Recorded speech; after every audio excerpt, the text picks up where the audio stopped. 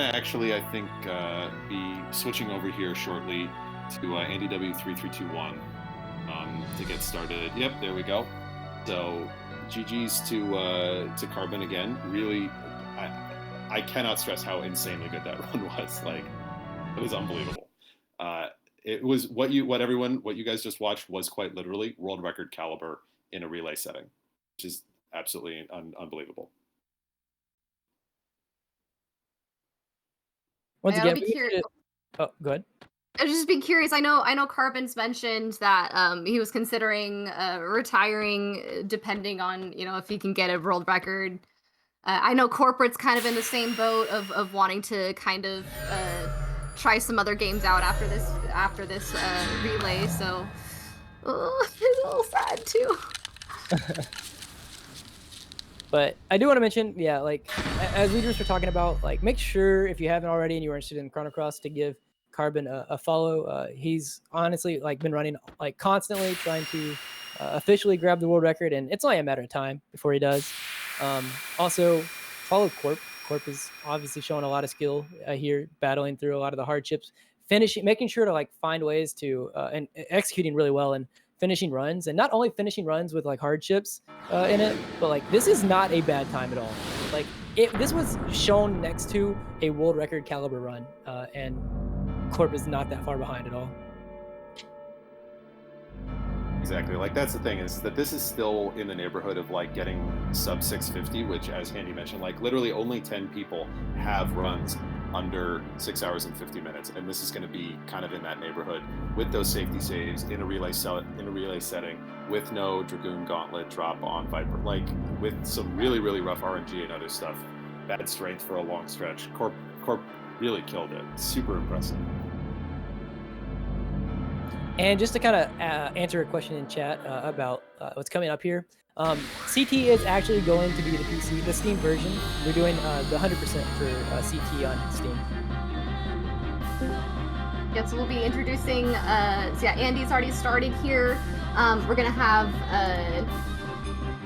Caroline here in a second, Caroline W. Will be in here. She actually recently got the world record just last month, actually, in this category. So this is also going to be another super exciting game around to watch in this relay. Finishing this off, it's still pretty close, with how Corporate isn't that far behind from Carbon. So we'll see where this goes. It's super exciting, guys. Stick around.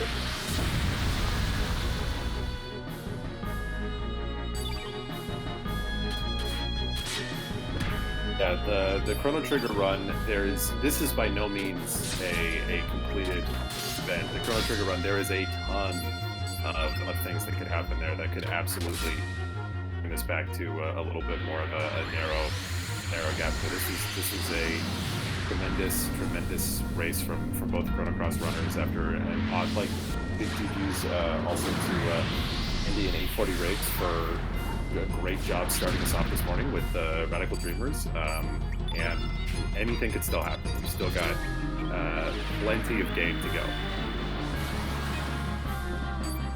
Yeah, as we see, Corp already on the second phase of Dragon God, got his way through the first section. Once again, the main one we're going to be looking for here is the main scary phase, besides, like, obviously we talked about the fourth that could happen. But the main phase that most runners will worry about is the fourth phase. And once we get past the green phase of the Dragon God here, you're usually pretty relaxed.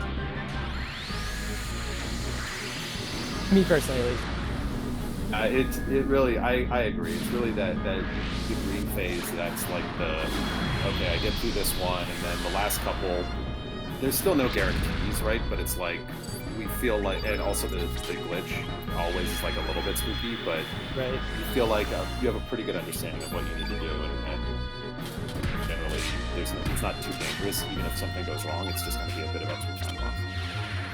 Yeah, exactly. And that's what he's actually setting up right now here. He's doing Vigora in the third phase. He's going to walk up. He's going to do a 3, pause 3, and then the reason we do Vigora in this phase is because now we're completely set up for after this phase transition. The idea is to not let... It is that scary that we set up here in the third phase because we do not want anything... We don't want an attack to happen in the fourth phase. it just is very terrible anytime it happens. I imagine he should have the strength to still do it. He might have to do a defend after to get back to a 3. Yeah, so he's gonna have to defend and then go a 3 here, and this should still pay his transition. Yep, nice. All right. That's super exciting. Oh, I also want to introduce our incoming commentary for Chrono Trigger. I know El Grandieri's been coming in. Hopefully, he can talk a little bit about maybe the left side here of the screen since we're still talking about Chrono Cross. But we'll also have, I think, in a little bit, I think it might be a little bit delayed before they will arrive. But we'll also have It's Curtain and Relation 1, I think, are the next commentators coming in. That is true. Also, Kintro the Greek, asks, why is the green phase so terrifying in chat? So, as we mentioned a little bit earlier, so the green phase can do a couple of different things. Mainly 2 that I can think of that are really scary. One is Tornado, which can just do a lot of damage. I believe it can also poison you. And he can do something called Omega Green. And Omega Green is scary just because it does a lot of damage to a single target. And if he happens to target Fargo, who has your revive, you're then trying to, hopefully, especially in PB where you're not going to run, you're trying to find your way through the next three phases of the fight with only 2 people, only 2 party members, which is very scary, very hard. And even though you'd say, well, Fargo doesn't really do much, Fargo still has a couple of elements and can get party refreshes off in a couple of cases that you still plan on. So losing that is really punitive. Yeah, you lose things like the extra turn black in the last phase. You lose, I think, like, what does he do? He does strengthen later, like in the 5th phase? Yeah, he doesn't have a strengthen. Yeah, it's a few different things that are all, like, they're important. Even though they're not, like, huge, without them, it can just make it harder. Necessarily. Right. I mean, speaking up right here, we're actually about to see the unofficial GG report. Yeah, that should be enough. So unofficial GG. Really good job. He's just gonna have to do the victory lap now. Yo, claps in chat for Court finishing this. He just has to remember to not forget to equip the Chrono Cross at the end, which again, you can actually run away from the last boss fight. You can just run away and equip it again. It's not a big deal. But that's kind of the only hurdle that would extend time on corporate side at this point. So yeah, it's definitely never fun, but it's not like a huge killer, but it's like a big time loss because you like the fade in screen and everything is slow. It's kind of like the thing with Fade or with Tyranno where it's like each run is kind of a painful experience, but you're not really at risk of losing the run. yeah, with that, I'm gonna go ahead and check out. Let's go ahead and give our attention to Chrono Cross here. Yeah, GG's again to Corp and Carbon. What a race, and we're not even done yet. Yeah, it has been a very, very, very good race. Also, as Corp gets ready to head to the last place of the run, I'm gonna do one last time of like anybody who's interested in running CC or any other Chrono games. We have a Discord, a community Discord from all the Chrono games. We have Chrono Trigger, Radical Dreamers, Chrono Cross, full of amazing people, very useful people who will share their notes. We have notes. We have people who will honestly help you if you ask them any questions in the Discord. So it's a great time to get into Chrono speedrunning.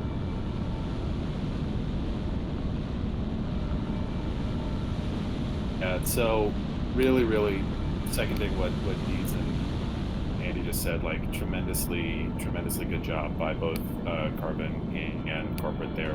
Really, and honestly, a great illustration of 2 different things, right? Carbon showed you at high level execution, literally what a world record quality output could look like. And Corporate, in some ways just as impressively, showed you like, even when the game isn't giving you the type of RNG that you need to get that quality of a run-in, how you can still actually put up an amazing time, even with dealing with a lot of challenging stuff.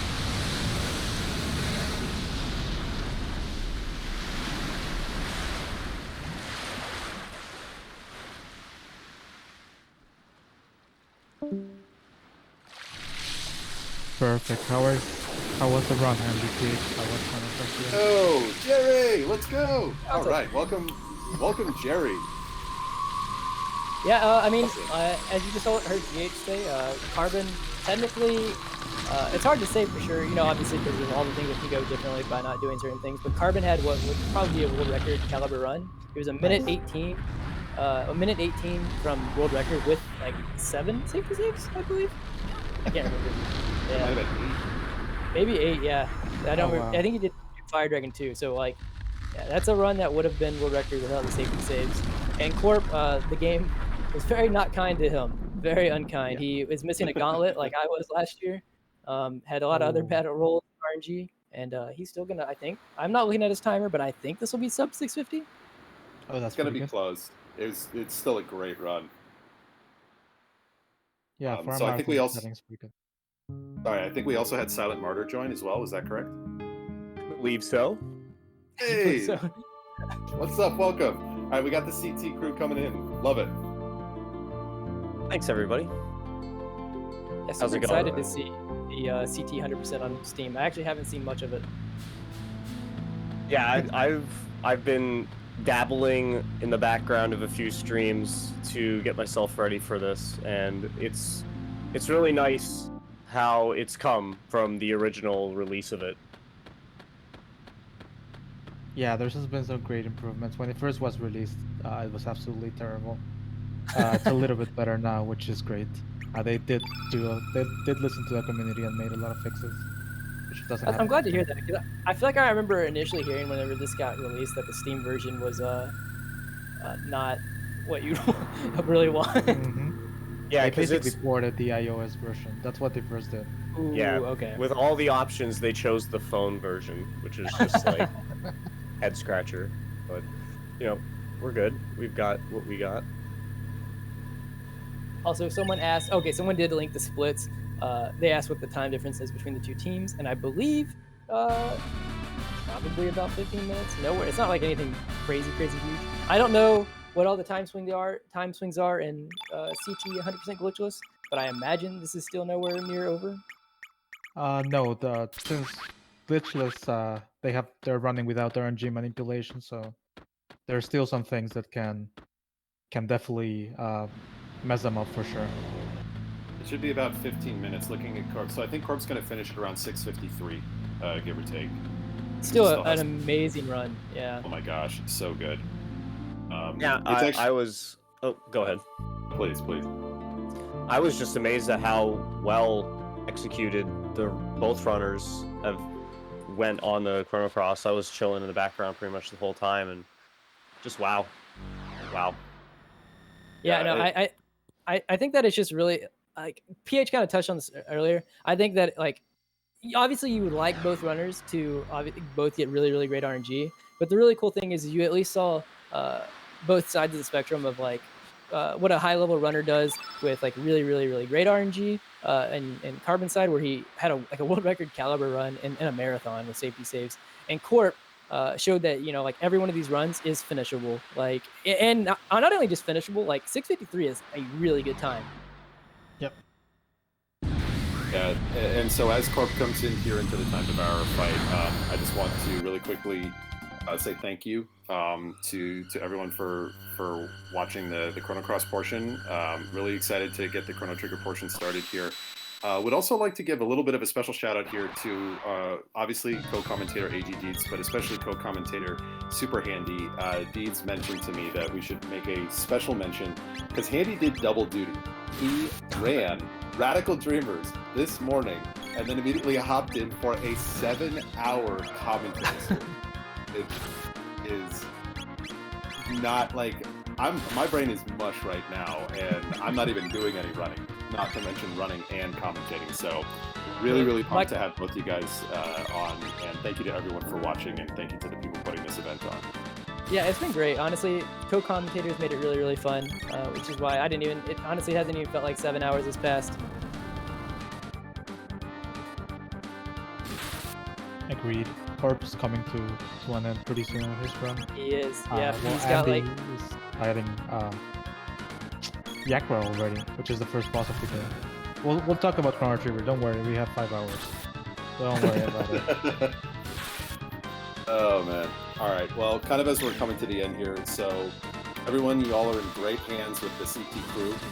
So I think GG's to Carpet here in the next couple seconds, and I think we'll be probably signing off and handing over the comms to our good friends from the Chrono Trigger speedrun community. And best of luck to both Team Masa and Team Mune. And let's go, Andy and Carol. Yeah. GG to both Chrono Cross runners. Good job, Court. Thank you very much, guys. Thank you for the great commentary, handy PhDs. And now that Corp is finished, we can switch fully to Chrono Trigger. Glitchless 100% is the category we're gonna be running. 100%. This game doesn't have a percent counter, so the community defines what 100% is, which is basically all side quests. So we beat all the side quests, including the Black Omen, which is the final side quest, and beat the game glitchless. And there's RNG manipulation, but these runners are running without it. It's about a 5-hour run. Should be pretty fun. Yeah, it is interesting how there's like a branch between runners that do glitchless with the manipulation of the RNG and runners that do not use the glitchless or do not use any of the manipulation of the RNG. It's really shown how much the entire glitchless community of the game has grown over the past few years. Yep. And we're running for the first time ever at any marathon or anything. Well, yep, I think it's the first time. The Steam version, which, as people have said, it wasn't that good at first, but recently they made a few changes to it. It has been determined that it's good for running. I believe Caro was actually the first one who did a run with it, and it's like 4:52. It's like 20 minutes faster than the Steam version just on text. So runners have adopted it. It's an official version, has its own leaderboard. So we're trying it for the first time at the relay here. Yeah, no, glitchless works pretty well for the Steam version, since the Steam version really can't do most of the glitches that the any percents of the game would use. So it's a great way to get Steam's version some actual play.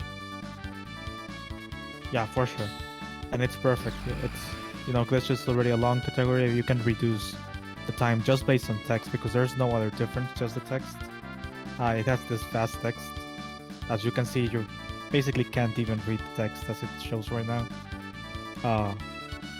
Yeah, just that is 20 minutes, so probably a little bit more. I might not be doing my maths right. It's hard to say. These are things that you rarely sit down and like actually time it out unless you're really dedicated to like proving a world record time or something equal top tier caliber. And as we're saying, this run is still, it still has optimizations left to be done. So if you're on the fence about jumping in, like, this is definitely a category to be explored. For sure. I mean, Karo was the first one that started running it about 2 months ago, I believe, maybe a little bit more. So it's pretty unexplored. I still think the world record can go down maybe like another 10 minutes, which is pretty insane. But it's really nice. It just makes this marathon be able to finish in a shorter time frame and still get to show out of all of the game. I think last year we did. What did we run last year? We ran any percent LSS for the Chrono Relay, and this year we are switching it completely to 100% glitchless, giving the opportunity to different runners to showcase the game. Yeah, especially since we had the other race with the any percent no LSS and the any percent LSS race earlier on this year. So that gave us an even better opportunity to try something new to showcase for the community.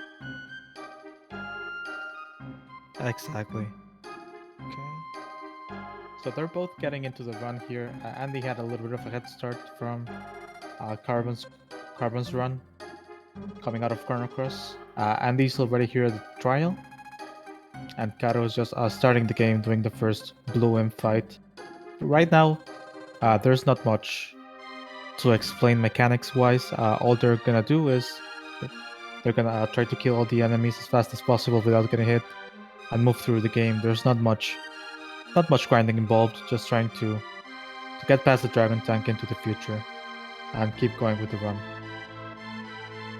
Yeah, the game's so balanced that, you know, if you're not skipping a ton of the encounters like you do in a glitch category, you're pretty much where you need to be for most of the boss fights. So you don't have to do all sorts of silly things to grind your way to where you need to be, for the most part, at least. Yep, there's 2 big grinding spots. The first one is in the cathedral. You grind, I believe it's 2 or 3 fights of the snakes, and I say big, it takes like 40 seconds. But then before Nisville 2 in Tyrannolair, you have to get Bolt Bite because that's a hard boss if you don't have any good lightning attacks.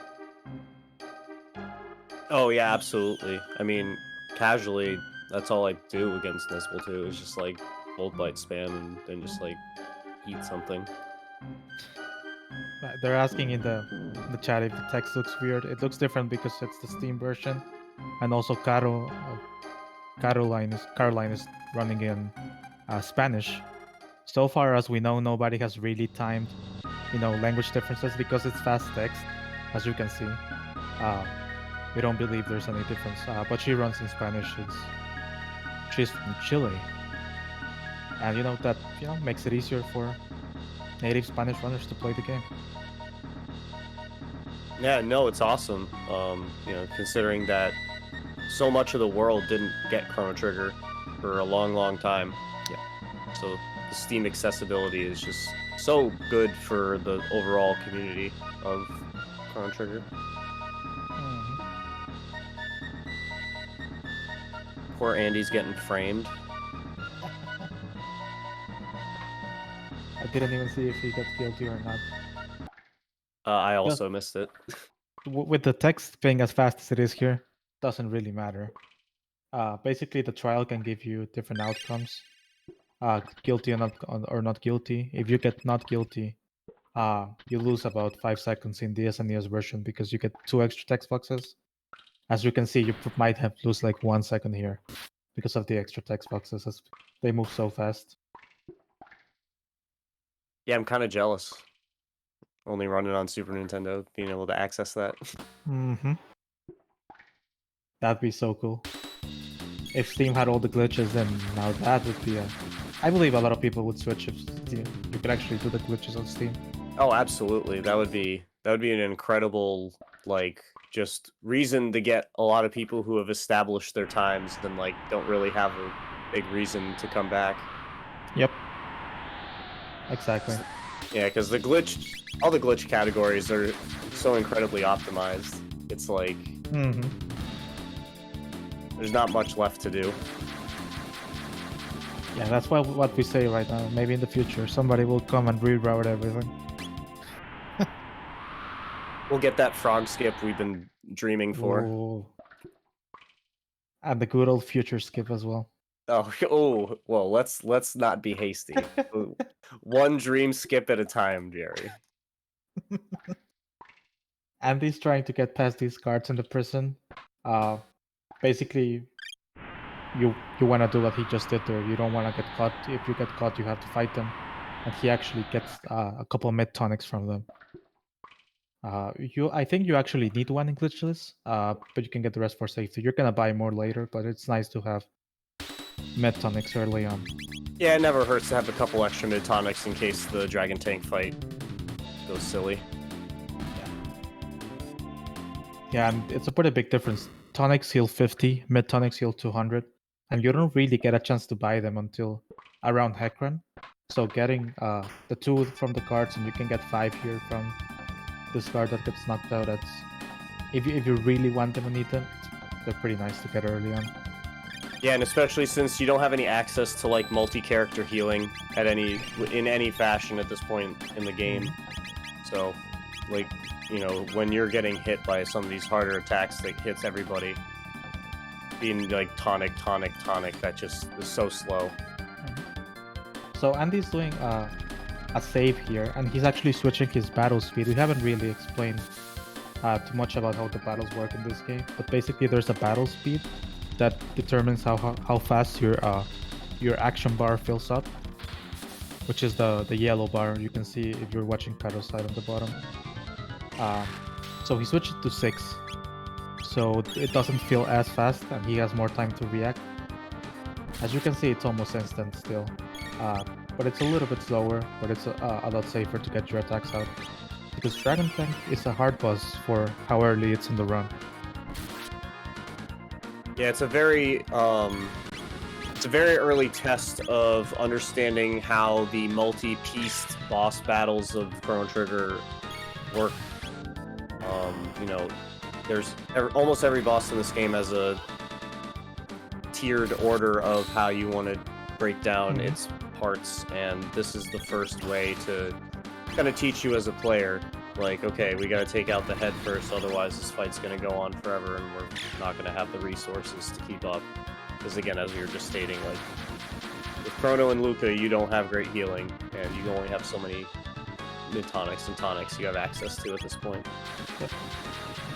So right there, Andy destroyed the head. He was counting damage, because if you do a Cyclone and don't destroy the head, you actually get counter-attacked for a heal, which makes it, you know, almost impossible to kill. So it's pretty important to know your damage rolls, where you're at, and then you're just gonna finish there. Get a fire whirl on a couple of attacks. Right, and the heal does like almost 90% of like what you do in one turn's worth of damage, so it's pretty much negating the turn you just took. And you can see Andy's in pretty low health, but he knows how many attacks Dragon Tank's gonna get out, and he knows that he wasn't gonna die there, even though Luca was looking pretty low. While Karo's doing the first grinding spot we were talking about, killing these snakes to get a few levels for Yakra. Yakra's not really a hard boss, but getting these levels just speeds it out greatly. Yeah, it's just the formation is so advantageous to take. You know, it's so quick. You just spam Cyclone, and it's pointless not to for a glitchless run where you're gonna need those levels at some point. Yep, and it's 4 enemies, which is also pretty nice for just one fight. Yep, and then you have the save point on the other side to just refresh all your stats if you need to. Yeah. Very ideal. Okay. So they do 3 fights, not 4. My mistake. And they're pretty quick. That's 40 seconds. It's not that much time. Yeah, I would even hesitate to call that a grind. Yep. Yeah. Actually. Seeing some other stuff. Oh yeah, I'm reminiscing about the old any percent Japan grind that you had to do. Yeah, where you had to grind in Tyranno there for like 18 minutes. Yep. Doing the same volcano fight over and over and over again. Talking about eating a sandwich.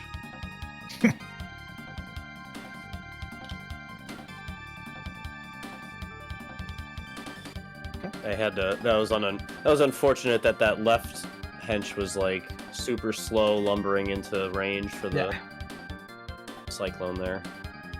One thing about this run is that since they're doing no RNG manip, they have no idea where they are. So enemy AI can also be controlled via the manip.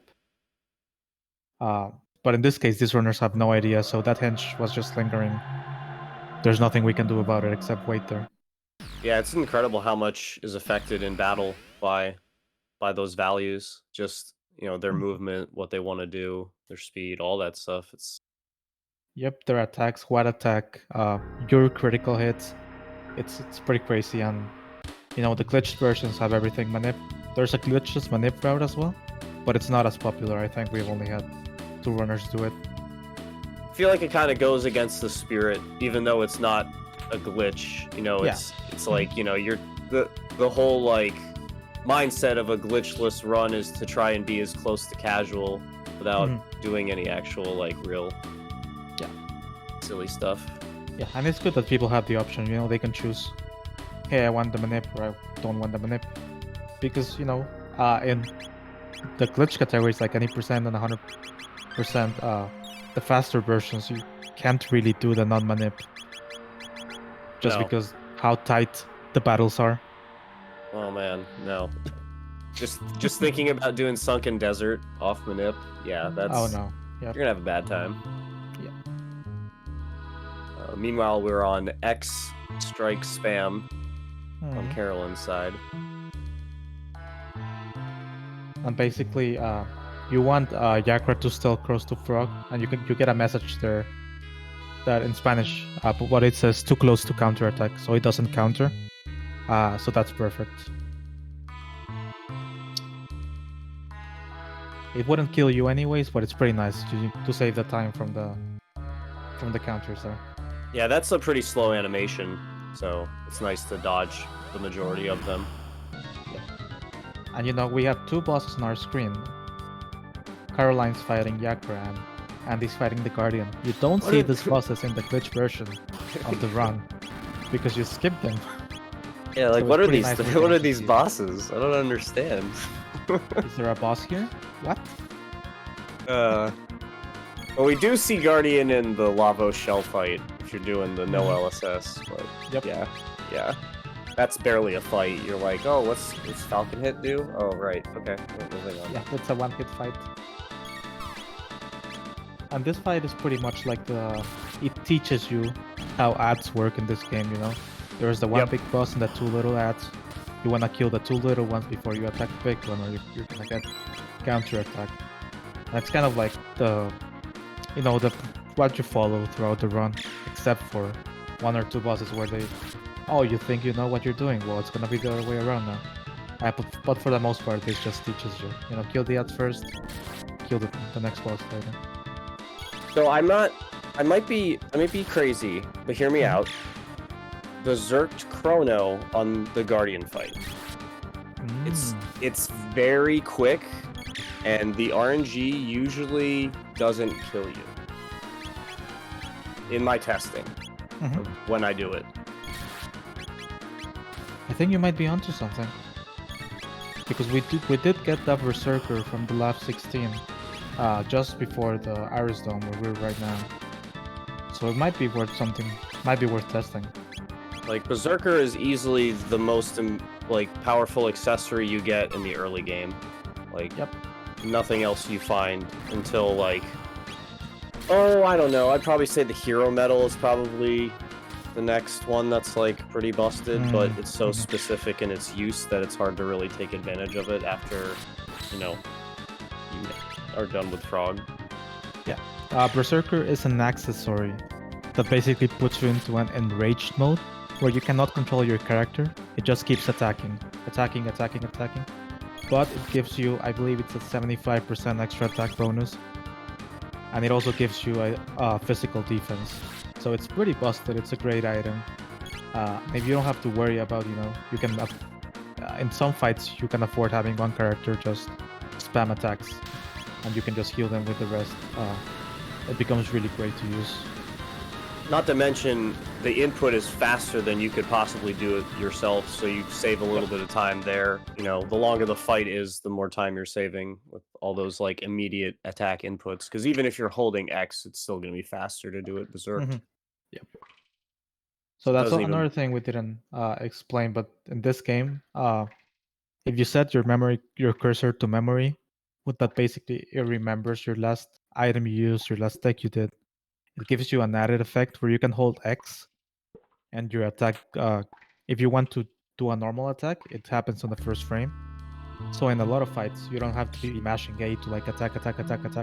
You can just hold X and that'll, attack with the next character that has a chance will just attack.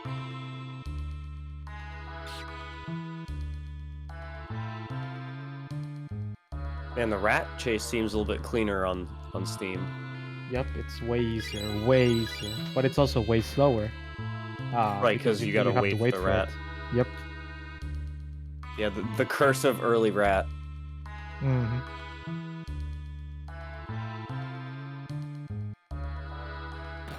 I could never get swag rat, early rat to time it, but I got the rat in the middle and at the end. Some people let it go until the end to grab it there. At least in the SNES version, it doesn't save any time. I don't think Yeah, any testing. I don't has know. been I always used just yet. like don't want to be mashing because you basically have to be mashing and holding run while you're like maneuvering that beam to like really have a chance to get early rat because you Yep. can't really like just do a one-time press and like hope to get it because it's such a tight window. Mhm. I Yep, don't know how exactly. many frames, quote unquote, you get before the rat moves, but it's not many. Yeah, it's not many. I have no idea either.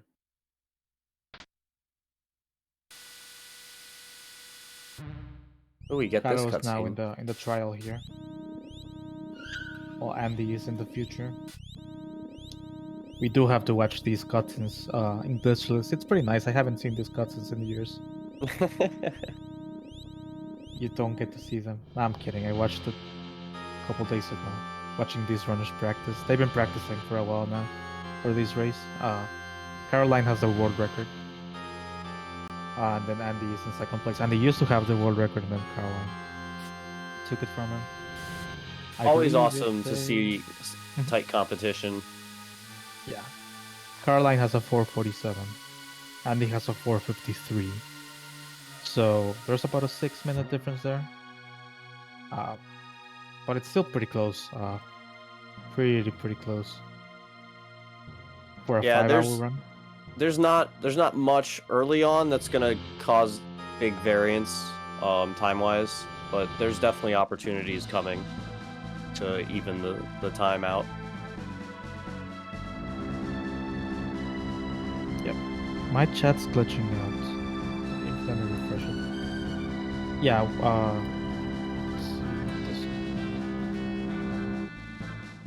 somebody was asking about notes. We have a Discord channel for all the Chrono games. All the Chrono games that have been run. I don't think that's the invite. Let me get the invite. It's literally the best Discord ever. Mm-hmm. Exactly.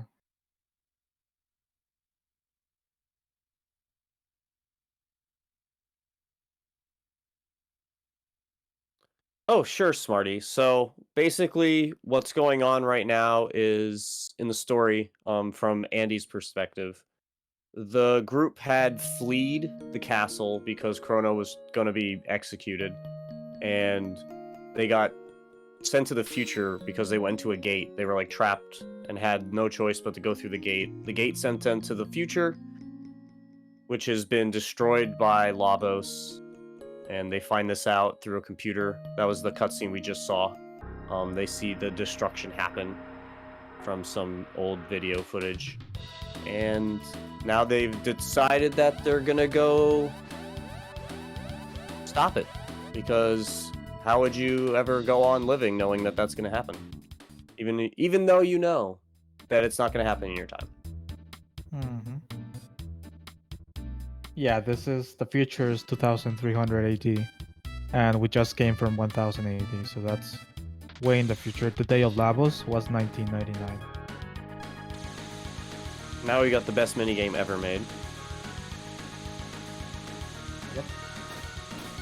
Although most times in the speedrun, runners will just play it safe and not really go for the fast strat, which is to bounce your jet bike in front of Johnny, and every time you bump him, when you're in front of him, you gain some of the points, the second number that's ticking up and down right now. And makes you go faster. yep, and you also have your boost that can raise that level as well. But most runners will do this, wait until about 40 is on the left bar, and then just boost, and you're guaranteed to win. But it's a little bit slower, a little bit safer. Good for marathons. And yeah, as Andy said in chat, you cannot skip this little fanfare in this version. In the SNES, you can just press A and start to skip it. But not in the Steam version, you have to watch it. Steam version's really excited that you win. Mm-hmm. Now we're gonna get to listen to a nice old classic hit song soon. Karo got caught by the first guard there. It's not too big of a deal, you know, it's like 15-20 seconds. Since they're not on manip, it doesn't really, you know, there's no extra time loss for losing your manipulation. Yeah, as So long it's as just a time. yeah, it's just the mid tonic is pretty much the only real like detriment, like not getting it. But again, not a huge deal. Garo's actually doing a great job so far.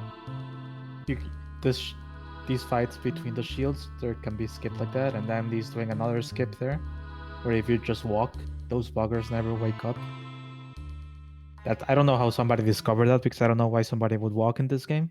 But yeah, it's pretty nice that you don't have to fight those four, because it takes a little bit of time. Maybe they were like eating with one hand and just using the D-pad with the other hand. That's a good one.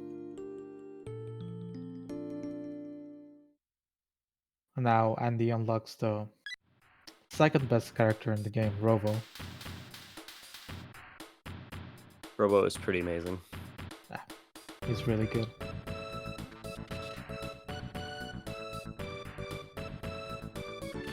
Meanwhile, Carolyn is about to take on Dragon Tank. You're gonna be seeing runners save before most of the bosses. That's because of the marathon setting. You normally wouldn't see them do that in their, their normal runs, but we want to make sure that we finish. And since we're not in manipulation, some bosses, they can be pretty hard and they can kill us if we're not careful enough. Jeez. I mean, sometimes to destroy the Dragon Tank, you gotta be crazy and just, like, accept that you're at, like, 2 HP. You're like, I'm gonna beat this before that attack happens. Yes.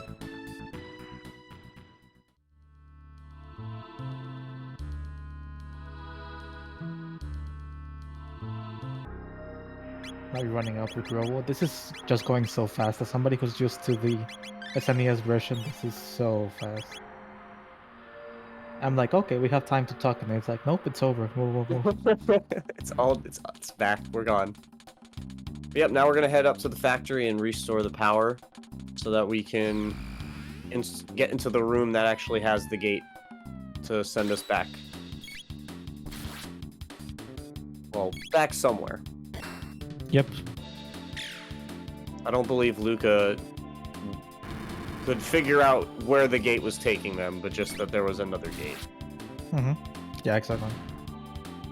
And probably one of my favorite features about Berserker is that it changes the skin tone of the user red, but since Robo has metal instead of skin, his entire frame just turns like beet red and he looks like, Santa Robo. Yep. Chrono died on Karo's side, but she had a revive, so she's fine. Yeah, that safety revive is very nice to have. For this fight especially. Yeah, Just because you of how get that in the long... cathedral. Yeah, just because of how long the reset is. It's like,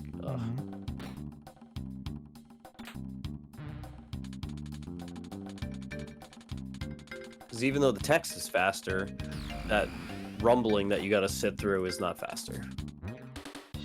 Yeah, exactly. Ooh, okay. Wow. That's pretty dope. So this fight, it's basically completely random. You can get between, I guess for me they're oranges. People say reds. Orange or green.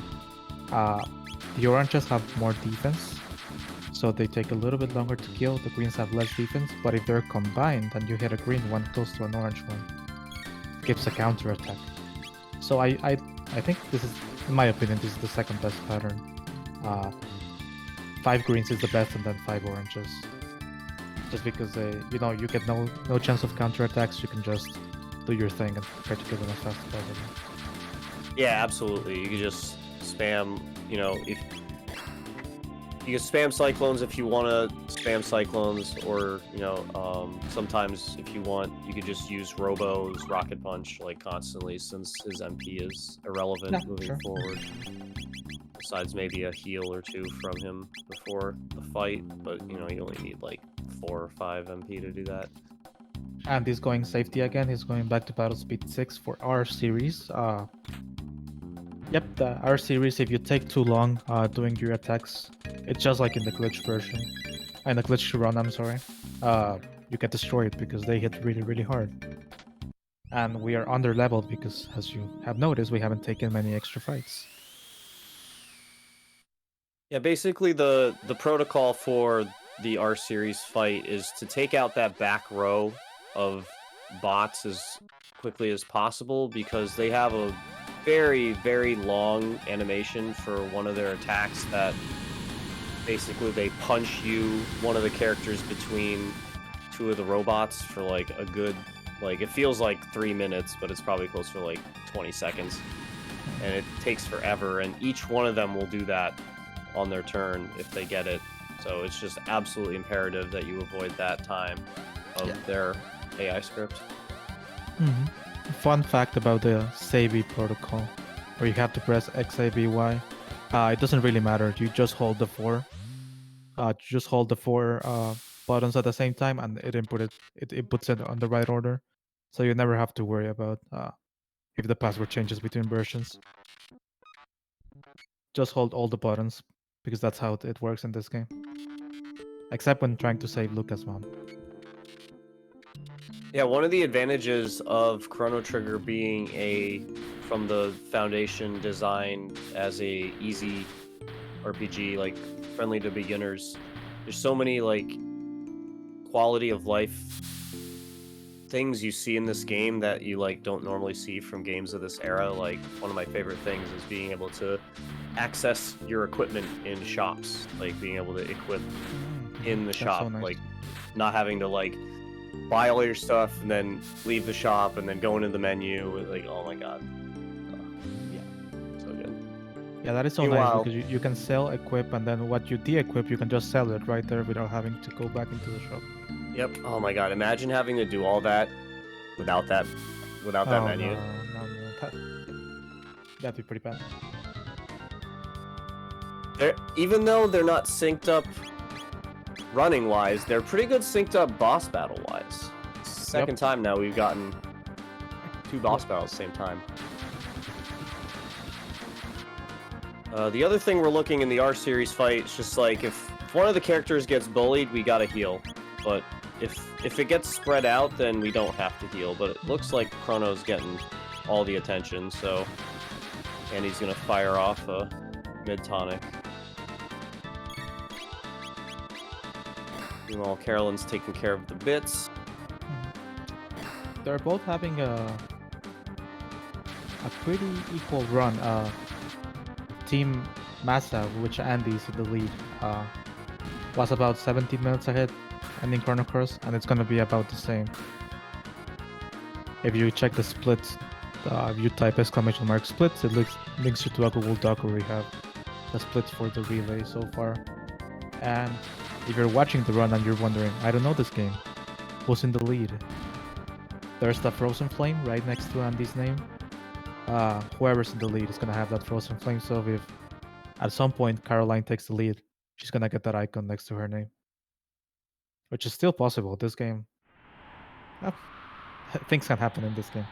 Oh, it's so early. I mean, you know, we're just scratching the surface of the boss battles in this game. And since we're not skipping any of them, there's a lot left. Yeah, we got plenty of things that can alter the course of these runners.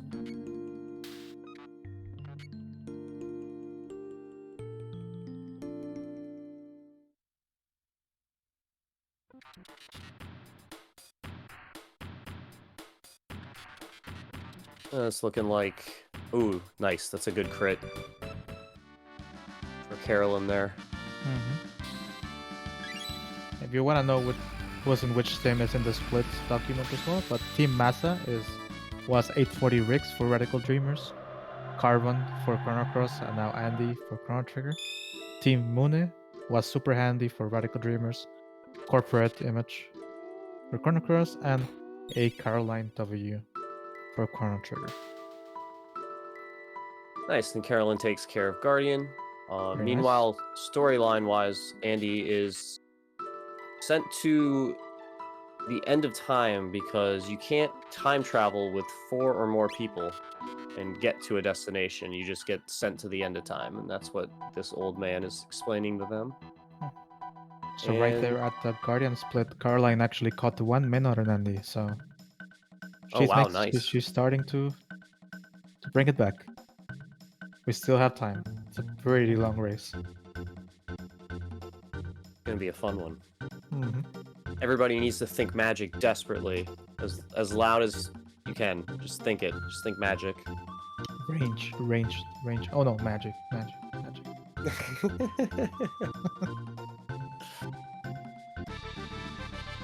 Yeah, we need to get magic from Specchio. Magic is fantastic in this game.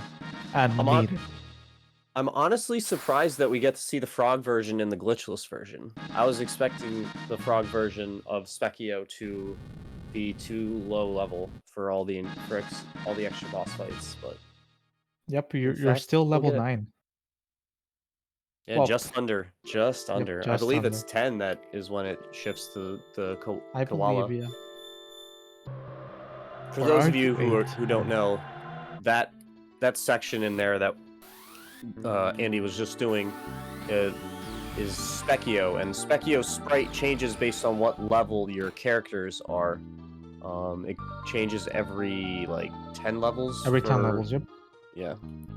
And eventually, at the end, it's a pink new. That's its final form, but you only get that when your characters are max level.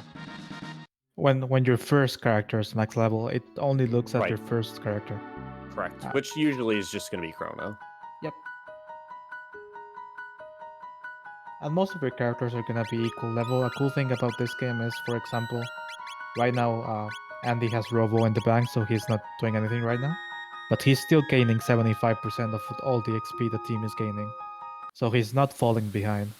So that's a good thing about this game, you know. You can always just pick a character you left behind and put it on your team, and he's not gonna be completely under-leveled and unusable for the rest of the game.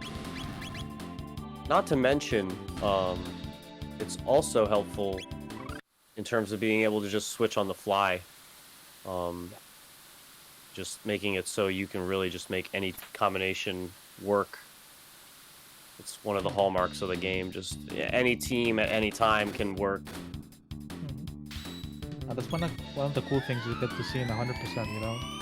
You see one team for Son of Sun, and you see another team for Mother Brain, another team for the Black Omen, just because how efficient they are in dealing with certain types of enemies. So that's pretty nice about this game.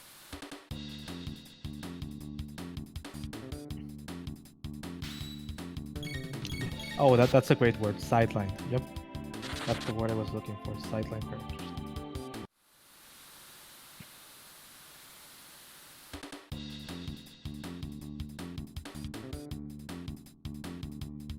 Meanwhile, we're just plugging through some of the Hecarim cave encounters. Some of these are just unavoidable, but you can run pretty quickly. Yeah. So we haven't really touched on it, but in this game, you can actually run away. All you have to do is hold L and R. And then there's a bar, so when you start holding L and R, a bar like your action bar to do your attack starts filling up. And it's actually invisible, you can see it. So it fills up and you run away. Normally in a glitch run, you would press L and R, open the menu, and then the bar would fill while you're in the menu. But for glitches, it has been decided that you just hold L and R and you can take the attacks they give you. You cannot use what we call the menu trick. And now we've got our next boss that normally gets skipped, Hecarim. Hecarim is the first magic-based boss battle. Most of the fights in this cave involve you needing to have magic. Almost all of the enemies have very high physical defense in this dungeon. So basically, this is a spam your magic attacks, and then he has a counter-attack phase where you just kind of wait it out, unless you want to get hit by a really hard-hitting water attack. Oh yeah. Yep, Magic 101k, exactly. Yep, and here we go. His crouched animation here usually designates that he's in his counter-attack phase. Sometimes it stays locked in even after he switches, but for the most part, that's the way it works. Yep. And- So during the counter attack phase, you just heal up during that phase, and just wait it out. And it works perfectly actually. Chrono The only uses other- lightning, and you use the antipote, which is pretty good. The only other thing to mention about Heckran is that he's the first boss that uses the yes indeed style of attack that carries over through a lot of the different boss battles in the game. It's kind of like I wouldn't say a running joke, but it's carried through a lot of the different battles. We'll see it a lot of the times as we go through the run. Yeah, it's just a pretty strong, basically a strong counter attack. It's probably one of the hardest hitting physical attacks that you see in the first half of the game. Here we go, and it's called the Ya this time. I believe in the Japanese script, it's basically just like some sort of grunt noise that's being made. I forget exactly what it's called. Yeah, no idea. And yeah, antipode is shadow damage because we all know that fire and ice make shadow. Any combination that's of obvious. any combination of two elements will be shadow in this game. Yep.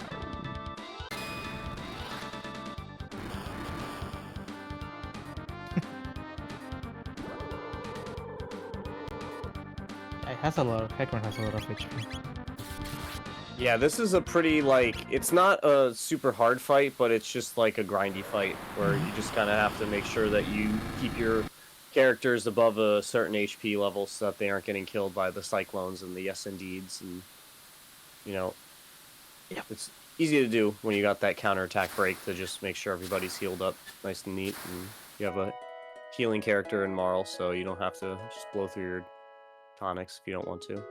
Yeah, your ethers, which they are pretty rare because kind of expensive if you can buy them, if at all. Yeah, you don't get access to them for the Until first pretty late. yeah, it's like 2/3 of the game until you get actually a shop. Yeah. And we're just picking up Luca's first character-specific armor piece, which is really great for her because she's slow, and her armor pieces give her a speed boost as well as the normal kind of stuff you get from your armor in this game. It's a really cool feature for her specifically. And at the fair, we're gonna start grinding for some silver points. We're gonna need silver points to get the Chrono clone later on. And it's a good time just to stop here, kill Gato, I believe 3 times, and then just continue through.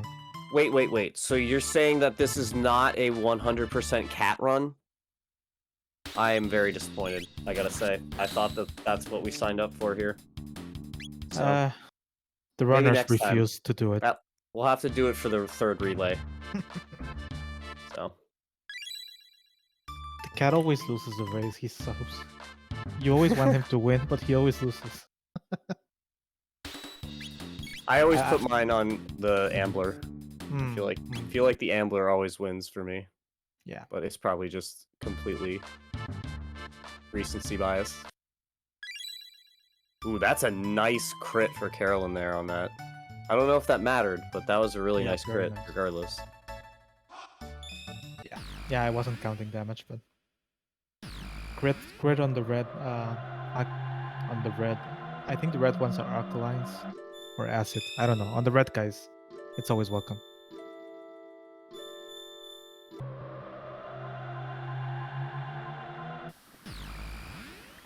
I would tell you, but I don't know the words for those in Spanish. Yeah. Yep. I was trying to rate them as well. I'm like, oh no. They're probably pretty similar, I would assume. So. Yeah. From my limited learning in high school, millions of years ago, back when Ayla was in charge. Oh yeah. In Spanish, acid and alkaline is just like ácido. You add a no at the end, and alcalino you just change the E for a no. So it's pretty much the same word. English and Okay. Spanish are really similar. So Carolyn gets a more traditional slime layout, but man, they are not really cooperating at all by being so clumped together. I think she's There's gonna a get really counter favorable there. roll on that green, because that would have been a counter otherwise. Oh, okay. And that should take care of the other green. Yeah, that's perfect. Yep. Yep, very, very good. Ooh, nice crit. Wow, Carolyn's getting really favorable slime crits right now. You can get Luca to crit and it'll just be 2. And you're just like, well, I'm going to reset. Thanks. Yeah, Luca can hit between 1 and 3 at that point. And she hits a 3 with a crit 6. That's so good.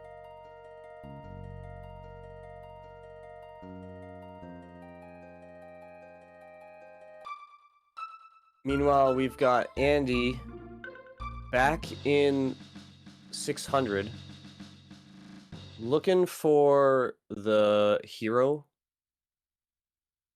but the bridge is destroyed right now because there's a war going on, and we just got enlisted.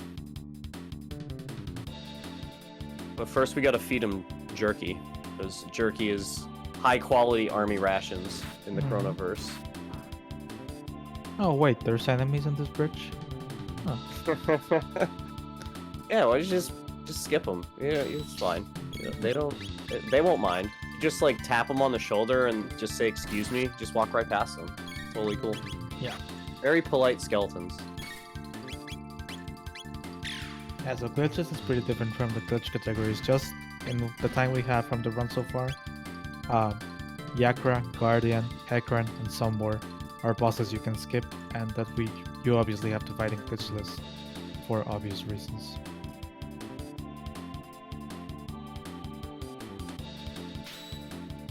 And we're about to be boss synced yet again, as Carolyn's just about to start the R-Series fight after Robo gets some brotherly love.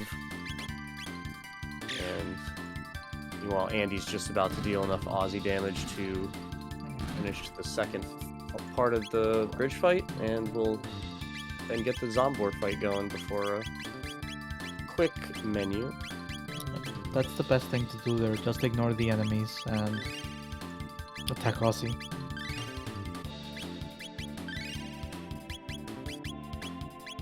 You could kill the enemies and then attack Aussie, but yeah.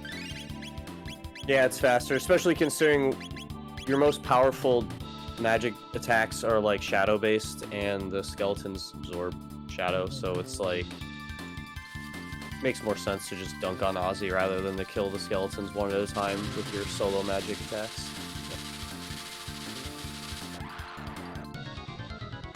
Once Chrono gets spin cut, though, then things will start to get interesting from that perspective.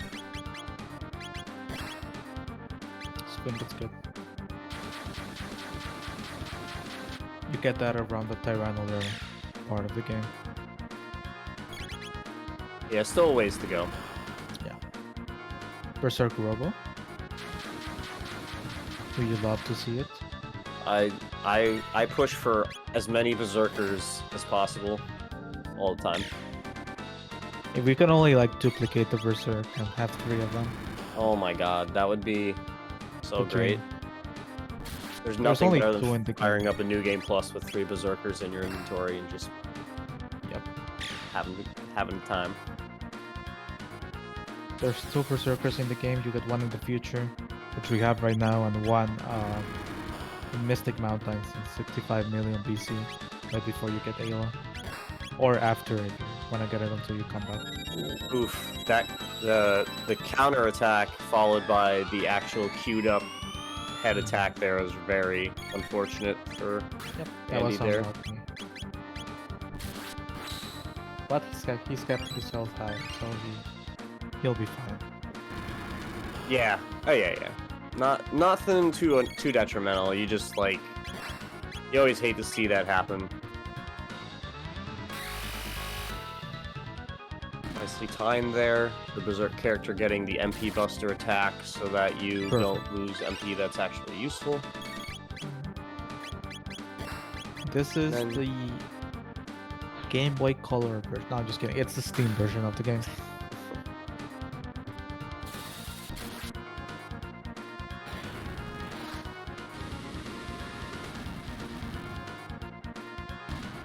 We haven't really had an opportunity to showcase the PC version, and we've gotten more and more runners over the last few months that have interest in doing it.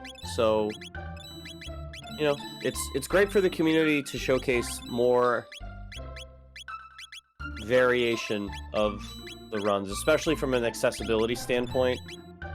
The Chrono Trigger Super Nintendo cart is like easily $180 US dollars. It's gone up so much. You know, and that's the only really viable way to do the glitch speedruns.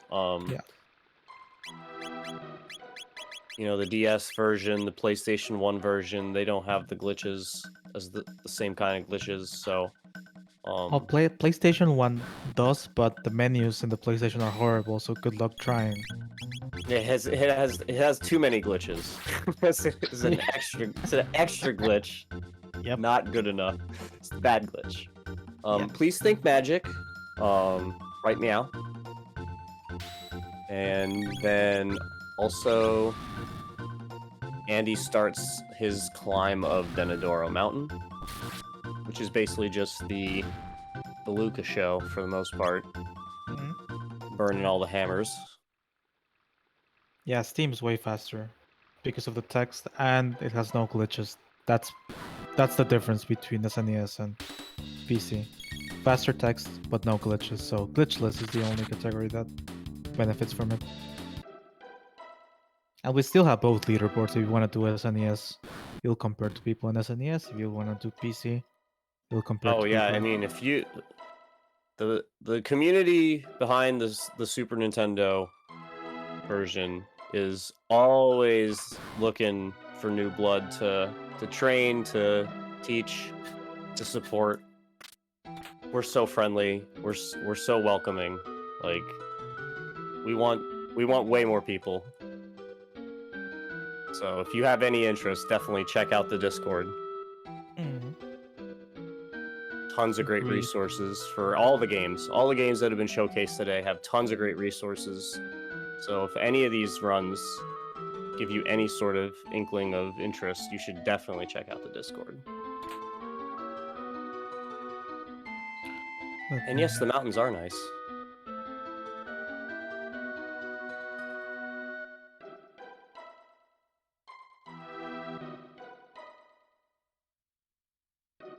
And we get some nice encounter avoiding movement here.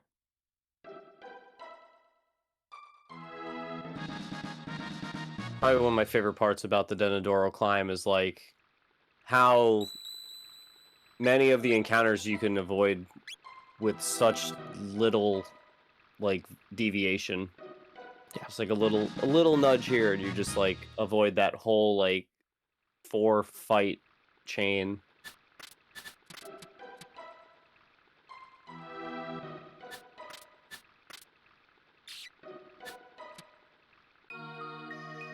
And that's the Discord for the Chrono Discord. Chrono Trigger, Chrono Cross, Radical Dreamers, we're all together in the Discord.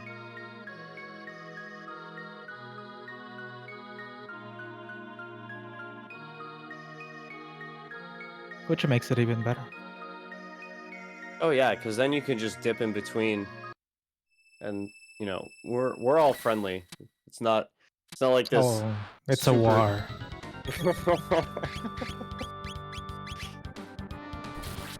I'm just kidding. No, it's so cool because like, you know, having all 3 games growing at the same time together is so great because just a few years ago, like, Radical Dreamers didn't have really any presence at all in the speedrunning community. Like, there were people that would meme about it, that had played it, but there's no real, like, serious push. And, you know, same thing for Glitchless. Chrono Trigger, there was interest, but nothing that was really like a solidified route or anything, just people doing it in their own time. So it's really awesome to be able to showcase all these runs that, like, you know, just a couple of years ago, we would never even dreamed of been showcasing these. Yeah, for sure. Yeah, this is the Steam port.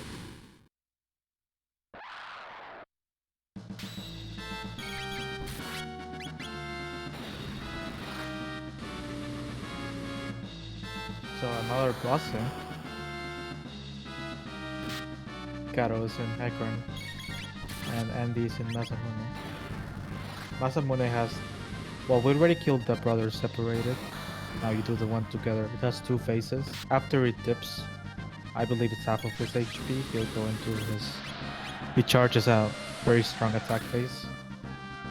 You can the way to interrupt it is to use a lightning attack.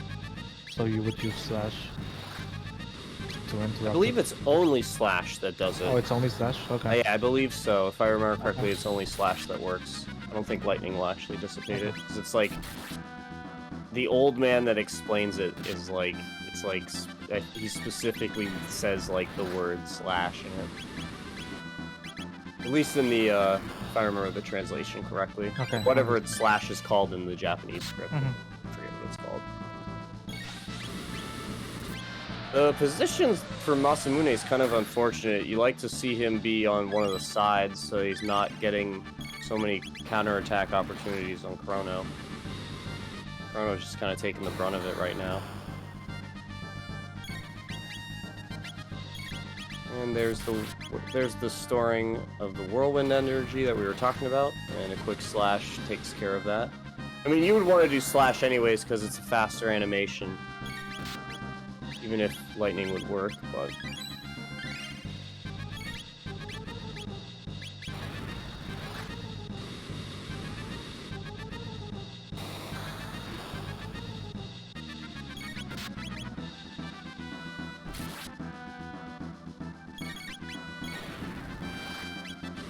And yeah, this phase of the fight is pretty straightforward. It's just a matter of like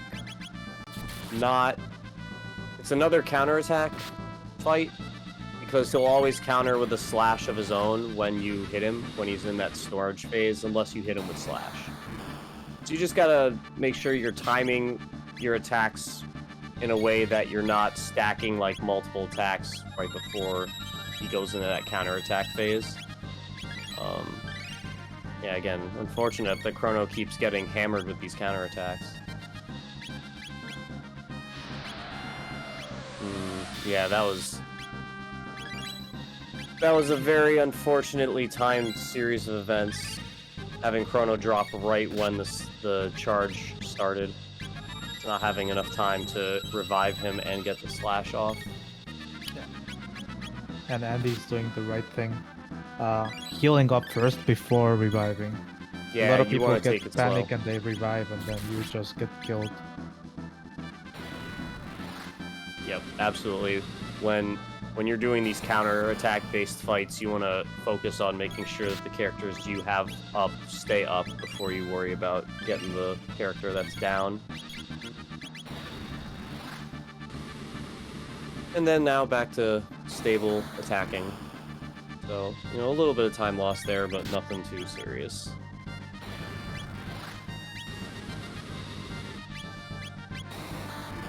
Carolyn is just about done with Gato, I believe. I think that was the last one they needed to do.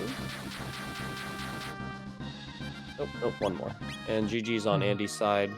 Again, nothing too nasty. Just again, this is one of the points we were talking about before, where the time can be gained or lost. So there's definitely a window there for Carolyn to gain some time when they get to the Masamune fight. Mm-hmm.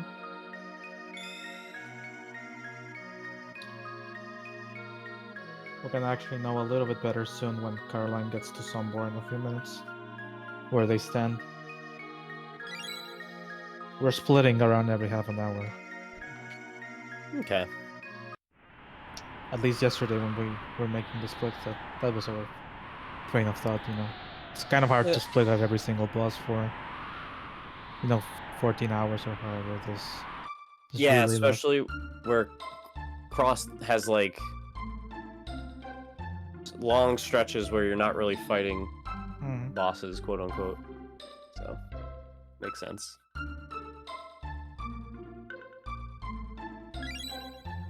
Oh, scoundrel. No, he Oh, didn't say Tata. scoundrel. What? They took out the scoundrel? No, Yeah, wanna- they did. They I changed don't want to it. commentate anymore.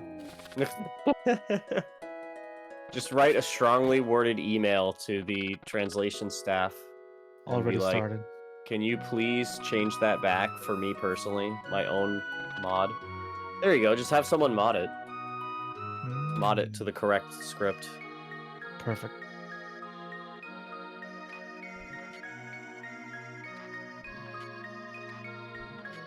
Good old Robo and his backwards translate device that is very silly.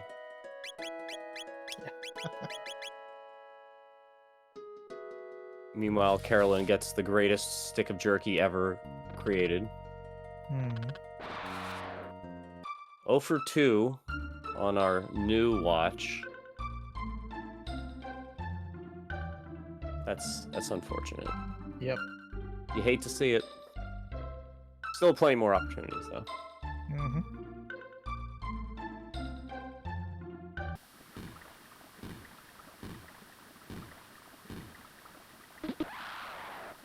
Yeah, we should be getting at least 1 mil. I'm thinking 3. Okay. Still possible. We have 6 more tries. 4 for Caroline, 2 for Andy.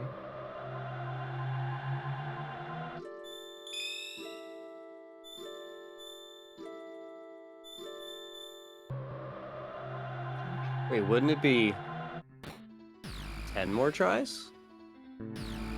Because Carolyn has 6 more tries, right? In and out 3 times? Just 2. Oh, is it just Right. 2? Oh, okay. So the one where you get the broken sword from the chest, and when you give him the repaired Masa Mune. Okay.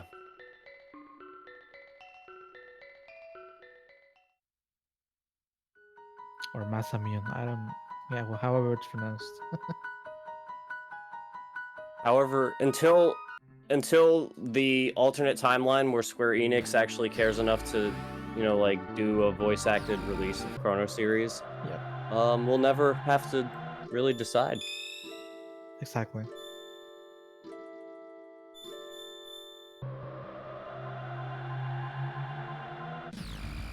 Jerry, I'm gonna ask you to look away from the screen for a couple of minutes, or just Oh, focus on no. Carolyn's screen for a couple of minutes, just, you know, to make yourself feel better. Andy, please reset. Don't want to see this. Oh, I want to see that. Meanwhile, Laser Robo throwing the tightest DJ party that these reptites have ever seen. We're outnumbered. Robo, just, you know, use laser spin again. No, I don't want to.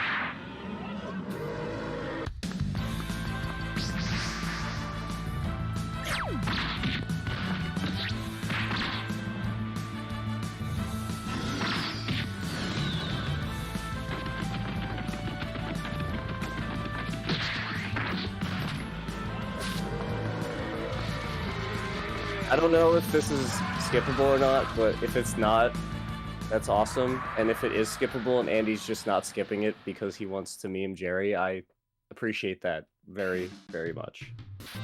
I'm not really sure though, because I haven't actually done any runs of the Steam version.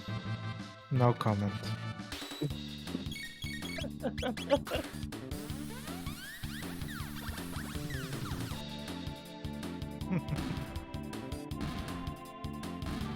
But yeah, back to the more disco DJ Robo.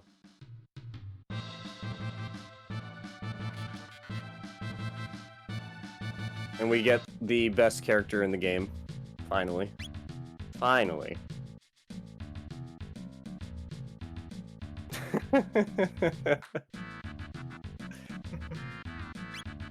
Yeah.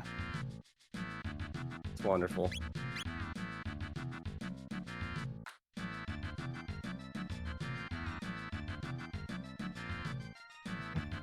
Andy going for top tier swag strats, and I'm pretty sure everybody in chat is here for it. Mhm. So Caroline has got the lead down another minute. So she has got 2 minutes and 90 now since this run started. There's still about a 14-minute difference, but there's still plenty of run to go. Yep, with a favorable Masa Mune too, they Oh, can yeah, that's gain true. they can gain some good time on that fight easily.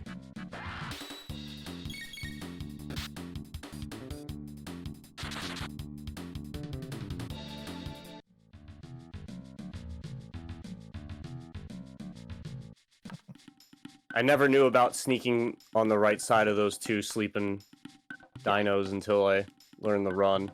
I was always so mad about that because I was like, man, I've been going left this whole time like a sucker. Exactly. Meanwhile, we left Marl at home because she likes to dance, and that's slow. Yeah. So we just, you know, DJ Disco Robo just likes to party. So he's just right to the partying. So once he's excited, we know we can talk to Ayla and advance through the text here. Basically what's happening in the story is that we needed to go back to 65 million BC because the sword, the Masamune sword, is broken. And Melchior can fix it, but he needs this old mineral called Dreamstone. And this is the only time we have access to that has this stone. So we won it, and Ayla's got it. Ayla's a silly goose, and she challenges Chrono to a drinking contest to win the stone. Whoa, whoa, whoa. And- Soup eating contest, please. I mean, you drink soup, so come on. Okay. You know, I mean, at least I would assume that the soup that they are eating is of a consistency that you could drink. I would hope 'Cause so. if they're doing like a clam chowder Oh, soup eating contest, that is a terrible. little bit much. It's a bit Yeah. much. I mean, I could maybe see an argument for like a chili style, but still. As Dine says, Robo says there are flies in it, so it could be eaten. Hmm.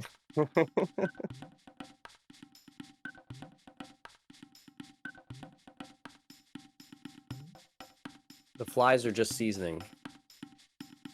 A garnish on the top. And now, Kenope, ruining things as usual. But yeah, we're gonna avoid every single encounter in the forest maze, because we can. And then go check out the coolest dungeon in this game, in my opinion. I love the concept of the enemy sprites being able to direct where you can actually go. For those of you unaware, Andy's coming up to it soon when we get through this forest maze section, but there are enemy sprites that will dig and burrow into the ground and make tunnels. Depending on where they burrow into, they actually will send you to a different spot in the dungeon. So you may have played this game a ton of times and only gone through one section because they're going in different holes. Now, obviously, for speedrun purposes, we're never going to wait for them to make different holes, but it's always something I thought was really interesting about this dungeon.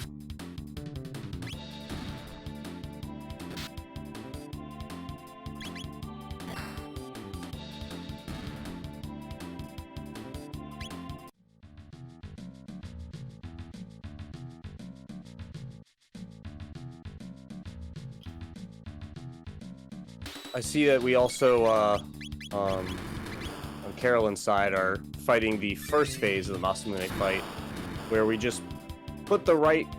We put them both to sleep, but once we start attacking one of them, they obviously wake up. But we use Hypno Wave to put them to sleep, as they're susceptible to it, which is always nice to take advantage of status effects against the bosses when you get the chance to.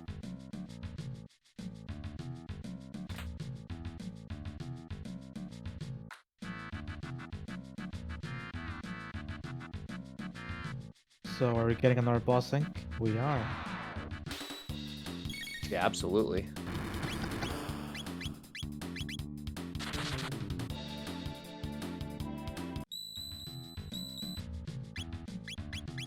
Oh, Trying quick. to run away. Yeah, quick menu here, and then another safety save, I would assume. And then Yeah. heading into the Nizbul.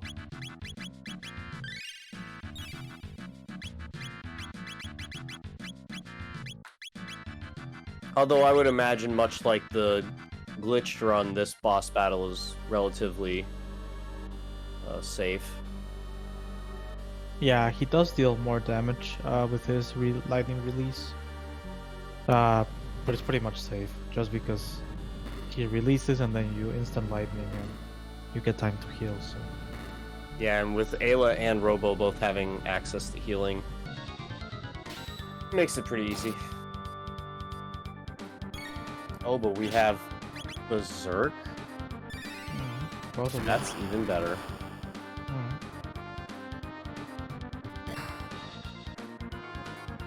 See how many crits we get. You don't really need the crits. Oh, that's With how much stronger Ayla is, one of the that reminds me, one of the things we haven't really talked about is when characters join your party, they are at a significantly higher level than you are, just because of all the things we've been skipping in terms of encounters. And it's super advantageous to take advantage of these like huge boosts in stats that these characters have in comparison to the party members that have already been here. So ideally you want your crits to be Ayla here, because Ayla's just thumping so much harder than any of the other characters are. Like her crits are going for like 430 almost, meanwhile the other characters' crits will be going for like 300.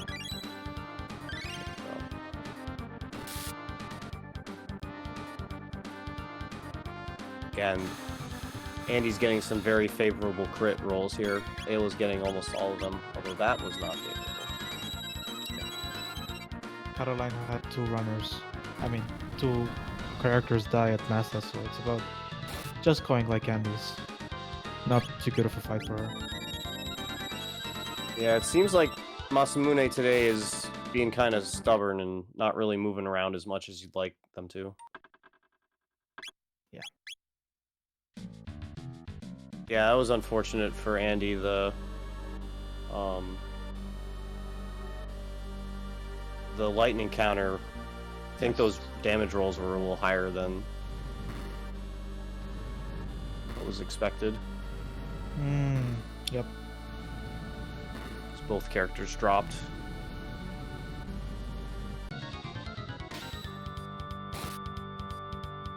Yeah, I think Robo can die okay. here, but you want Ayla and Chrono alive. Yeah, he messed up the heal. Yeah, like I looked away to Carolyn's screen and I saw both characters drop. I was like, oof. Thanks. But that's why we safety save.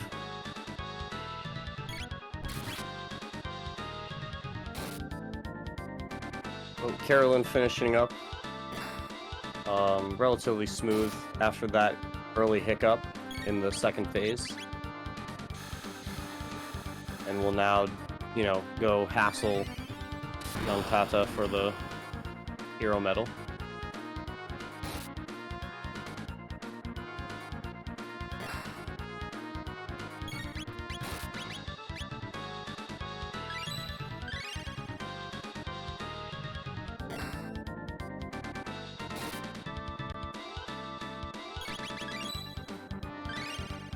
Dang. Yeah.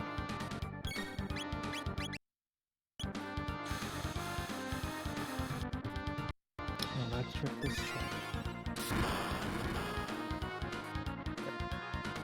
It actually does damage here if you play the glitch version because of the unequip, which lowers the magic damage taken by our characters by 90%. You take like 10 damage. It's a joke. Yeah, it's like it's almost impossible to die in this fight in the glitch version just because of how overpowered the unequipped glitch is. Yeah.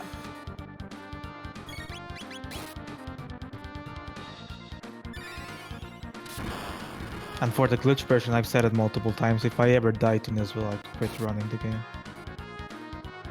It's impossible. Yeah, Glitchless, it's possible. He hits hard with that release.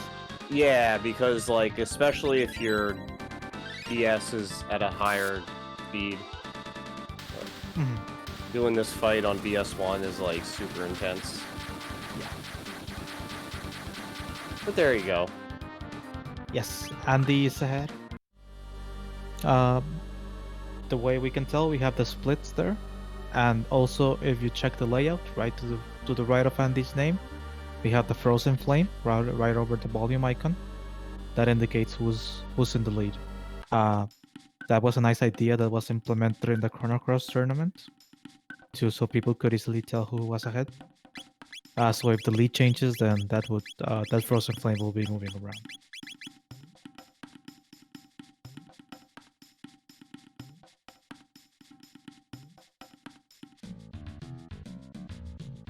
So with the Dreamstone in hand, after getting all of the stuff, or getting our gate key back, which had gotten stolen. Poor Robo. Jeez. Just trying to flee a battle and you can't even stay up. But anyways, we got the Dreamstone from Ayla. We got our gate key back from the Reptites. So now we can go back to 600 or back to 1000 and have Melchior forge the Masa Mune, and then we can take it to Frog back in 600. So chugging along in getting to the end game of the first like main arc of the story, the Magus arc.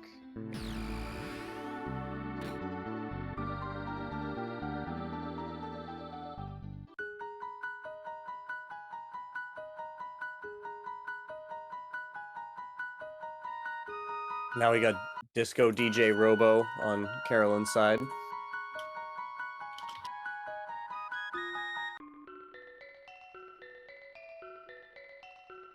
And since we're not going to glitch the party here, we will actually sit through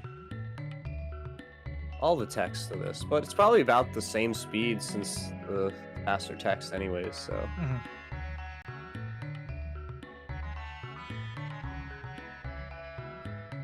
And we get a nice little teaser taste of Zeal theme. Yeah.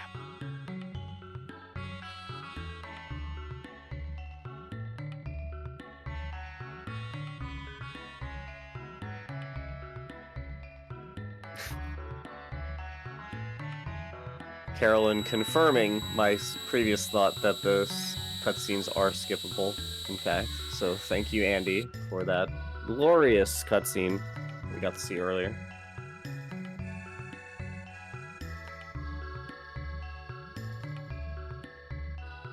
Not only is the Chrono Trigger OST banger after banger, the whole relay has been filled with some of the greatest music you could ever listen to. Radical Dreamers, Chrono Cross, Chrono Trigger, it's all amazing. Oh, Yeah. so good. I don't know why he didn't switch to Marl in his team there to skip the whole thing. Like, is that not a thing in Glitchless? It's not really a glitch. You're changing your team before entering the room. Yeah, my guess is just because the text box is so much faster that it's probably about the same speed to just like go into the menu and switch her out. You might be completely right there. That's a guess.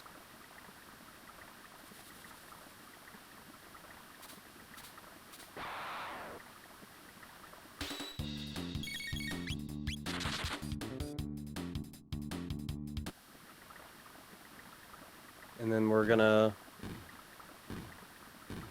get our first really long story or section here, where we get the big old backstory dump for Frog. Yep. Although it'll be a little bit quicker for us with the Steam version. There we go. New confirmed. Yes. Andy's earlier swag has been blessed by the great new.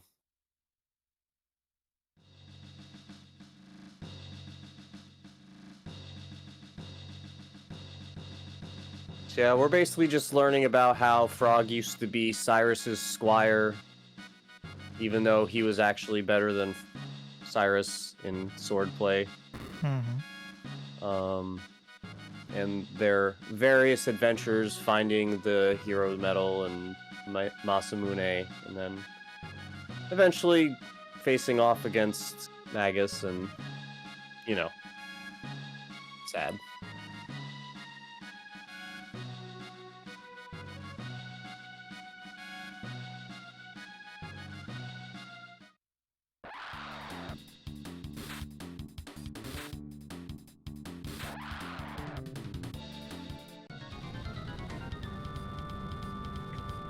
Oh, now we have to see Kino in this. Oh my god. Okay, Ayla's not the worst character in the game. Kino is. Yeah, absolutely. And that's something everybody can agree on. Yeah, I think, and that's like across all the games in the series. Like, I think even Korcha haters from Chrono Cross would agree that Kino is even worse.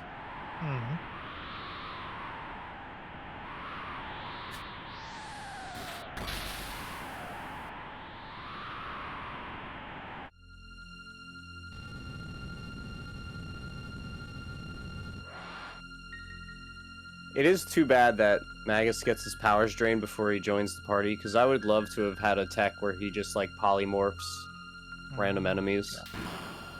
Be hilarious. Agreed.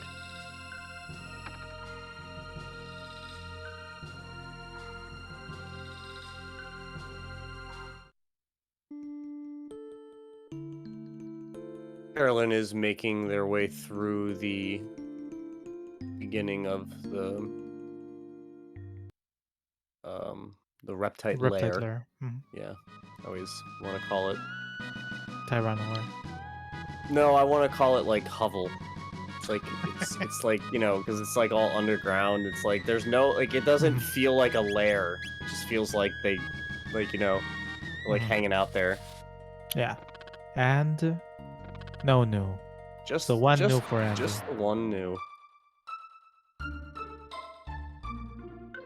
So in that forest, it's if you're coming in, it's a 1 in 8 chance. If you're leaving Frog's room, it's a 1 in 4. I believe that's what Redstash said. But it's a better chance when you're coming out of Frog's lair. I wonder what would cause them to want to make it different. I don't think they know. They knew, honestly. I think they They probably just- just programmed something and rare chance and let's go. Guy was half awake, just plugging it in, like, whatever. Maybe they didn't even intend to put a new there and it just appears because, yeah, who knows? I don't know. Well, no, they needed that there for representation in every era. Otherwise, That's right. you wouldn't. There's a new in every area. I mean, I assume I would love to be able to access a new in 1999, but Oh yeah, there's save that for the remake, I guess. Oh man. No, I'm So we'll sad. see if Carolyn has a better Nizbal fight than Andy did and gain some more time on him. She was a little bit slow there, but that stomp doesn't deal much damage. You can avoid that stomp with the electrocution. Let's see how many crits she gets. Andy got actually quite a few crits. There's one from Chrono. You want the Ayla ones though. Okay.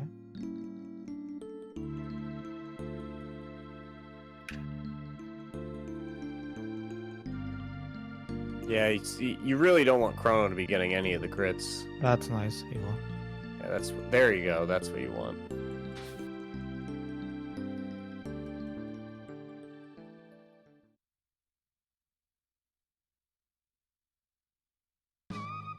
Oh, that's so nice. That's 2 Ayla, 2 Robo. Yep, she's still healing for safety.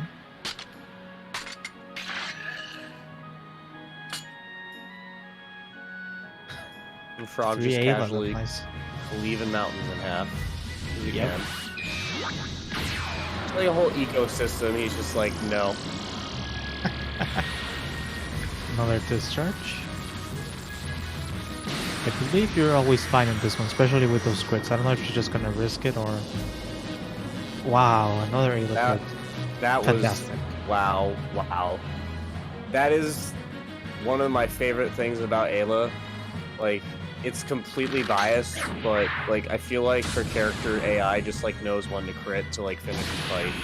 Well, Caroline just caught about 5 minutes in the pistol split, so there's only a 10 minutes difference now between both. Yeah, runners. that was a really good Nizbal, even with the death. Yeah. It was just exactly what you want to have. And love that cutscene and the let play there. Yep. And Caroline just called it her Nesville split. That's how good it was. Wow. hmm GG's. I believe she's pretty much on par with her 447 right now, which is crazy to think, you know, in the relay. 447 is the world record. I mean, we were pretty close with the cross one, so Yeah, I don't see that carbon was crazy. I don't see why we don't just carry it over through trigger. Mm-hmm. Here we're in the magic cave? No. Is this the magic cave? Yeah. Whatever cave. I don't know if the magic cave is the one with Hekran or whatever. But this cave where you can just skip everything. Yeah, I think this is Magic Cave. I think they're both magic cave. That's why it's weird. I guess we're gonna find out Mhm. by not waiting. Yeah, that's the cave with all the rats if you're too slow. But if you run fast enough and don't get into any encounters, you can avoid them cluttering at the end, having to fight them. We'll just call that Flea's Cave, since Flea just hangs out in bat form in that cave. Yeah. Just chilling. Like you do.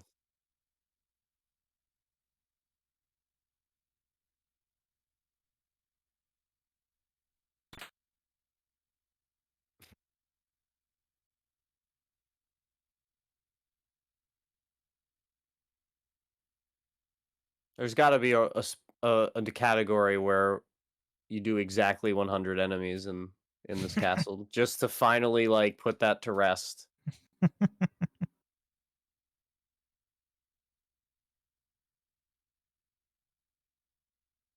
Yeah, we just have to go through the castle to activate this first fight. Yeah, you have to check out both boss rooms before you get the fake save point there to trigger this fight. So in terms of the story, we've finally forged the Masa Mune, and Frog is worthy enough to wield it with the hero medal in hand. And we're going to slay Magus, who is responsible for the creation of Lavos. So we're going to stop Lavos by stopping Magus. That's the plan. Yep. Oh, as Dine just pointed out in the chat, make sure to follow the runners. Andy, great Chrono Trigger, Chrono Cross runner. Caroline runs Donkey Kong Country, Chrono Trigger, Cuphead, and other games. So yeah, you might want to follow both runners there. Both pretty entertaining to watch and have stream pretty regularly. And make sure to follow Silent if you would like as well. And Dine, if there's somebody you should follow, go follow Dine. He's the restreamer, and he's a Final Fantasy runner, current Tales of Berseria runner. Yeah, I'm doing FF7 these days myself. Ooh. Although No slots. keep it on the down low. I'm gonna be submitting New Game Plus to some marathon events in the future. Nice. New Game Plus is fun. It really is. It's something I want to bring more people into. I think it's a very accessible run. Yeah, I think a New Game Plus run might just run tournament, might just do that. A nice 3 out of 5 tournament. It's a 6-minute run. You know, Yeah. 5 rounds, it's 30 minutes. I mean, you basically be doing like who gets candy skip first. Yep. 5 times. Yeah, it would be fun. Now we get some of the more curious AI interaction in the game with Frogs, Berserk, and Flea. For whatever Not a reason, Glitchless. their speeds are like pretty much the same, and it kind of tricks Flea into not using their turns every time if you have the AIs kind of lock into having their turns happen at the same time. When we have the glitched version of the runs, we manipulate this to maximize it as long as possible, and pretty much the entire fight is input free. But with the glitchless, unmanipulated version, it's going to be up to chance how long you'll get the lock for. But you usually get it pretty much no matter what, just because it's like almost inevitable.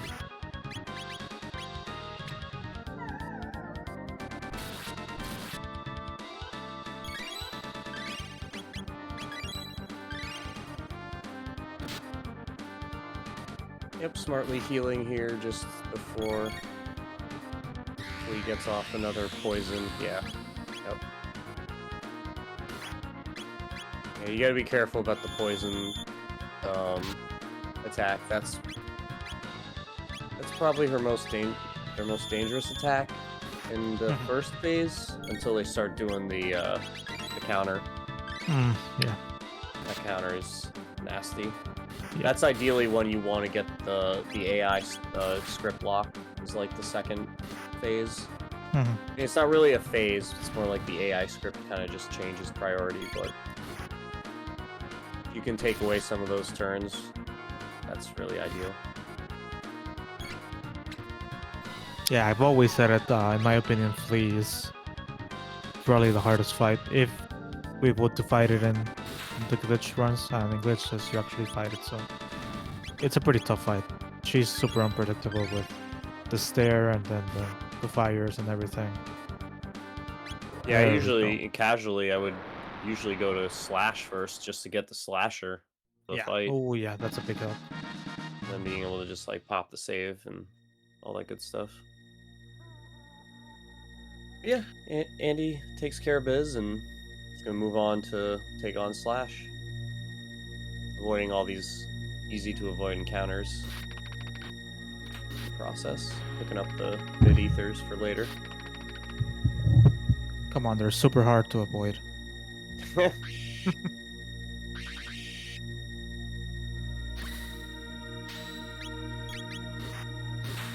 Carolyn's still in lore land, although getting close to the end. Yep.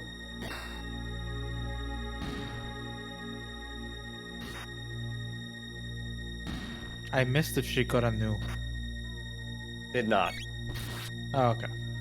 Yep, I believe the count is still at 1. Got it. I said 1. You did. You did. Oh, I missed that. I did not see that one. Oh.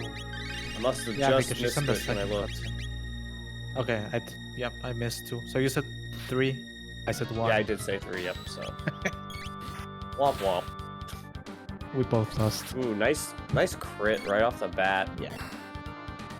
Much like the Nizbal fight with Ayla having crits, you want Frog to crit pretty much constantly here. Yep.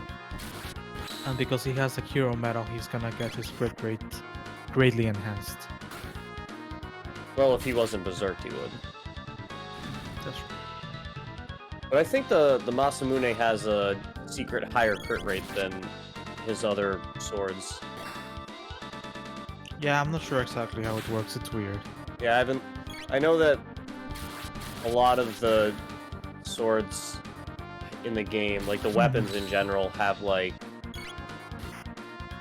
abilities or stats that like the game doesn't reflect to the player.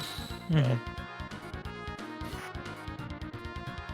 And I don't believe that stuff got carried over in the Steam versions. But Ah, it's I not see. something I've really looked into. Yeah, I don't think anyone has. Nice phase one though.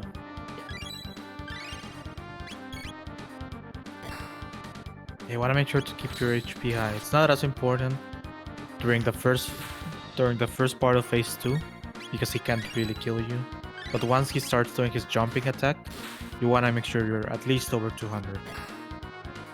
Yeah, it's best to use the beginning of phase 2 to get everybody healed up and get yourself set so that once the counterattacks start going nuts, you can focus on, you know, staying alive rather than like really worrying being at like a low health and then hoping that you don't get like a spin cut on the wrong character at the wrong time.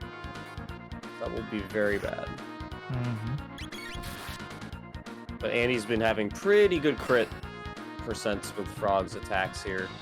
Yep, he's moving to the left side. When he moves to the left side, that means he jumped phase. So we're in the second phase of phase 2. Phase 2.5. Yeah, another good crit there. Yeah. It's been a really good, just total flash fight in general. I believe you want to heal Frog there. He's gonna start going to his counter phase pretty soon. I think he needs one more hit. Well, Yep, definitely. still got one more spin cut queued up there. Okay. Another one.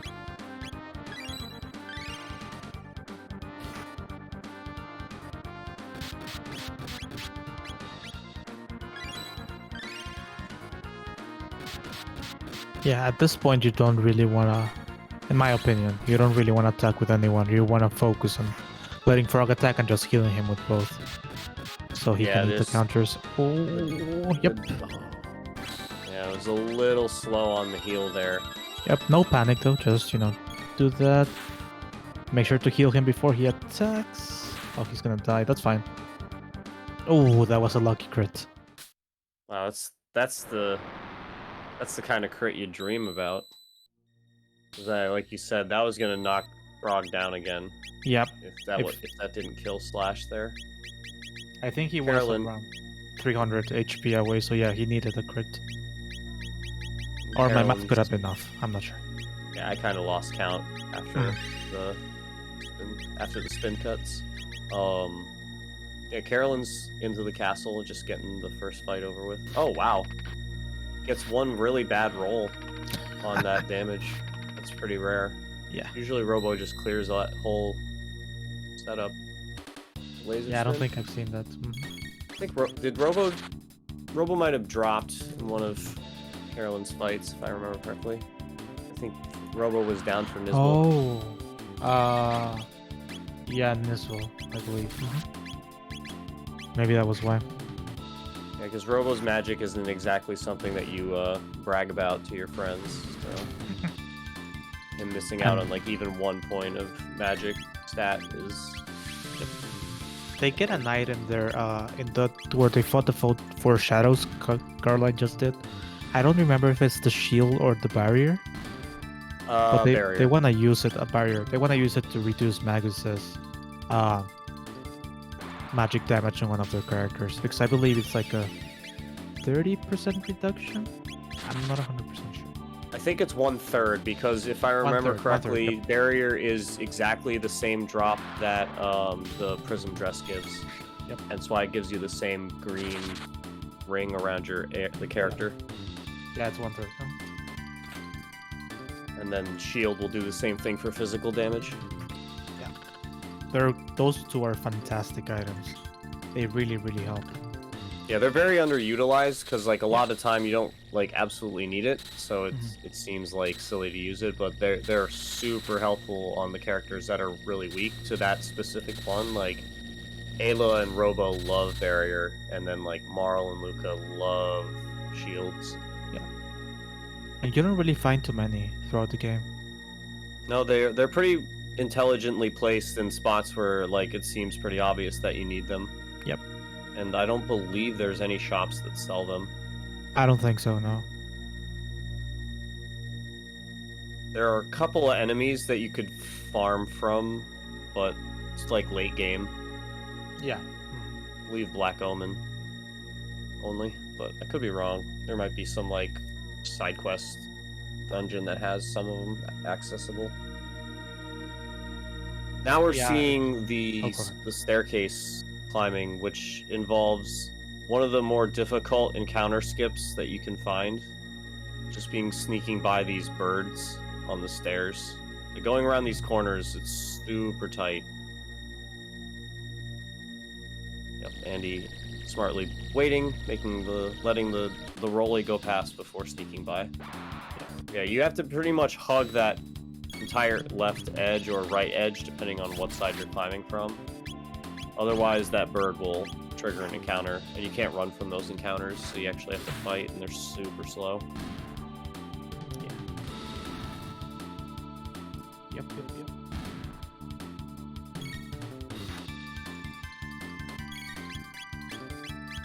Oof, frog going down.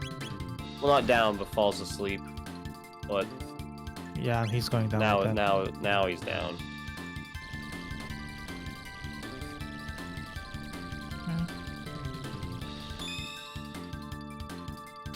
Wait. Okay. I usually like to wait to use it until it's clear that he's not getting killed, because if Lee would have attacked immediately after Frog, he would have died. Again. Yeah, that would have been. And you lose your turn. Yeah. Lose your turn, you waste basically a revive by doing it in that order. But smooth ending, another well-timed crit. Seems to be the theme of the night. And we got the super slow 4 juggler fight. All the juggler animations are like 8 hours long, feels like.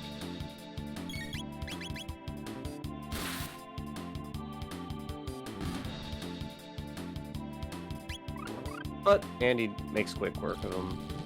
And Yep. now we got the room of no encounters. All you gotta do is stay off the carpet. Stay off the carpet, and then at the end, if you look up or down, you trigger an encounter. So you wanna do what Andy did, which is run diagonally facing to the side. That way you don't trigger the last encounter. Chrono Trigger's all about running diagonally. Yep. And I'm gonna take credit for that one, because that was me back in 2014. Aeons ago, Yep. in the before time. Now we've got the hardest boss fight ever Yeah. on Andy's side. Gonna be very careful. That was so close. So easy to just mash that and then be like, oh my Yep. god. He counters pretty hard, especially here that they don't have unequipped glitch. I don't think it wipes you, but it deals a lot of damage. Yeah, it does about 90 to the entire party. And Yep. you actually have to retire from Chrono Trigger speedrunning if you do that Oh, in a yeah. run. Unfortunately, it's like literally written in the Discord. Speed build for Luca. Okay. So while Caroline goes through / we can explain a little bit about Magus. Magus has 4 different elemental attacks he can do, which are the only 4 elemental attacks in this game, which is Shadow, Water, Lightning, and Fire. Right now in our party, we have Lightning.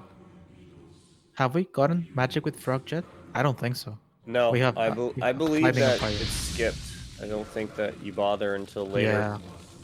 I don't think you Um, need it at all. Even yeah, in 'cause Glitchless. Frog's attacks aren't really useful. Yeah.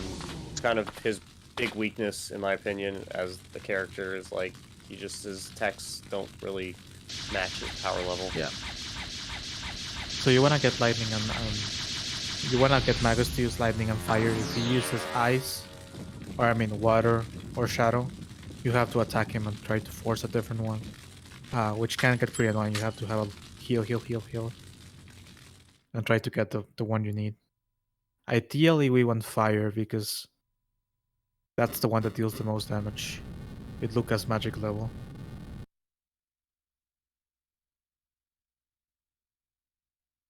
Shadow's slightly better to get because it's a single target attack, but you know, ideally you want the ones that you can actually do damage with. Mm-hmm.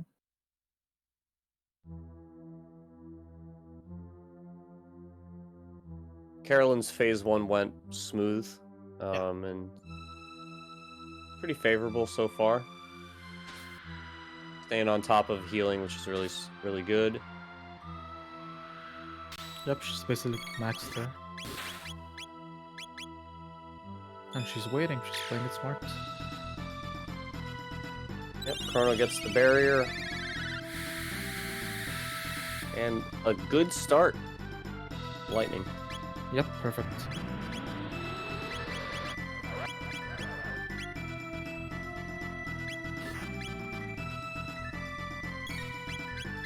And this fight's actually hard in the glitchless version.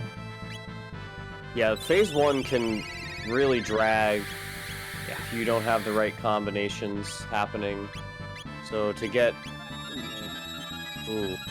I'm gonna say... That's gonna hit pretty hard. One of the other...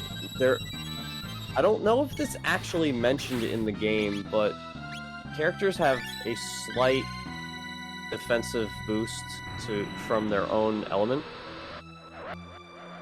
So their other elemental attack, the other elements will deal them slightly more. Mm-hmm. But Chrono there surviving regardless due to the barrier.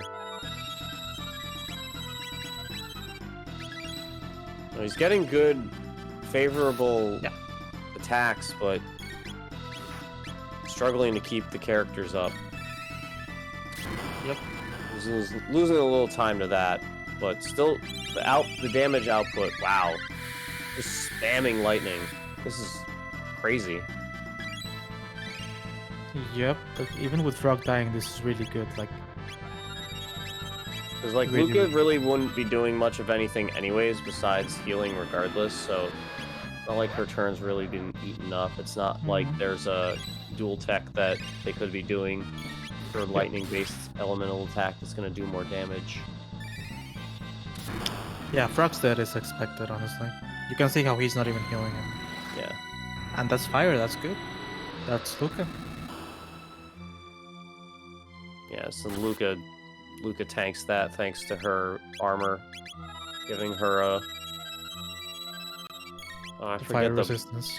Yeah, I forget if it's a percentage or just a flat number, but yeah, she gets a fire defense boost. I think it's half.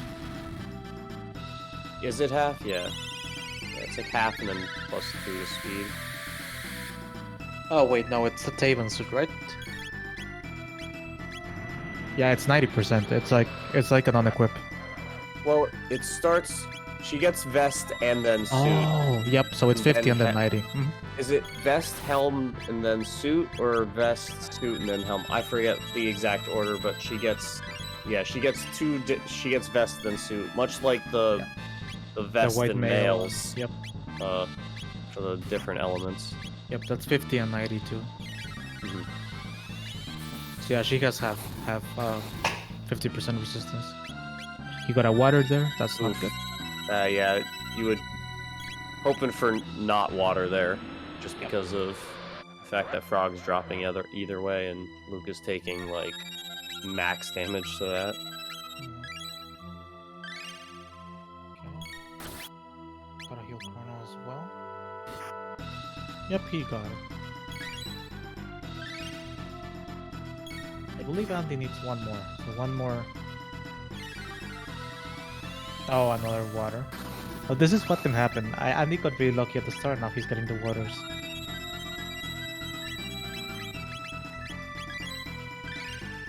Meanwhile, Karo is climbing the tower pretty quickly. Also kind of unfortunate, like we were saying, getting all the lightnings early, not getting any fires out of that, so that's a little Like, you might have been able to turn the phase if a couple of those were fires and not lightnings. Another water. Oh boy. Wow. That's what, 3 in a row so far? Yeah.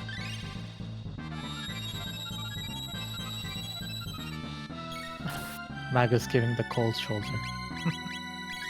That's a good one, Trenton.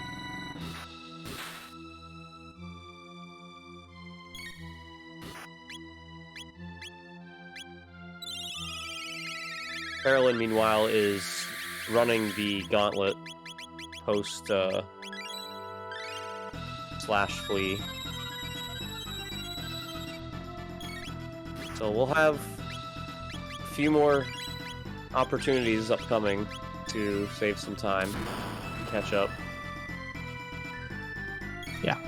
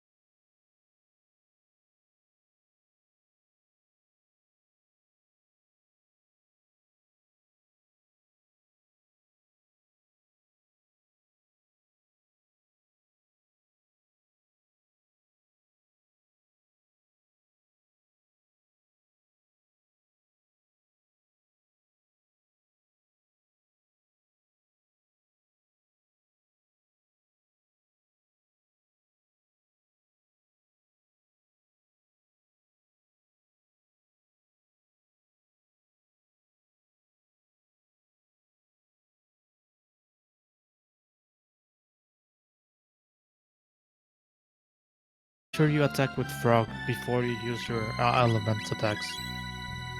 Because Frog reduces his defense with the Masa Mune.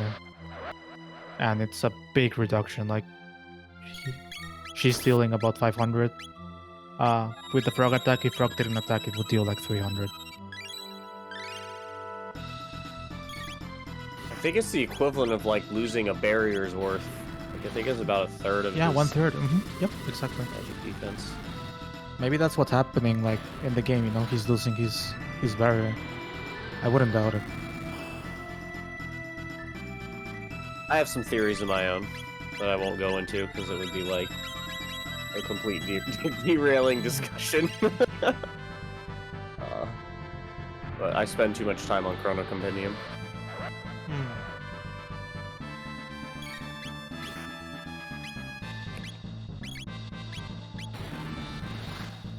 Ayla's back. Getting villages burned down by accident. So we're gonna go save her.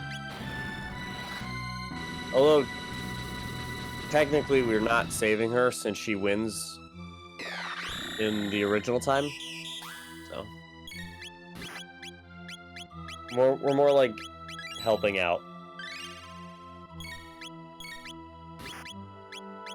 Since nothing that we've done up to this point in the game has actually changed anything historically. Everything that happened in the original timeline still happens.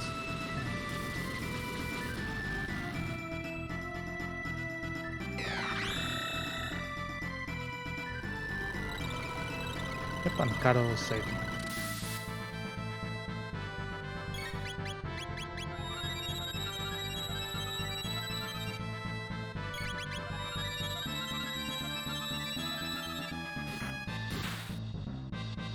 Nice crit.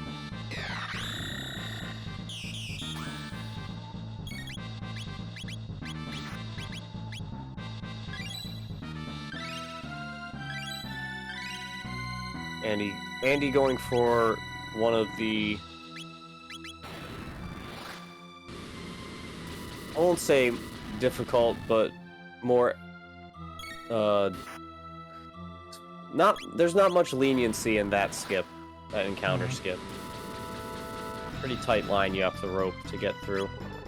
There you go. Perfect. That was a really good phase too.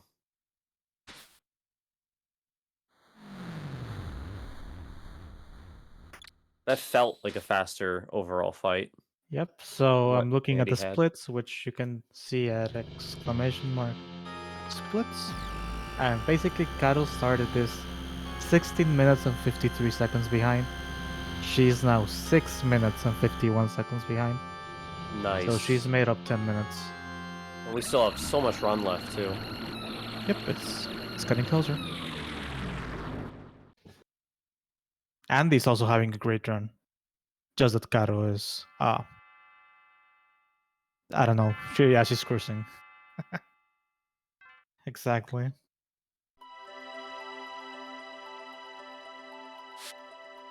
Certainly seems like Carolyn's been getting better RNG in the boss battles. Yep. I'd say so.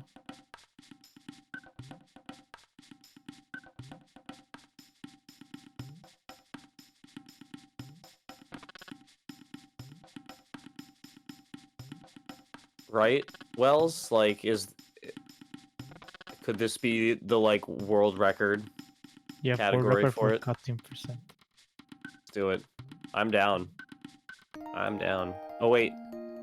Did we? No, because he didn't do the Robo cutscene. At least I don't remember him doing the Robo cutscene. Nope. Yep, Caroline speaks Spanish, so she's running in Spanish. As far as we know, with this fast text on Steam, the language doesn't matter. The text boxes move just as quickly. Still, you know, she plays in what she can understand better. She has a pretty good English though. But you know, it's always better your native tongue.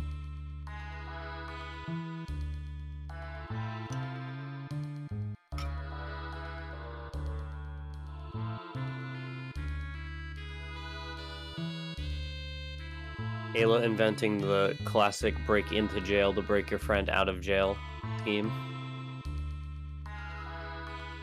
Okay.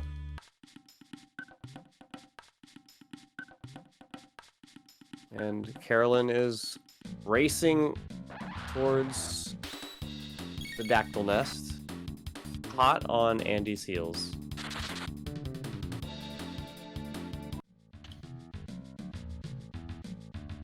We've got a couple of lengthy boss battles coming up in Tyranno Lair that can definitely go really well or really poorly.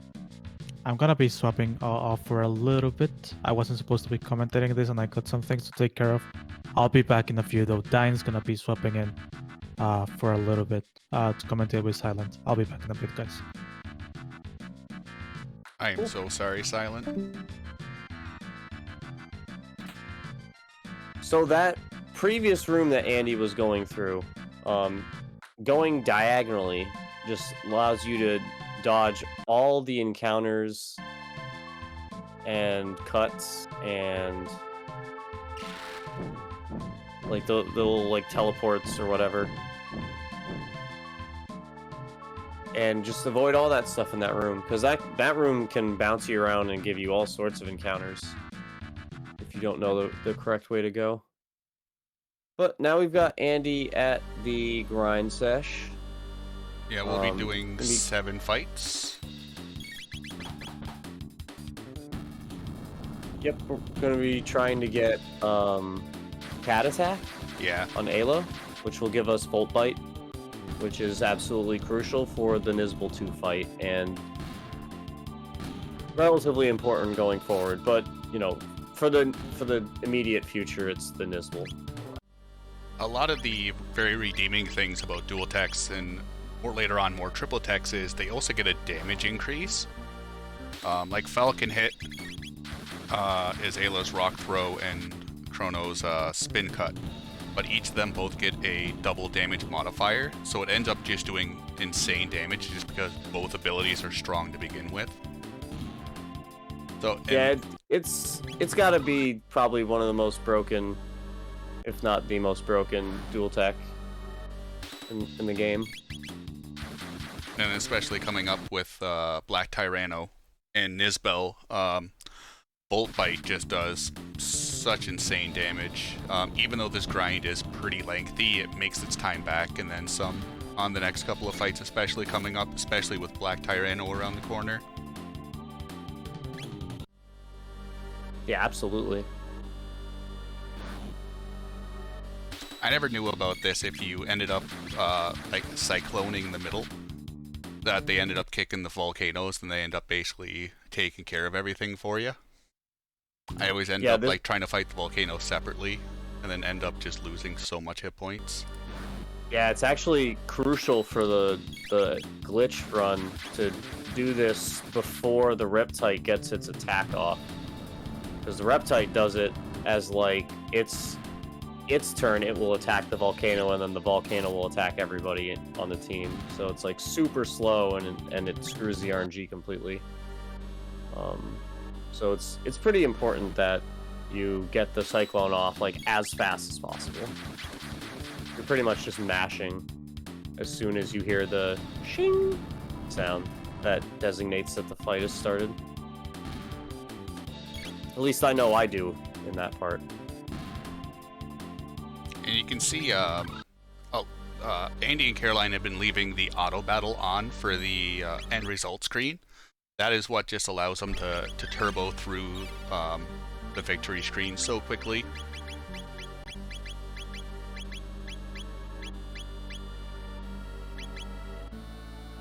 Quick menu for Andy right before Visible 2. And this is like Volt Bite. The boss fight. Pretty much what's going to be going on here for the most part.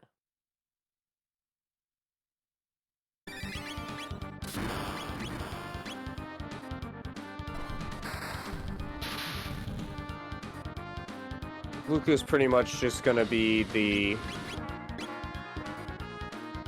like friendly cleanup crew. Make sure everybody's topped off. And occasionally getting in swipe when they can, but stacking the Volt Bites actually increases the damage every time. So you're better off not even doing anything other than Volt Bite, because you can get the Volt Bite to be doing over 1,000 damage by the end of the fight. Pretty absurd. It's about a 200 damage increase per Volt Bite. Like, the damage usually goes like 800, 1,000, 1,200, give or take, like a couple of digits.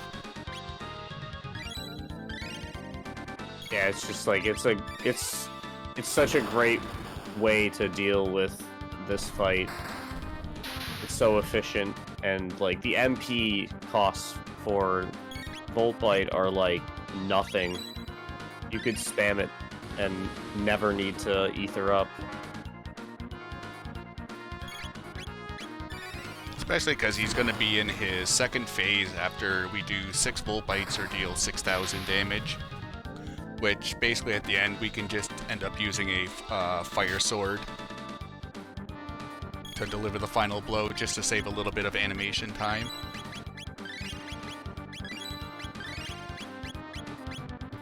I was a little worried about that attack that hit Luca. I was like, oh, please don't hit Chrono.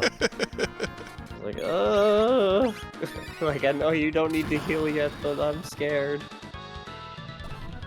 For my nerves, please. Carolyn is in their grind sesh, doing the good stuff. Yep, and as you alluded to, there's that end fight Fire Sword. GG's. Yeah, Nisbel 2 is pretty simple as long as you're keeping everybody's health high enough so that they can survive the lightning counterattacks. So it's really the game's easy. Basically training you. It's really easy to be greedy and try to eke it out before that third discharge. Well, may I suggest that if you want to train yourself to not be greedy in that fight, do it on battle speed 1. You will not be greedy much longer. I know, like, especially with the PC, Azrael Hobbs, a Chrono Cross runner, tried to do a couple of runs of PC, and he was sticking with the original battle speed they used, and he was having one just hard time. Just because the ATB, it seems like the whole battle just flows so much quicker on PC. I remember we were bullying Andy into doing some battle speed ones, and they did not go well. Yeah, I wouldn't suggest battle speed 1 for anybody who's not like really good at the game. Like, Chrono Trigger doesn't have a difficulty change, but like battle speed 1 and 2 are as close as you're gonna get to a difficulty shift, because if you have it on active with those battle speeds, you don't have time to do anything other than just like do exactly what you need to do.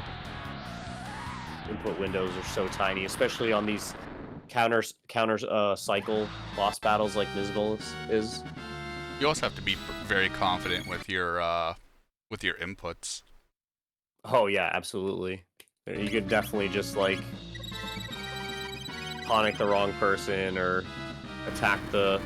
I could tell you, I've definitely had times where I've been doing battle speed 1 fights against the Avos babies, and I'll like hit the shell by accident, and it's a bad time.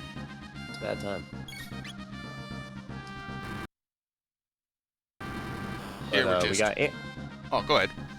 I was gonna say we got Andy starting the Black Tyranno fight, and Carolyn is pretty close to the end of the Nisbel 2 fight at this point. I think another phase, and that'll just about do it. For the Black Tyranno fight, we're just putting Zala to sleep and just dunking on the Black Tyranno pretty much immediately, because Azella's asleep. You don't have to really worry about all of her super slow animation attacks. And the Tyranno will drop its defense, and you'll be good to start your just like spam of, you know, traditional stuff, cat attack and fire sword. But you're basically just racing against the barbecue.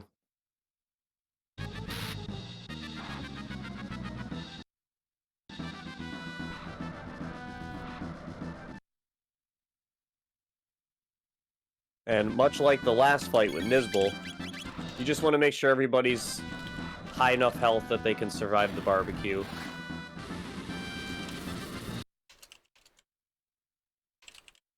So that you can be at a health that when the Tyranno eats, you're not giving it like hundreds of health, but at the same time, you're not all dead, obviously.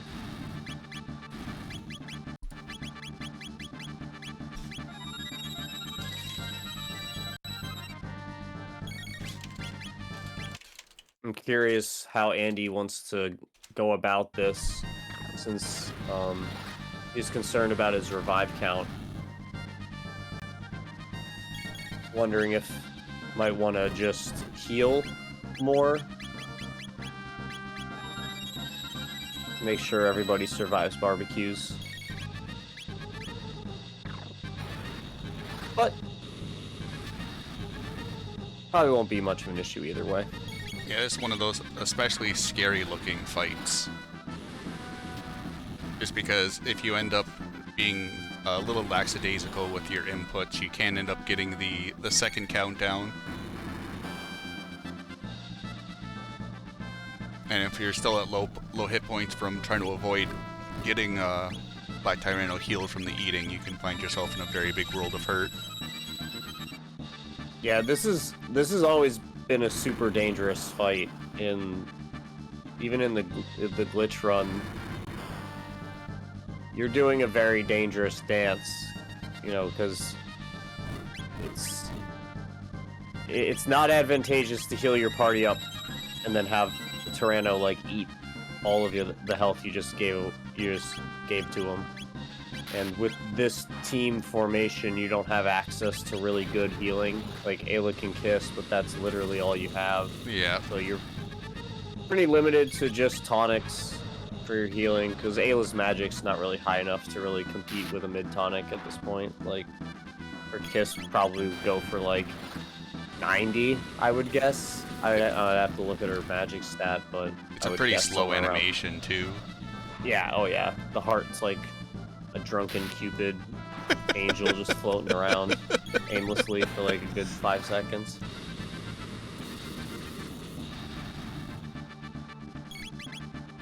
But we've got synced boss fight.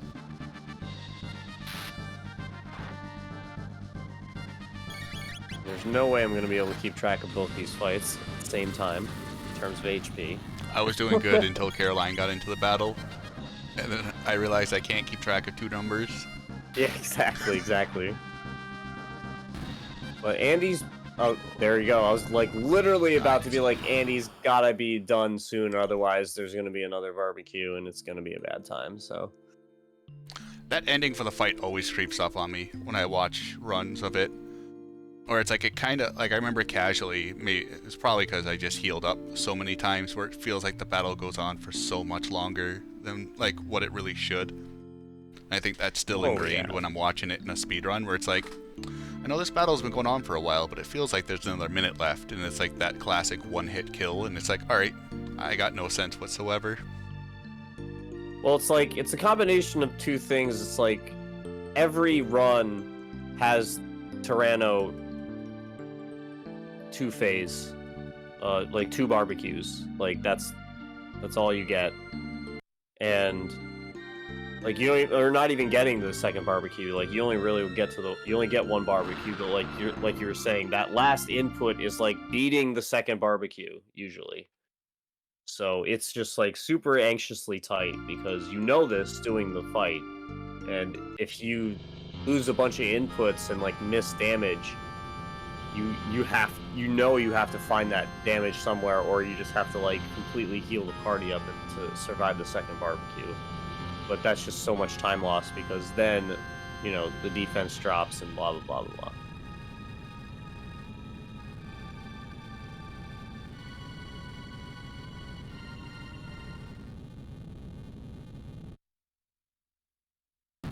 Lore-wise, we're finding out Ayla knows about Lavos and is like, no, Lavos wasn't created. Lavos is like up there. And we want to go fight it. I think Ayla, you can correct me, Silent, but I think Ayla calls it Lavos because it's like big star or red star. Yeah. In her language, like it's not like they knew the official name. It was kind of like Ayla just kind of looked in the sky. Big fire. Thank you, Riggs. Yep. And it was like she just called it that, and like everyone was like, "We got the name."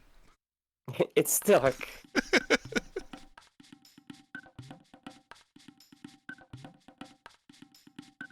I just found it incredible that Ayla had the wherewithal to understand that it was different than the other stars in the sky. Yeah. Like, hey, let's get out of here. This thing looks big.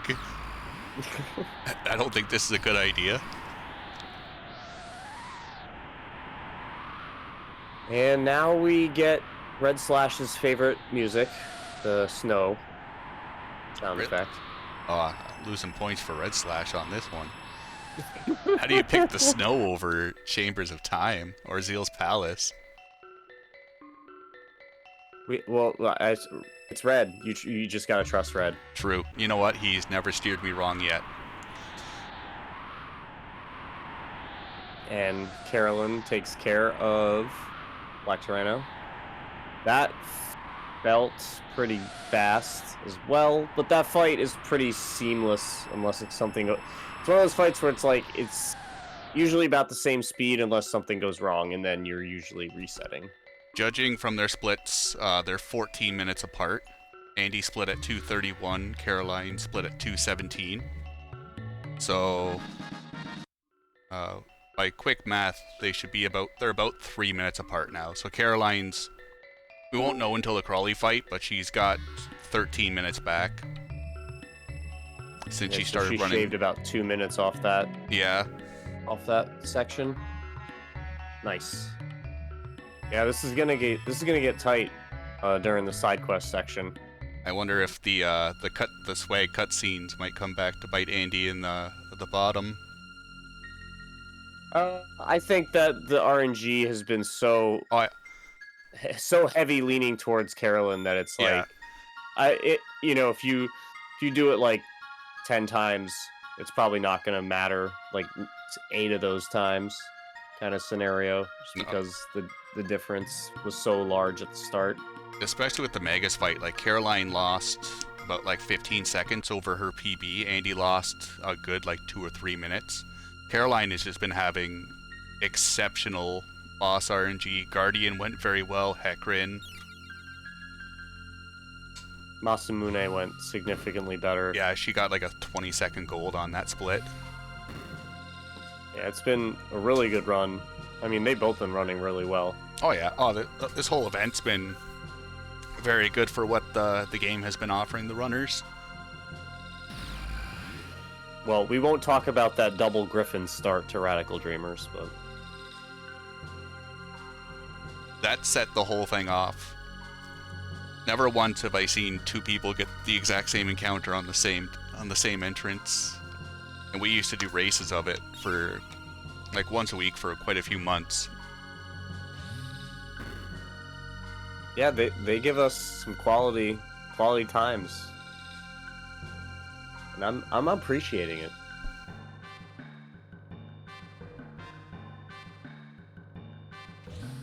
Well, this fight's super important, so like there's a lot going on in the fight that Andy's about to do. We want to make sure that our health stays low but not at 0. Also, You know, we want to get the Oh, Well, you I know, hope he's saved. Drat. Well, see you guys next year. Yep. Yeah. Well, you know, these things happen. This is, you know, marathon events. You know, you can't have it all go perfectly. Sometimes you just misclick. We use slash on it just because it's the fastest way to die. And it's one of those fights you could probably win if you grind it a lot. It's definitely winnable in New Game Plus.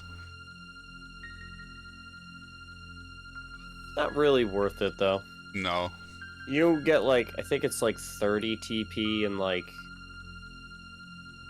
the experience points don't really balance out to like the amount of effort you have to put to actually beat the fight. Because the golem's fast, really fast. Like even if you lower the battle speed, it's still very quick. So it's just like a lot of the time you just have to heal. And like Magus, almost all of its counters are party attacks. Unless he's doing the physical attacks, which are way worse because they're so much stronger.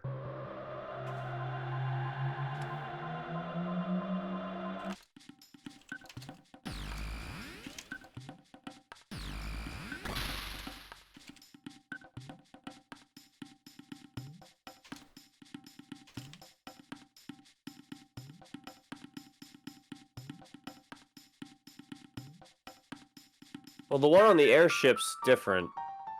That's Golem Boss. The twins, though, they... I think the twins have a little more HP than the solo, but I can't remember right now. Off the top of my head. Let me see. Let me see if I got those numbers handy. So here we see on Caroline's screen, she's just powering up the pendant to open the Zeal doors and the black treasure chests. On Andy's screen, we're going to go back to the Medina village in 600 AD. We're going to take about a minute and a half detour to get a sword for Chrono called the Swallow. The Swallow is just an absolute unit of a sword that we need. It gives Chrono a lot of speed, and in a game like Chrono Trigger, your magic stat's also very important, but speed is still the utmost important stat just because it allows you to act much quicker. You'll see a trend much later in the game where Luca, especially Robo, is a very, very slow character. And since the characters can only equip one relic, so it's either you can make them fast or you can make them hit harder. But as you're waiting for your slow character to get ATB, the boss is still getting their ATB very quickly. We all know you have FF6 on the brain when you're calling them relics. That's right. Accessories. But I think it also adds a nice layer to the strategy to be only be able to equip one accessory. Yeah, it makes it like simpler and also more difficult because you get so many good options at this point in the game. I remember casually, my favorite accessory was the Rage Band that you get from the Crawley at 2300 AD. That, I think it was like a 50% counterattack rate, just carried me so very hard. So hear me out. I gave some advice earlier to some strategy I think should be applied to this run with the Berserker. But the Rage Band, I found out, skips some bosses' end fight text. For example, Dalton, when you fight him on the Blackbird, his final burp can be overridden by a Rage Band counterattack. So if you kill him with the Rage Band counter, it skips the burp and all of that text, and you just boom. And there's other applications that you can do in a similar nature that I've stumbled across in my playthroughs. So Rage Band equipped on somebody might be worth looking at. I wish it wasn't. I wish it wasn't so far the way to get it earlier. Like, it'd be nice to get it when you were first here in 2300, but you're like, it's a long way to get there, and it's a very big detour. And trying to make up 3 or 4 minutes. It's just very, very hard to do. Yeah, it's just so much faster to go through the sewers when you're like at this level versus when you're here the first time and like Crawley's an actual boss fight and not just like a meme. Yeah, because Crawley can do some real good damage very quickly. Yeah, Crawley has the HP to 1 attack with his like little boom boom boom boom thing. I don't know what it's called, but the tail smash. Yeah, that knocks your character down to 1 HP, so that you can get out of hand really quickly if you aren't careful. At the, when you first come in here, you're at like 100 HP, around there roughly. I think it's like 120 or something like that. But so this dungeon is a bit of a joke dungeon. You'll see like a piece of cheese, a soda can, and a trash can. So you want to avoid touching everything, because every one of these things cause an encounter. Coming up, there's even a save point. I remember casually being like, oh sweet, I can save, there's a boss coming. Nope, that save point just debates you. You touch it, especially if you've like interacted with every one of those things, like, because like as any curious RPG player would, they'd be like, oh, what's this random thing that like stands out distinctly? Encounter. Oh, this other thing, encounter. Like, it starts with the cat, and like everybody's petting the cat. That's a guarantee. If you don't pet that cat, like I don't like that. I thought originally you could put the cat in the inventory bag and bring it home. Oh. No, you can get cats, but not in that manner. Yep. So as we were talking, I didn't even look at it. Crowley was doing his patented HP to 1 move. And then his patented get steamrolled.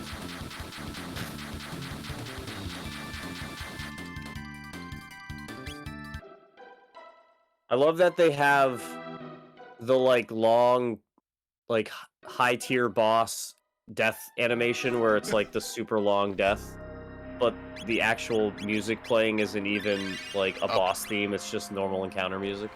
That always tripped me up on the hit points, or like when I was fighting them, I should say, 'cause it's just like, normally you see a save point before a boss. It's like, is this a boss? But then you got the normal music, so I just never really knew how to classify them. Yeah, I consider him a boss just because if you fight him, as we said, like when the story intends for you to go through the sewers, like, when you first pass through the future. It's not necessary, but it's like the game wants you to go in there and see Balthasar the first time before he dies and goes completely bonkers in, the opposite order, obviously.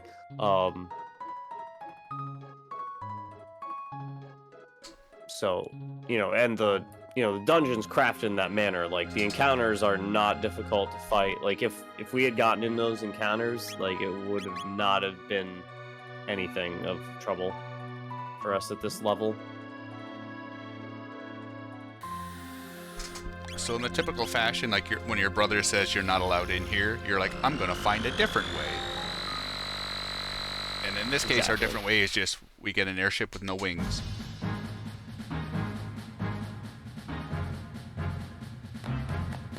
Better than an airship. It's a time-traveling machine. Should have lasers. Thousands of % more dangerous for everybody.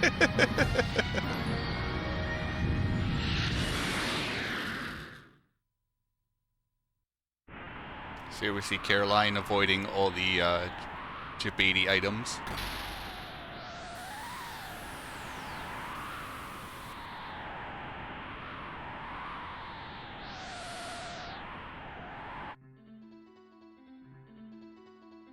But yeah, Epoch isn't actually a ship until Dalton alters it, because it never, if you actually look at the world map, when you have the Epoch before you get the wings, it's on the same point in the world map, no matter what time you teleport to. in terms of the entire world ratio. It actually doesn't move. It just changes time and goes in the same spot. Luckily, there's actually something there for the ship to appear on, not just like the ocean. So these two beasts are pretty easy. Fire Sword and a Rolo Kick. They go down. We gave Chrono the Swallow and the Bandana, which I believe puts him at maximum speed. Or pretty close to it. I didn't see the equip, so I'm not sure if he got the double star, but Swallow gives 3 speed boost and the Bandana gives 1. And Chrono should be at 12 speed naturally. So yes, I think that would probably max him out. I always forget if it's 16 or 18 for max. It's 16. Yeah.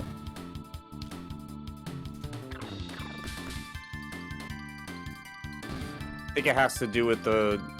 Well, no, I'm not going to say that because I don't understand computer science enough to confidently talk about it. I'm not gonna assume anything.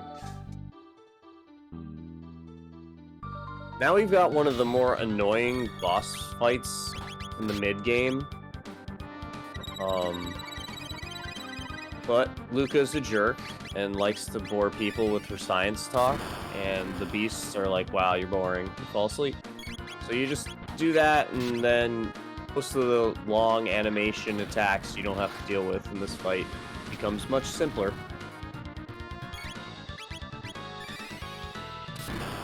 Yeah, it's pretty much going to be lightning and then flame kick over and over again. If anyone ends up taking some damage, obviously healing or waking them back up if they need to. Ayla was out drinking again last night and Too much fell soup. asleep right in the middle of the battle. That's okay, we still love her.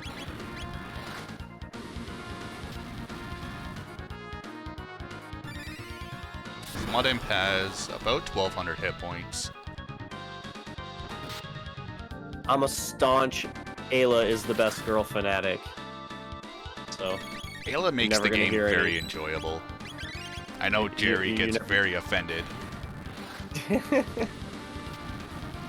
At least we can all agree that Kino is the worst character.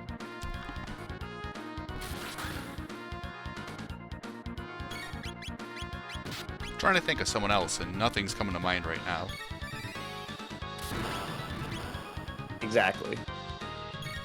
I'll have to roll with Kino until my brain activates on something. No way, Ozzy's amazing. Ozzy is like one of the best comic relief characters in all of media. Yeah. He's so perfectly goofy. Dalton's pretty funny when he ends up fixing up the epoch, and he's like, no, play my music. And it's just a nice fourth wall break. Yes, no, I agree. But Dalton actually, like, puts up a real fight, so it's, Yeah. like, less funny. He's, like, competent. And then, you know, also he, like, ends up orchestrating the, like, beginning of the events of Chrono Cross. So, like, he's obviously way more competent than Ozzy is. Considering Ozzy just, like, sires an heir and then, like, lets Medina be some, like, subculture. We're seeing a little bit of bad RNG on Caroline's side. The blue beast didn't end up getting put to sleep. Yeah, I don't know the percentages. I don't know if it's like each creature has a different rate, or if it's just like a hard, like it's always the same number for every creature that's weakness to it. But it's not 100% for Hypno Wave. I don't think actually any of the status effects have a like 100% chance for the player character ones. I think it's like I'm guessing based off just experience, but it feels like somewhere around like 70% success rate for them. That feels about right. So they usually hit, but it happens enough that it's not like super rare where you're like, oh man, I can't believe that happened, bro. Usually like, all right, whatever. So something that's been going on behind the scenes, and it's not really... It's kind of important for the early game, but coming up on Mount Woe is a big place to bring it up. These two runners have been very, very cautious on how much TP they gain from battles. So there's something in this game called the TP duplication glitch, or duplication exploit, because this is a glitchless run. So these rubbles are worth 100 TP.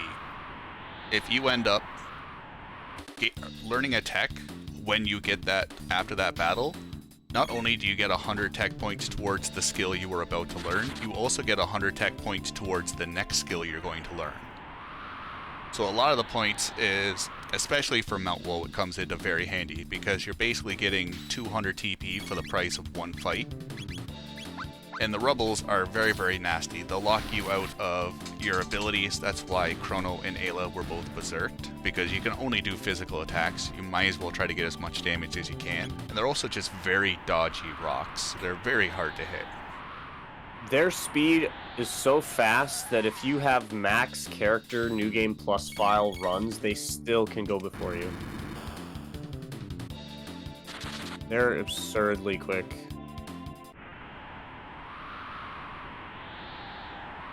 Now we've got one of the more annoying encounters for a casual standpoint, that 4 meat eater. Like, that can get out of hand really quick if they get multiple characters chaosed. Because at this point in the run, you don't have access to any status effect protection. So all these status effect attacks that these creatures are starting to have will have full effect. First one you get is the amulet from Magus, whether you recruit him or take him down. Reduces hit percent, Trent was saying in chat.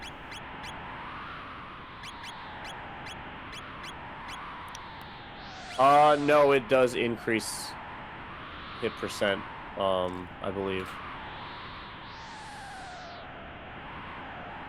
There's one status effect that is implying that reduces hit chance. Is it Chaos? Alright. Yeah, I believe Chaos lowers it. So, and Berserk raises it, and Chaos lowers it, if I remember correctly. It's been a minute since I've looked at the status effect stats like that, but... we get to see the happiest boss. Giga Guy is just so happy to be a part of this one. We're just basically gonna Falcon Hit until it dies. Falcon Hit is a dual tech using Chrono's Spin Cut and Ayla's Rock Throw. For anyone new joining, dual techs and triple techs often, not always, just have a inherent damage modifier for each ability. So Spin Cut, each character is getting a ×2 damage increase. So it just makes very, very short work of pretty much anything we're going to meet up for the next little bit. And so many of the positions of the enemy sprites line up so well for Falcon Hit to just like do maximum efficiency. Like even going up the mountain, like if you're getting into a lot more of the encounters than you do in the speedrun, like you could just Falcon Hit almost all of them and take them out. Like this encounter that Carolyn is in, like if they're actually going to take that encounter, you can Falcon Hit 3 of them. Yeah, kill them one it's shot. got a pretty big radius too. Yep, this encounter, all 4 of them with Falcon Hit, easy. It's so big. It's so big. It's like almost a quarter of the screen that it takes up. I think it was pretty much everyone's go-to dual tech. It's one of those abilities, you use it once and you're like, this is pretty nice. Well, as long as you have Ayla in the party after 65 million. I did. I always had Ayla in the party. Same. I mean, my team is Chrono, Ayla, Robo. That's what I usually do. That's exactly the team I rocked with casually.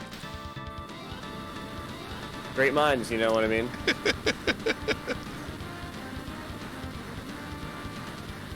Yeah, exactly, Fox. Like, until you get access to, like, the triple text for some of the, trio combinations that you don't get access to until the late game, like, Falcon Hit just is absurd. And then, like we were saying before, Volt Bite is also one of the best single target dual tech attacks you can have access to for a good portion of the mid game as well. So just like Chrono and Ayla together can just carry you through like half of the run, pretty much. Will be pretty hard dependent from this point to until we get, I think it's the Blue Rock. Pretty much for the next, I don't remember how long, but for the next good leg, we're pretty much just going to be relying completely on Falcon Hit. Yeah, it's the Blue Rock. I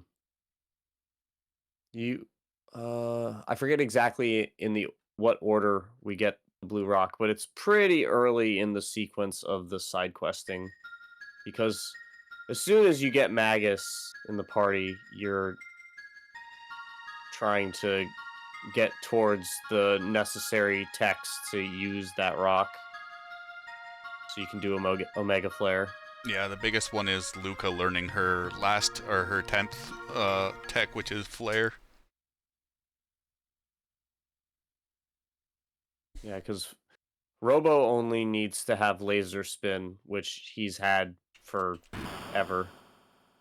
He was born to party, the original party robot. He taught Bender everything he knew.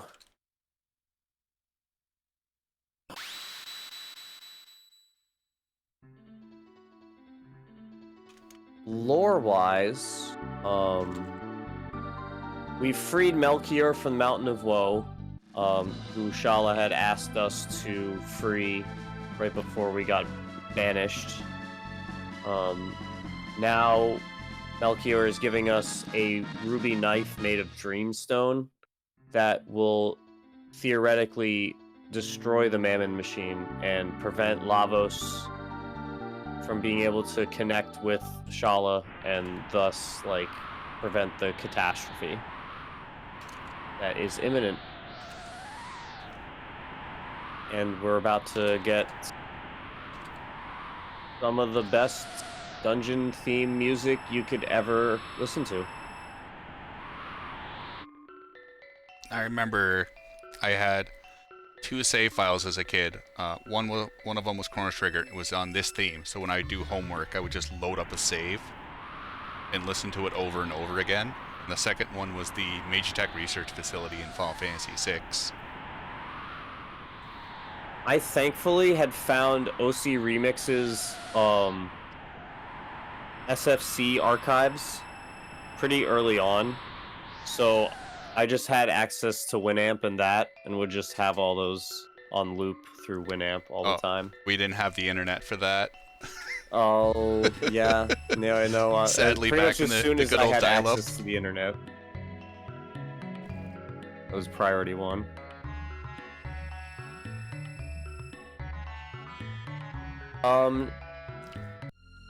For those of you who have interest in playing Radical Dreamers, I believe resources in the Discord can help you out in that manner.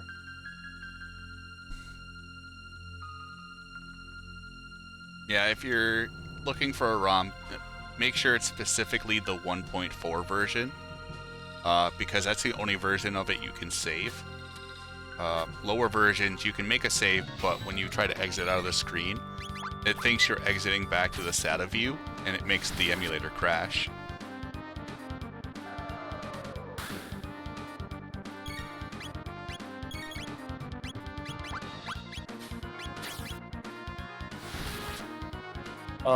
Benny Noble, if I'm remembering correctly, that's not a fan album, that's actually an album made by Mitsuda himself.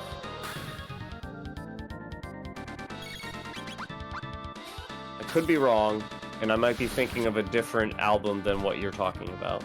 I believe that is actually Mitsuda himself doing that. Because he does a lot of reorchestration of his stuff. And he works with other artists on his old work. It's really cool.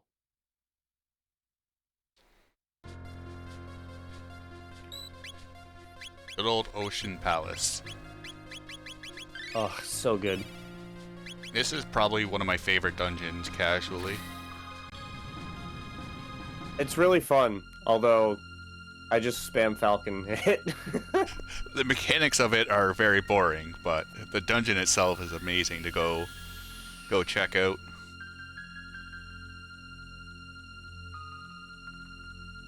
It's visually really well.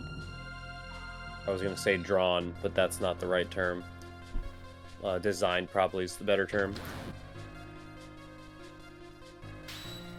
I just love the look. It's got like this very weird balance of like futuristic and like classic.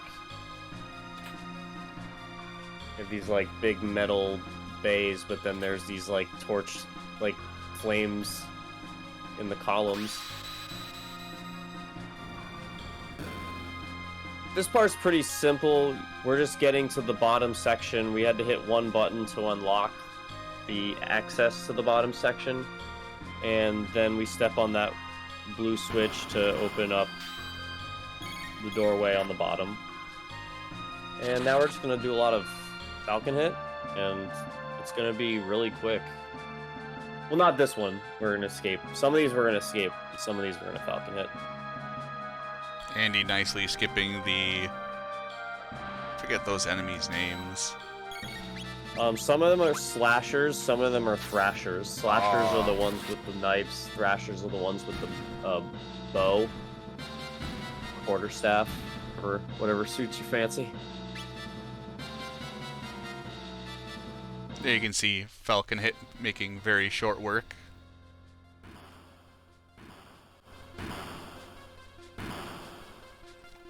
Yeah, it's pretty funny.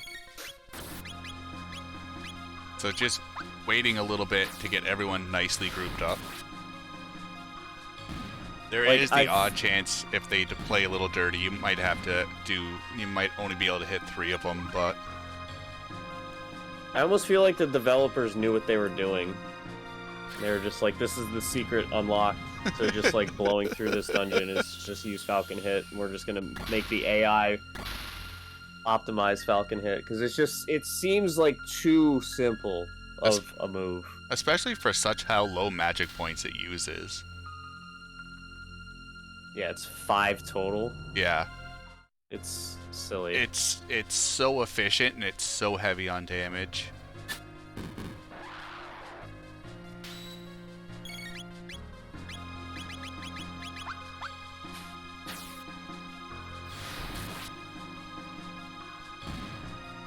Like, even here, like, the scouts have really high defense. Like, usually you would have to use magic to really beat these guys with any speed. Like, you could use physical stuff, but it's going to take a lot. But Falcon hit is just so strong, it just, like, doesn't matter. Like, no. And this is going to be another mild grind sesh. As Dine alluded to earlier, getting Luca to flare is important, and this is part of that grind. Yeah, Luca just learned Fire 2 there.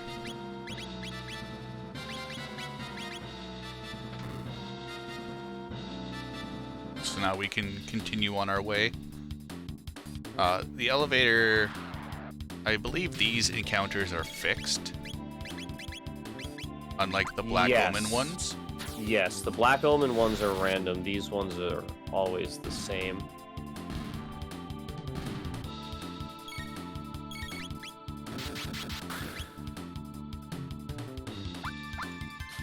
Ooh, that's aggro. That's Not a big deal, but you don't usually see them get that aggressive like that early. I always like the damage difference. 1152. That's a strong shield. Yep. I want access to that shield.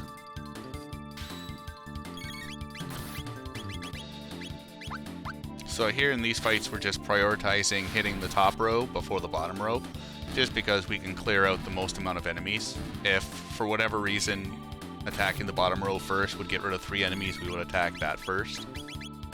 Just trying to really minimize the amount of times the enemies get to get attacks in. Because even if you're, since we're playing on battle speed wait, anytime someone gets an action off, the ATB in battle is universally paused.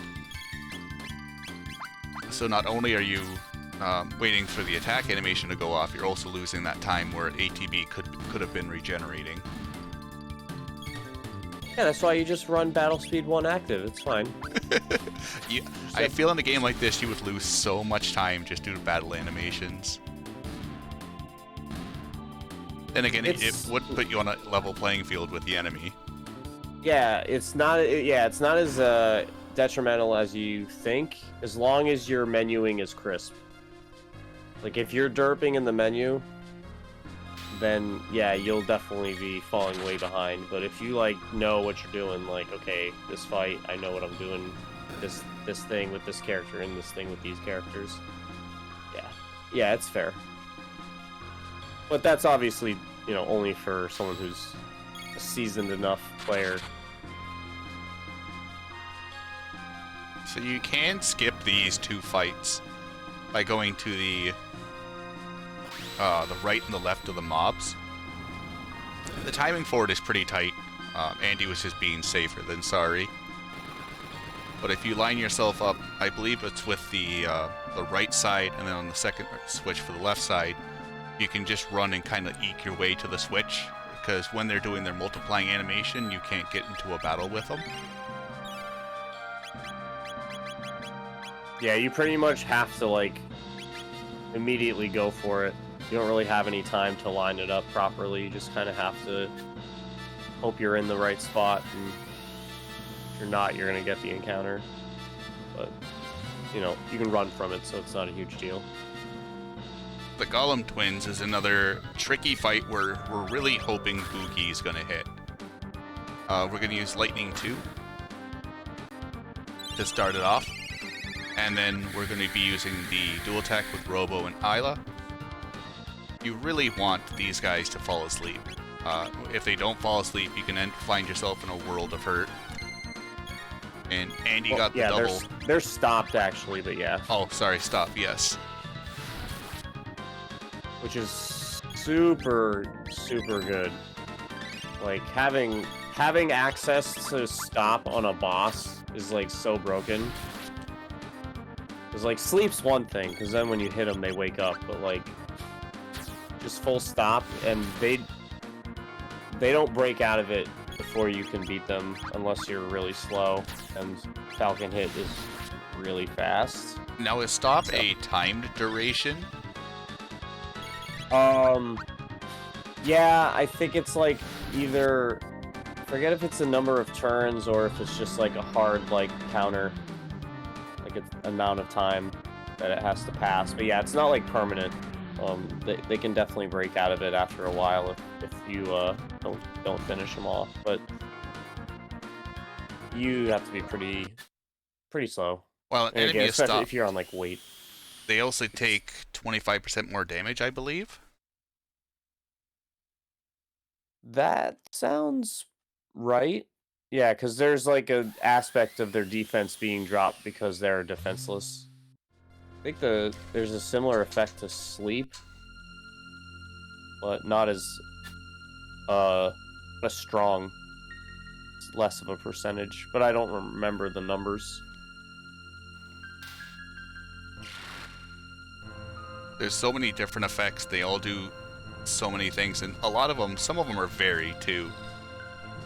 So it's, I always end up mixing up either the status with the effects or the effects with the status. Yeah, and because the game was designed to be like, you know, beginner friendly, they didn't want to like load menus up with all these stats, so they were just like, we'll bury them. You can figure it out if you want. You don't need to know.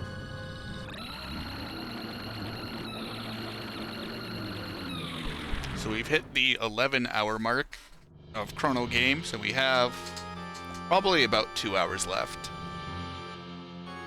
But this is turned into one very, very close race.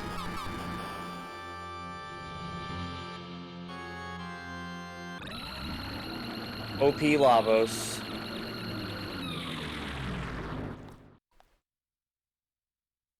I fear for the day when we pick up the beat Lavos in Ocean Palace %. So one thing to note with the PC version, it does have autosaves. I believe it's done on every room transition. The reason the runners are saving is there is a weird quirk. Sometimes it's a very, very rare, and it hasn't happened to Caroline. It's happened to Andy, where there's been one point where the game has crashed, where it's tried to autosave, and it's destroyed the autosave. So a lot of the safety saves aren't needed. They're just for extra safe precaution, because it's better in a marathon type setting to lose 4 seconds to save than find an unfortunate soft lock or a crash and end up losing quite a bit of more time. Yeah, that's an unfortunate dodge on the boogie there. But as long as Carolyn can get this one to land, and only one. 2 dodges, that's rough. Yeah, Caroline's showing us what happens when the fight goes when you don't get stopped right away. Yeah. Yeah, you can usually survive 1 miss, but 2 misses, that's really hard to recover from, especially with Chrono not getting the lightning off. So that the golem was still on physical attack. Yeah, this is definitely one of the hardest boss fights in this game, without question. And then get your Fs in chat.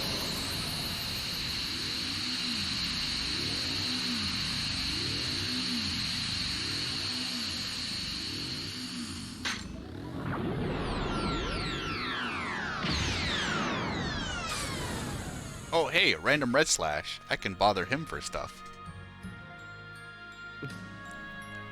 Yo, anime. Caroline's still not getting good luck with the boogies. They just really don't like Robo. That right golem. Not nice. That is really rare to have like 3 straight misses.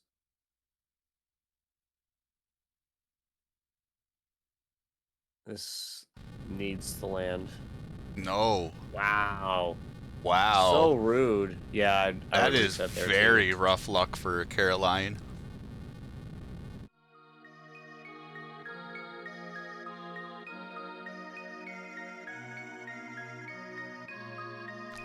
So here A&D has reduced Chrono to a speed tap size. Scala, however you want to pronounce it, is teleporting us away from the Ocean Palace. And is going to babysit little Chrono Tab for the rest of time.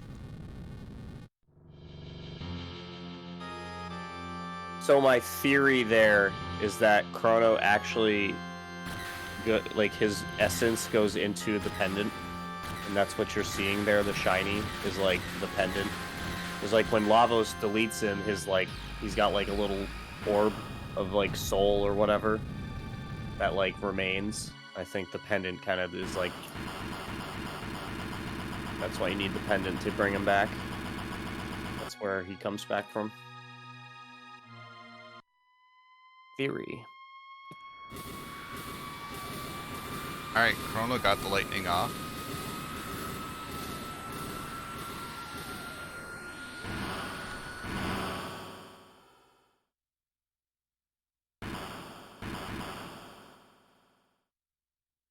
Wow.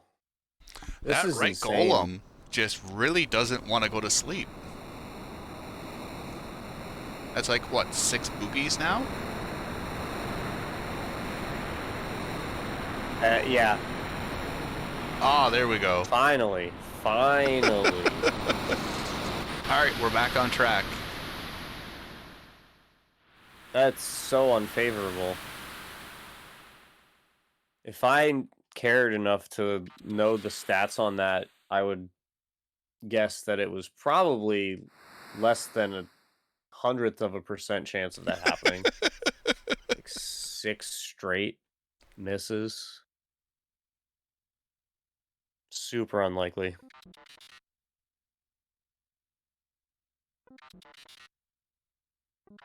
Yeah, no, it's definitely not 50-50. I would say it's somewhere between 70 and 80, probably, for Boogie. I think that the status effects all have different percentages, but they're all like around 70 minimum. Like they'll miss, but not that frequently. Yeah, that is a very, very extraneous. Like the death attacks, the ones that cause instant death, like those are probably 50-50, but any of the actual status effect ones are definitely higher than 50-50.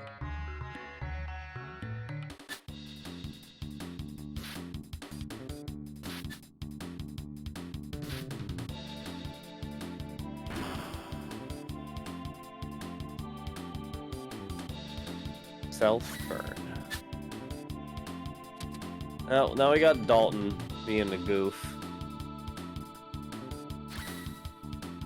Lore-wise, the kingdom has been destroyed by Lavos, who was like, "Stop stealing my energy, bro. I'm trying to sleep here."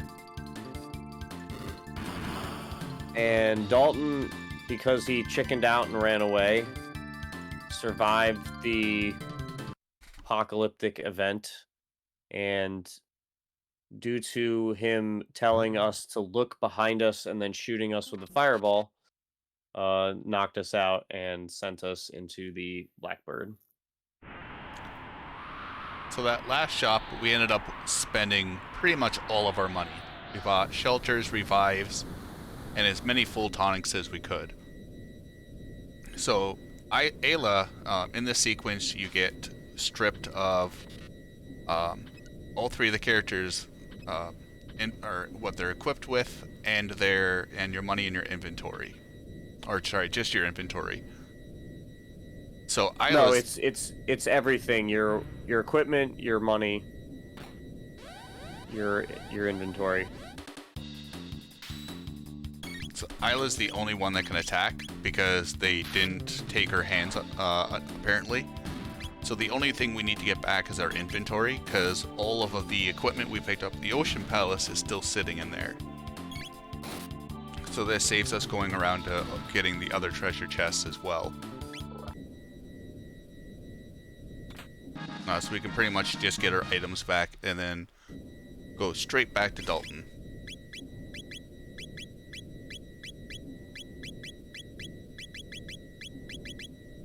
Carolyn just wrapping up the Lavos death Chrono sequence.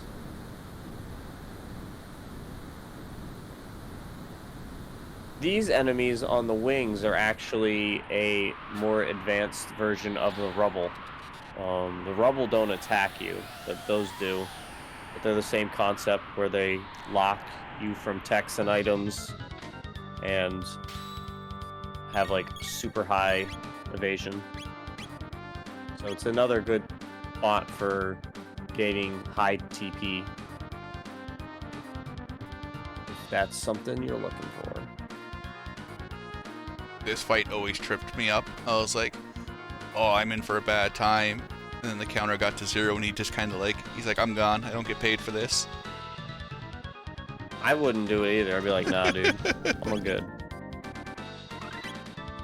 Yes, as Triton's saying in chat, the only reason the inventory strat works is because you get everything back but the money when you're done this area. Yeah, it's all Dalton has all of it in the cockpit. Like everything you don't grab that's not the money is in the cockpit if you don't grab it. this was always a tease. Like, I was like, oh, we can do some damage with the Epoch, but this is the only time we get to see it actually do some damage. Outside of, like, flying it into Lavos, but that's very counterproductive. Say, like, it does, like, 10,000 damage to Lavos. It learned how to break the damage cap. Shell sequence, so that's definitely worth something. It's a good trade, for sure. And I'm completely biased, but it also gives you the best ending in balloon ending, so just throwing that out there. Meanwhile, Dalton is like basically a lesser fight, a lesser form of the Golem fight. He's a little bit weaker, a little bit slower, and you have access to much better stuff.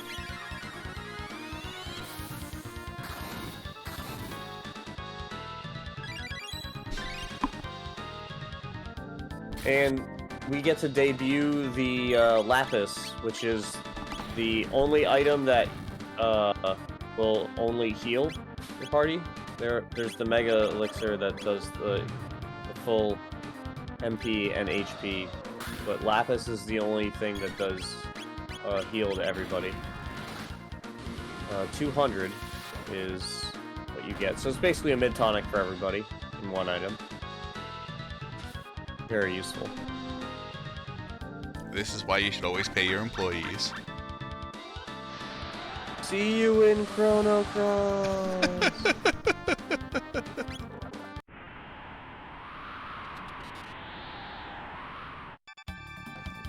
Dalton goes to wherever the Golem boss went to go.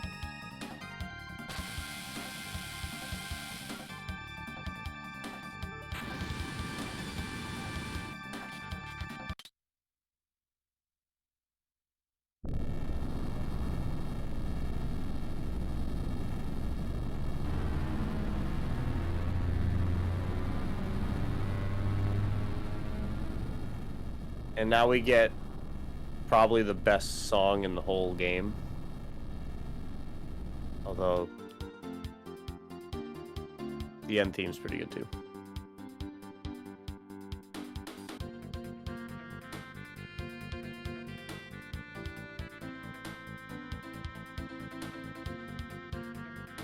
So here we're just going to do another little shopping sequence. Going to be selling a couple of weapons, selling a hat. Get back some of that money. We don't have Chrono anymore, so it's not like he needs his red katana again.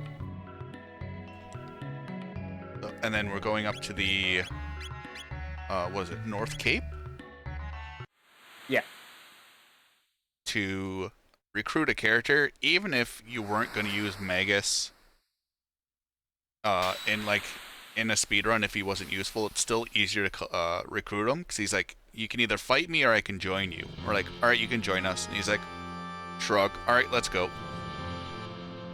Yeah, it's way quicker. So, and if you say no, it's a one-on-one fight between Frog and Magus. I don't know if you don't have Frog in your party if someone else comes. I believe it's a normal fight if Frog's not in the party. I don't think it's a 1v. I think only Frog in the party makes it a 1v1. But I can't even tell you last time I actually... No, I was going off of like ancient memory at this point. Yeah, it's been a minute. It's full party if you don't have Magus? Oh, okay. Or if you don't have Frog, sorry. There's really no reason not to say no to Magus. Yeah, I mean, like... Unless you didn't know, you know, like, you just like, I remember. Oh, go ahead. No, I was just being silly. Oh, I remember fighting him casually because I thought if you killed him, that Frog would turn back to Glenn. And so I remember like fighting him, and then he just stayed as Frog, and I remember being so disappointed. I was like, that was a waste of time. Nothing happened. Well, it happens at the credits. Yeah, but like my first time playing a game, I never thought about that. I was just like, it's tied to Magus. If I kill the tie, we're good to go. It's like, nope, you just lose a really good party member. Funny enough, Magus's elemental tier 2 spells are actually stronger than their actual characters. So Magus's Ice 2 will deal more damage than Marley's Ice 2. They have a different damage calculation. And from what I remember, Magus's is slightly more favorable to him than the other characters. I love the sequence of the intro of the Black Omen. Like, it looks so good. Just really showing off what the Super Nintendo can do. Yeah, Magus with the Doomsicle, you'll be seeing that probably about 20 minutes. But Magus with the Doomsicle can output some very, very good damage.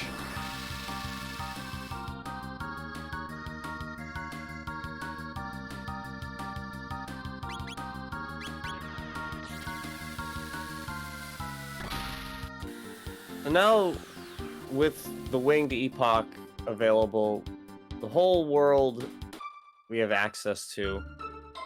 So we're gonna start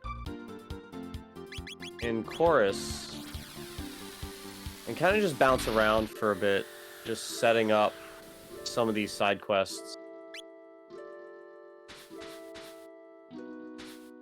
before we really dive in and start working on completing them. Yeah, a lot of it is just kind of, alright, well, we're here, we're on this little small island, how much can we do here? And then we'll move into a different part. And as when I was talking before about how the Epoch Unwinged, when it time travels, it's in the same spot on the world map, that still holds true to Winged Epoch. Wherever you time travel from, you're going to be in that same area, so you take advantage of that as well in the routing to try and, go to spots that you're close to from where you're time traveling from.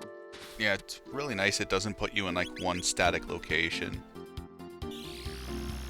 Yeah, it's especially nice for, like, the upcoming Chorus side quest, Frog's Hero Cape, or Hero's Grave side quests, where you're, like, constantly traveling back and forth, and if you had to, like, go to a gate to do that, like, that would be so much extra time. Yikes. So now we're grabbing Luca's other gear, personal gear, while we're here.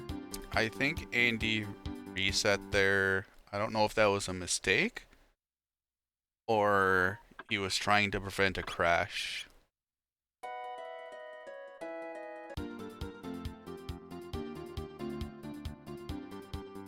This is 100% glitchless. 100% is defined as all side quests. So what we're basically looking for is our save file at the very end to say the fated hour. And this is also the PC or Steam version. Andy and Caroline are both new to running it, and they've both done an amazing job at lowering the time. Caroline holds the world record at a 4:47. Andy is not far behind. I think he's got a 4:52.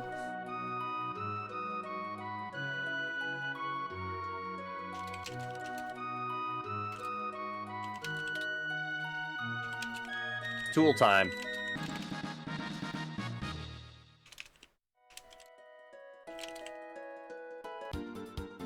So yeah, this would take so much longer if we couldn't just pop right in the same spot. So much more ideal.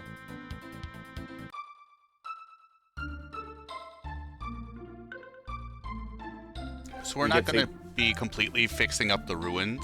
The side quest is technically finished once we freed Cyrus's soul.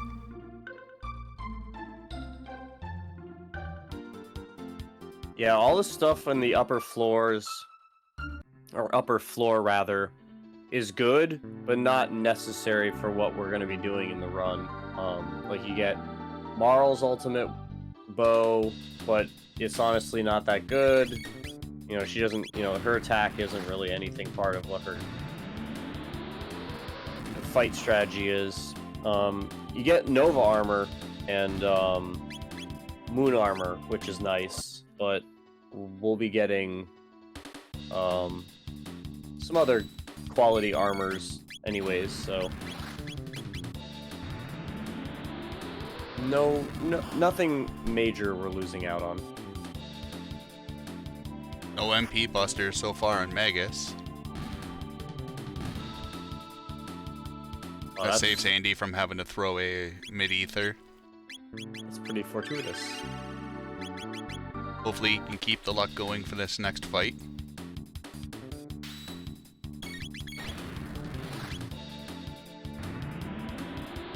Caroline just recruiting Magus. About to start her journey through time and back to the end of world, or end of time.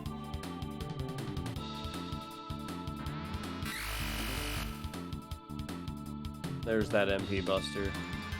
Well, at least it's doubling down.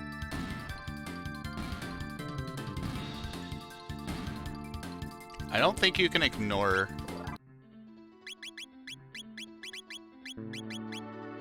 I forgot what I was going to say there. It's not important. Well, now that we've cleared the bottom floor, we can pay the guys to fix. And with it fixed, we can go to the gravestone and let Frog reconcile his past.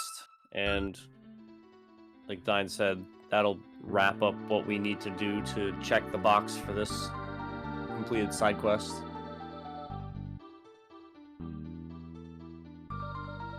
And I believe, if I remember correctly, what the run goes by is Gaspar, his mention of the side quests. Like when he doesn't mention it anymore, that means it's completed. I think that's what we go by, but I can't remember. You basically want him to be like, I got nothing else for you. Yeah, he'll only talk about the person that needs help that's close to you.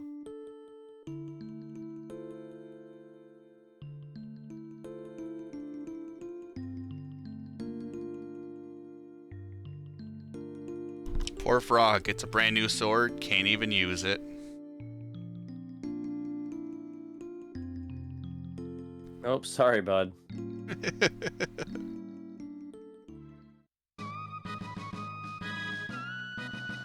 Thanks for playing.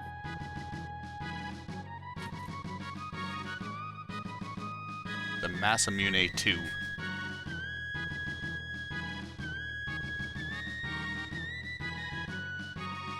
He can use it, we just don't use Frog for the rest of the run. Pretty much the party is going to be...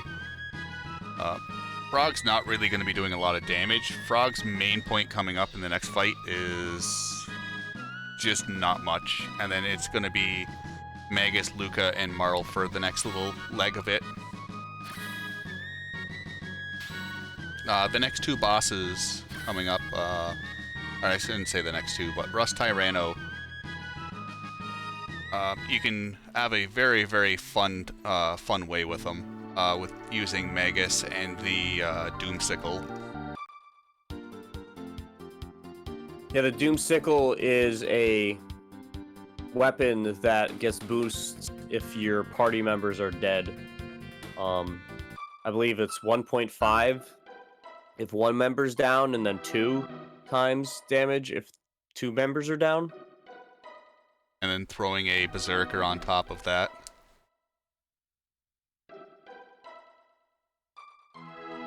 And Magus has a pretty decent attack stat. You know, it's not as good as some of the heavier hitters, but certainly serviceable. So our main point through Magus' castle at this time is just to get the Doomsicle, Gloomhelm, and Gloomcape, and then we're gonna leave. Fighting fleet / individually is okay, but fighting them together, we're gonna come back for that quite a bit later.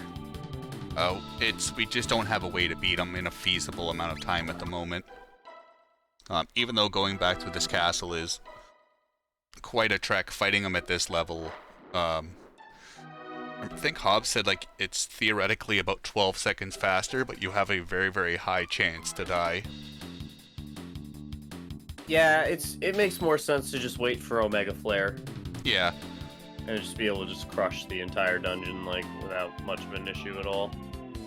You know, pretty much the way this whole side quest situation is routed out is to just get the gear that Luca, Magus, and Robo need, and then get them tech-wise to where they need to be on Death Peak, I believe is the grind point. The 6 cracker 6 refresh crackers. fight. Or as I like to call them, Lavos eggs.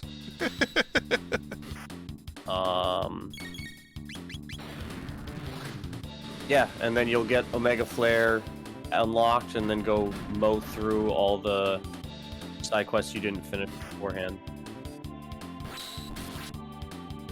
So that's basically what we'll be doing over the next, like, I don't know, like, what, hour and 10 minutes or so? About that, give or yeah. take?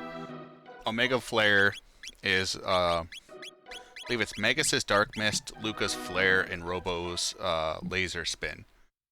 Which, Luca just has a good magic stat, and Flare hits like a truck. Magus also has a very good magic stat. And then once you start including items like the Prism Specs and the Sunshades, you get a very big damage increase.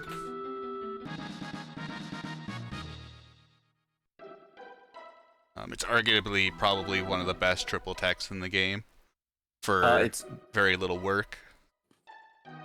Dark Bomb. Oh, Dark Bomb, Yeah. sorry. Yeah. Nope, you're good. Yeah. I was gonna say, I think it's unlocked earlier than that, but yeah. It's hard to tell, because, like, the animation for it doesn't really convey that you're using Dark Bomb very No. well. It doesn't really look like it uses Magus for much of anything besides, like, standing in, like, one pose and that's it. Yeah, his vampire pose. I mean, what? I have a fanfic to go write. Believe me, it's already been written. Alright, I got a fanfic to read then. Yeah, there you go. Caroline just finishing up with the Cyrus side quest. Bye, kitty.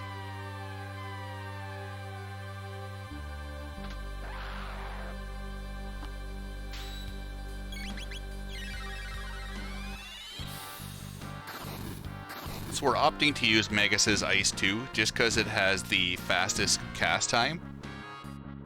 The only time we'll be using like Fire 2 or Bolt 2 is if we can't kill the enemy in one cast and we need to exploit an elemental weakness. But for most of the fights, Magus' Ice 2 is going to single-handedly take care of all these, quite a few of the smaller encounters. And see, here I thought it was thematic because the Ice Ages started to set in 65 million BC, and so the dinosaurs are more weak to ice attacks. Magus The more is you just- know, right? Magus is letting them know what's going to happen to him. Well, no, because these are dinos that survived. Because this is in 600. Oh, I forgot about that. It's been a long So day. these are like, this is like gross negligence from a scientific standpoint by like killing all these dinosaurs that are thought to be extinct. But, you know, Magus is not exactly what you would call a hero type. So.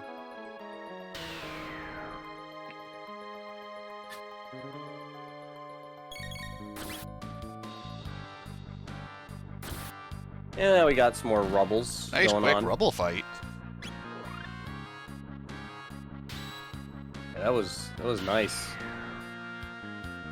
Although Magus has a decent hit percent, and then with the Berserker boosting that, he usually hits pretty good with that combo.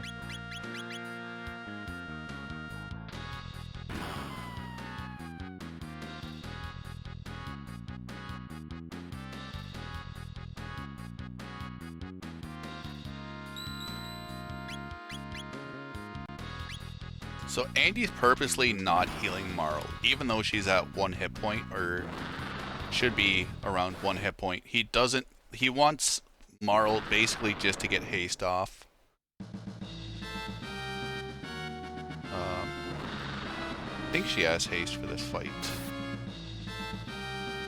Yes, she does. Yes. So we want to charm for the red male. This will help for the next fight, Son of Sun. We got it. So then Marl's going to hopefully be able to haste Magus just to get his turn faster. And then we're just going to put the controller down and let Magus just deal an obscene amount of damage very quickly. Like, you might look at this and be like, well, why don't we just do this for every boss?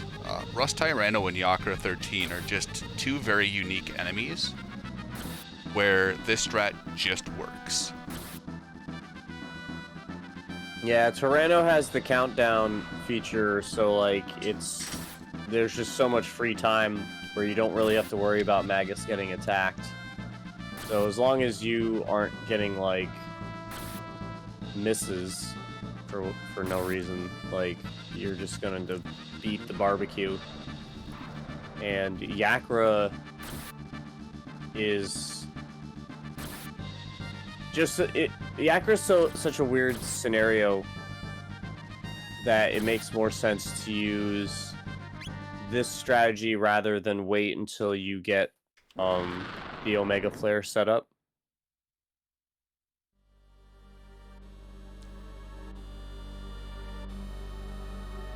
And also you want the Prism specs as soon as possible. They're so broken. They increase damage by 50%? That's the Sunshades, I think. Pretty sure Prism specs is like 75. I can never remember if it's 25-50 or 50-75. That might be right. I'll trust your word over mine. But either way, it's dumb. Yeah, it's insanely dumb damage, especially when you combine both of them together. And I believe Omega Flare also gives a 25% damage increase for each tech used. Yeah, it's just a lot. It's yeah. Especially with Luca's Flare being in it, being such a high tech and already having such a huge potency to begin with, getting a 50 or 75% damage increase on top of that. I mean, Fox, Berserker's like one of the best accessories in the game, just from any standpoint. It's just it gives so many stat boosts and helps in so many scenarios. The Berserker was the one item I always avoided casually. And watching a speedrun, like when Poexo started doing this, or I started watching the 100% glitchless before I caught any of the RNG Manipt runs. But just seeing how much damage you can just output, it was just like, yep, younger me was an idiot. Well, I mean, you think like, oh, but I don't have control, I don't get to do all the cool techs, I can't, like, you know, they can't use items, like, it seems like it's a significant detriment, but you just thump. Just thump. You don't need strategic planning with brute strength. Exactly. Just like, wait, you've got the ability to thump. Robo Smash.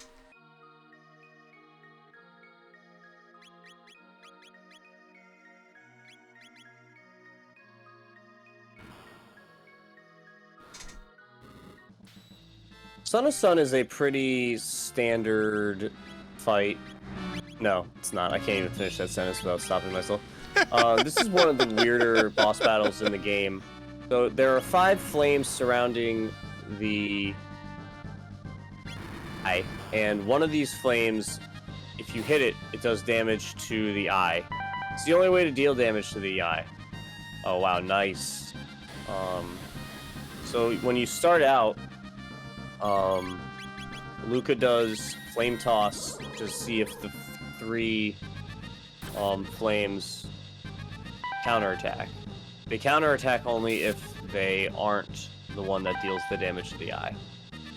So it's a nice quick way to figure out if 3/5 of the flames are active. And then from there you just attack as much as you can until the roulette spin occurs, and then you're back to start. Same game.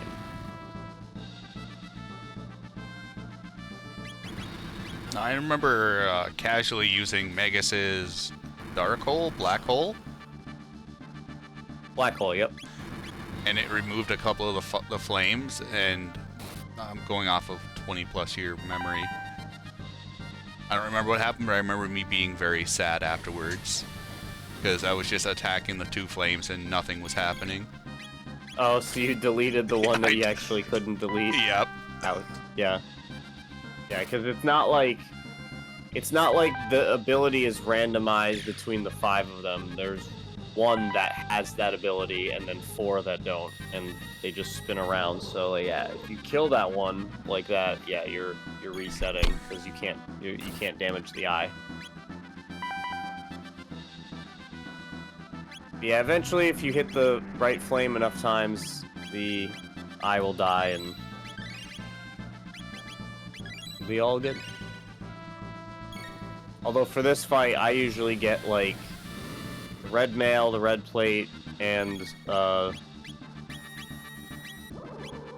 Ruby. I'll usually have Luca in the party just to use her cabin suit.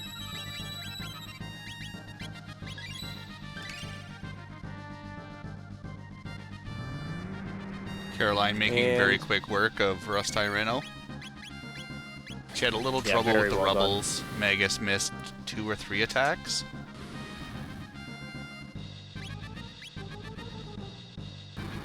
Oh, it was gonna be hard to replicate Andy's rubble luck in the Giant's Claw. That was.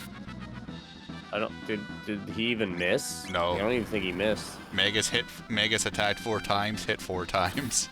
Yeah, that's insanely good luck for rubble. Still got about another hour-and-a-half race left in this relay, and still a very, very close race. Oh yeah, and we still have like a few more boss battles that have enough time variance that we can certainly get this back to a synced up race again. Oh, he had 1 miss? I must have been looking away for a second.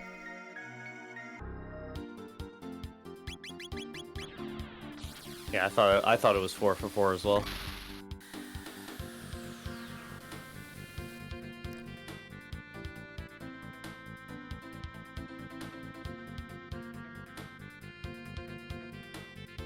So here we're going to 65 million BC to just put the Sunstone.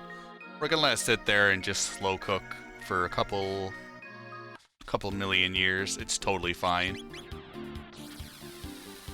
So we're gonna go to 1000 AD, find out the stone has been stolen. We're like, we know who did it. Thankfully, the game gives you a nice visual indicator if you go flying around the world. It's in the mayor's house, and you'll just see a bunch of like lights and sparkles coming up from the house.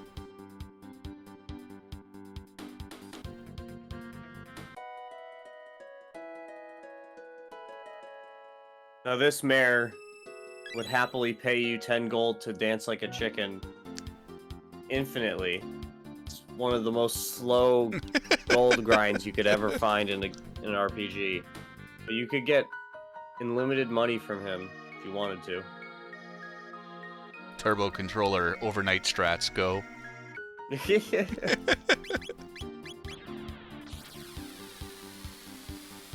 Oh, been there. Yeah, now we're just gonna get a fully charged Sunstone, and Luca's gonna make the blunder shot.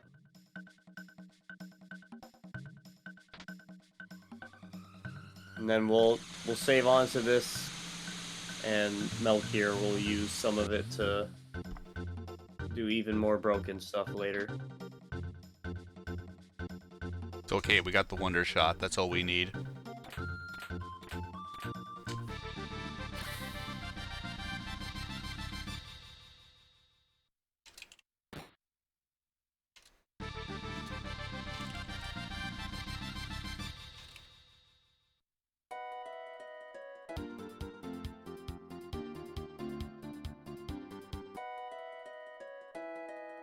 So now we're going to go pick up the Chrono doll.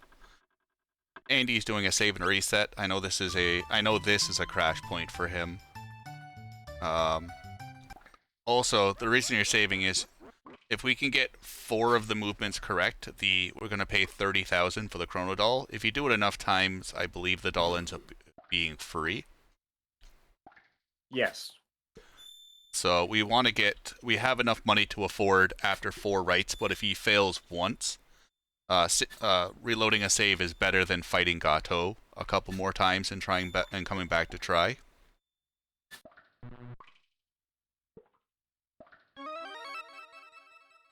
So you'll see Andy there failing the 5th input. There's just not really a lot for us to spend our money on for the rest of the game. Mega Ether or Mega Elixirs are very plentiful in the final dungeon, and we'll be picking up some around. We got 50 or so full tonics, we got a couple of lapises.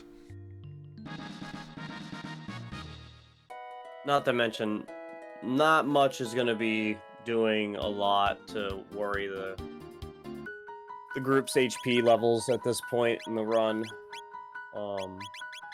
Especially with Magus being like almost level 40. Yeah, Magus a beefy boy. He's just gonna carry everybody until they catch up, and then it's just gonna be endgame busted silliness.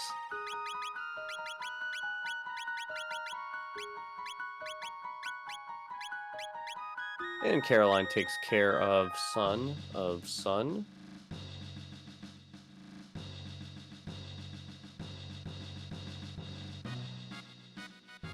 Pretty standard. Meanwhile, Yakra 13's trolling. Like you do. Once again, we're actively avoiding healing Marl. We just want Megas at full hit points. Whatever hit points Frog and Marl are at, their pretty much only job is Marl is going to cast Haste again, and then Frog is going to die.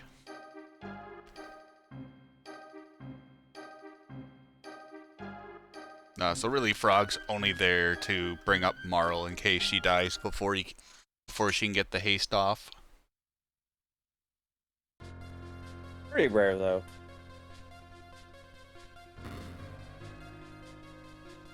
Should have no issue. And this will be the last of the Berserker strats. Shed a tear. Till next time. What haste, Trenton? What haste?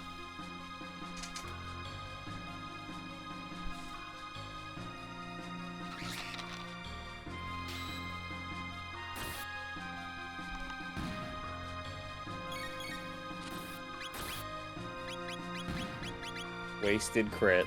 You hate to see it.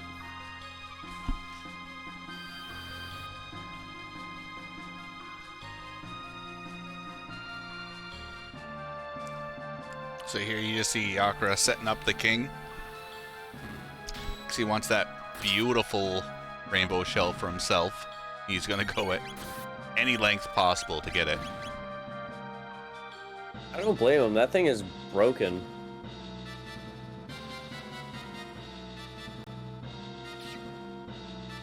Andy doing a little bit of a pause, waiting for that snake to get by him.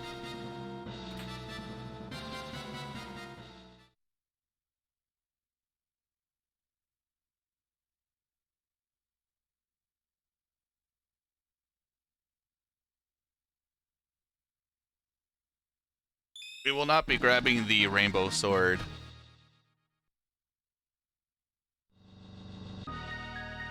No, we only revive Chrono because we have to in this run. Legally obligated to revive.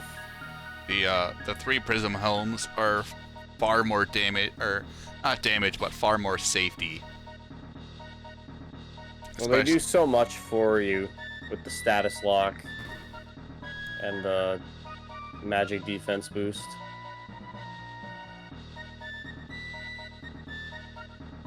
Although I always go for the dress because it's like made for Ayla.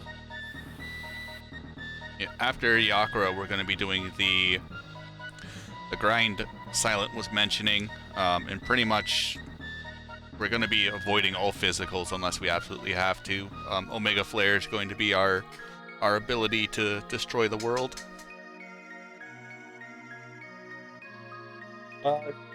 Chat's asking who's ahead. If you look next to the name of the runners on the top of the bar, you'll see a frozen flame symbol. That is the designation for who is currently ahead. So right now, Andy W is ahead.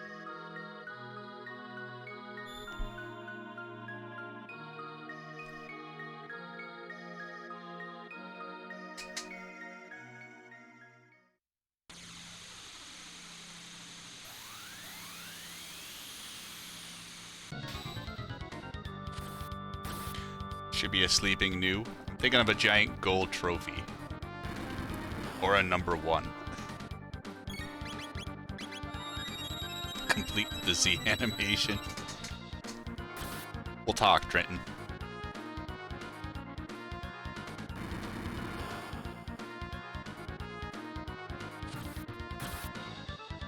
Bullying Marl. Not cool.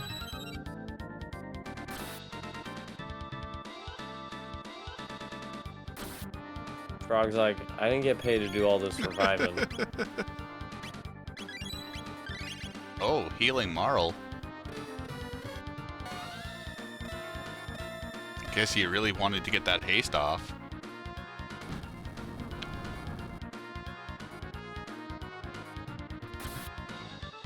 Well, I think that all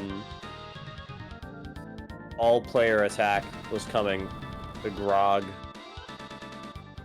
So he had to get Marl up before Frog went down. Ah. At least that's my guess. So that's usually how the script works, is like 3rd or 4th attack it does that ground shake or ground pound or whatever. There you go.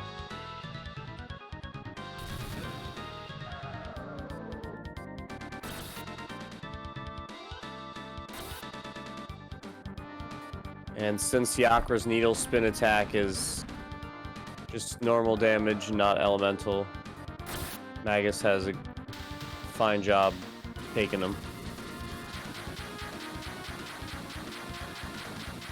But easy fight.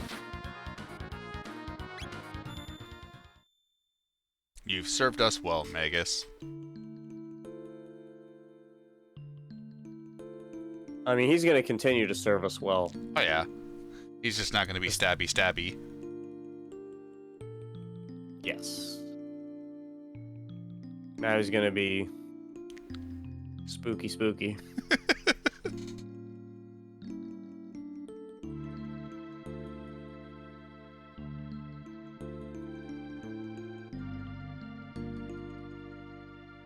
Man, everyone in the crowd's so angry for such a heartfelt moment.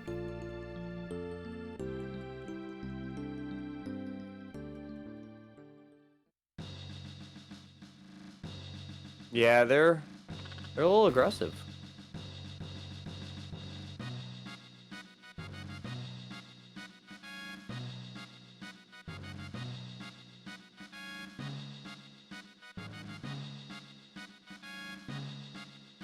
So, the runners are going to be high-fiving here in a second. Yep, there we go.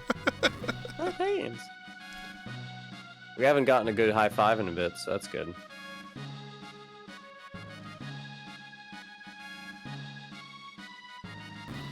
And Carolyn is still pretty close. So it's still anybody's race. Oh yeah. You can definitely lose some time on the Death Peak grind if you don't end up getting the 6 Lavos eggs.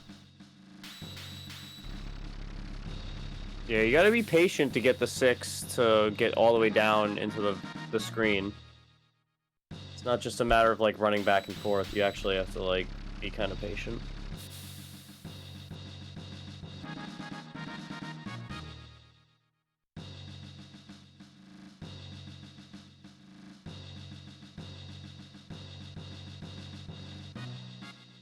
So there we got the 3 prism helmets, and then we also got the prism specs. So we're pretty much all complete for our master plan. This grind is not only just for TP, but extra levels for safety, just to give the characters a little bit more hit points.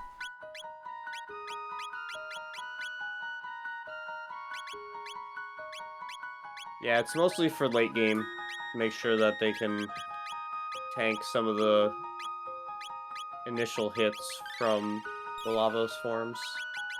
Like the buffer now makes it so that the added experience from the late game will add up to enough to survive.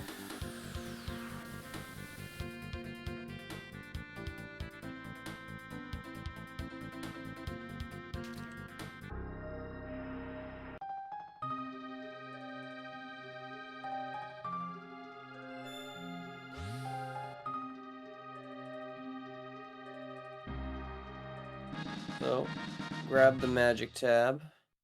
That only appears after you've gotten Epoch.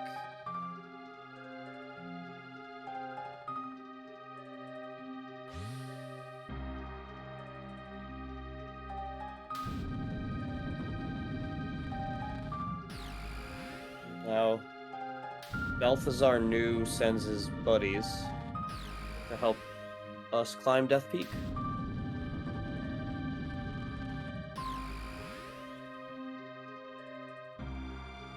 Do the prism helms also give you status immunity, Silent? Yes, know they status give you- immunity +9 magic defense boost, and then like, you know, Protect I don't know the status? number, but it's like one of the highest defensive boosts, just like the actual defense stat itself. I think maybe Safe Helm has a little bit higher, just base defense boost, but yeah. I always thought it was just protect and then like a massive defense with a little bit of magic defense. Nope. They're really strong. Like if I didn't use Alo with the Prism Dress, I would absolutely recommend getting the helmets. But you get some good stuff later on from the like sisters in the church that has Robo in it after you revive the forest. They sell some pretty good hats. And also Haste Helm is broken. So you get that in the Black Omen. Yeah, anything, like we were saying, anything that gives you extra speed or faster turns is just absolutely broken. Alright, Andy's at the don't hit the shell fight. Like, don't mash. Whatever you do, don't mash.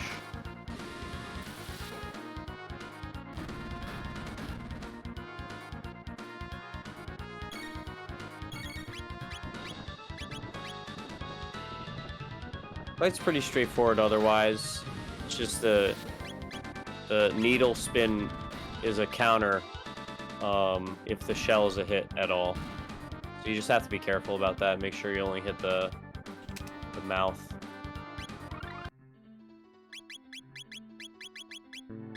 And not much to it.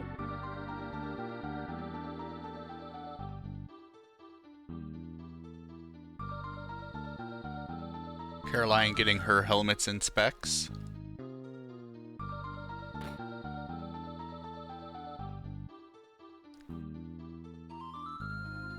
And we're just some simple movement, avoiding encounters.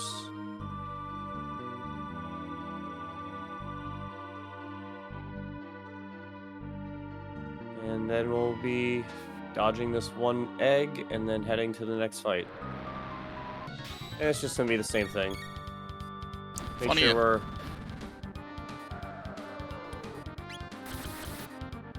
And yep. Just gotta make sure you're like. Usually just want to make sure you're above 300. But this one you can run away from, so that's what we do. The devs forgot to code it as a boss battle for whatever reason. I remember seeing that for the first time and being blown away. And here is the spawn room. So we'll be taking this encounter 4 times. And this will, each fight's about 2,200 experience and I think close to 50 tech points. I believe it's 48 exactly, if I recall correctly. Right? Is that math? I think that's math. I could be wrong though. Let's see if we can catch it during the blistering fast victory screen. I got nothing. No.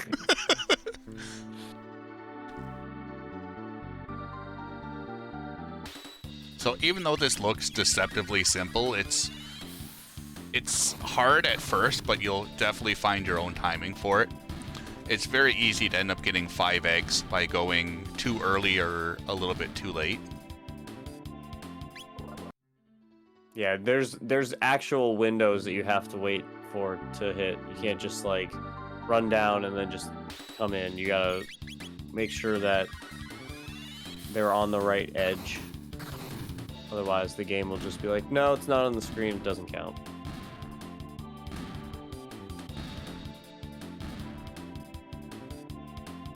Yay, I remembered correctly. You get a gold Good star. for me. Good for me. And then we got one more shell fight. Or juvenile Lavos fight, rather.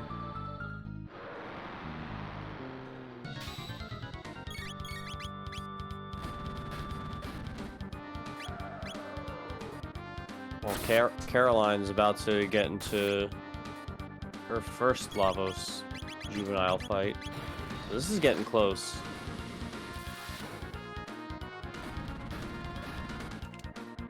We're gonna have a little bit before the next, like, real chance for variance, but still definitely possible for anybody to win.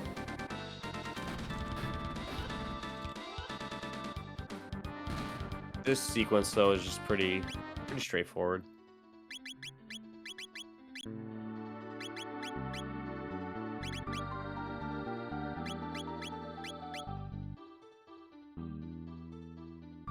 Here we're getting Luca and Marl out of the party to avoid extra dialogue when we revive Chrono. Andy goes for the cutscenes but doesn't go for the hug. That's it. Chat riot. I want your disappointment. Andy's team is in the lead. As of Rust Tyranno, there was a 5-minute difference between him and Caroline, but Caroline has been pretty steadily closing the gap. Yeah, no, it's been that close almost the entire relay. I was tuned in to Chrono Cross and remember seeing like the Zelbus ship sequence and it being like synced. That's like 2 or 3 hours into that run. So it's been a really great relay today. Absolutely check out the VOD when that's up, as well as when it hits the YouTube in a couple of days' time.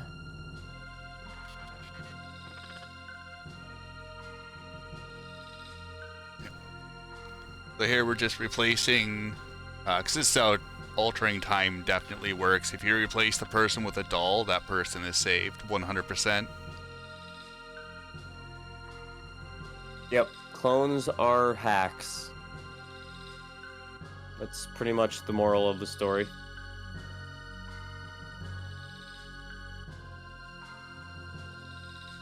It's just how science works. So yes, saving Chrono is one of the side quests the Guru of Time gives you. We're not saving Chrono just because we miss his beautiful hair. We do, but that's not the point. I mean, I have pretty beautiful hair, so I don't really miss his beautiful hair. It makes me jealous of his hair. That's the cosplay dream. Find somebody that can make my hair look like that.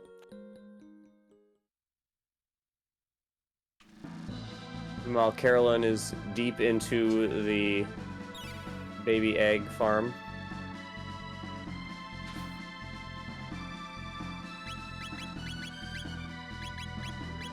I'm kind of reminiscent of like doing Pokemon breeding, where you're just like mowing through eggs for like a few hours. Like, no.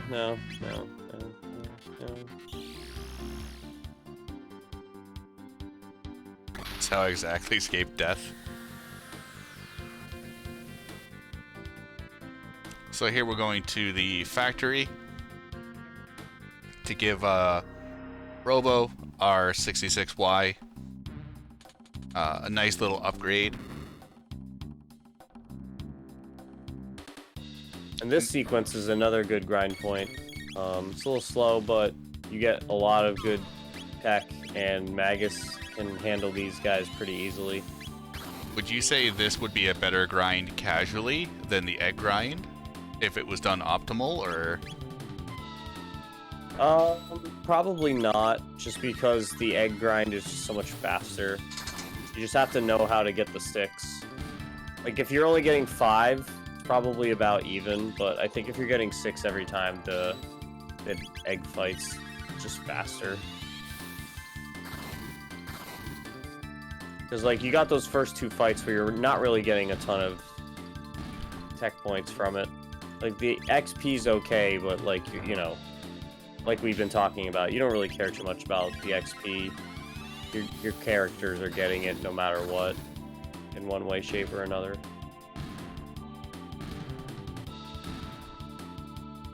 But this one's a nice one just because it's, like, very repeatable.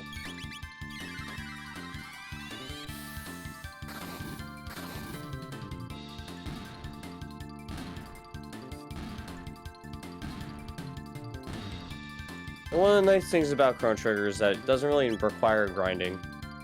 Yeah, it's a very, very easy RPG in that sense. Like, it's so well balanced, where you can take on anything with any grouping of 3 and be able to get through it, and not really have to, like, go out of your way to, like, make one of the party members, like, a lot stronger to be able to get through a section. Just the combat balance is astoundingly good.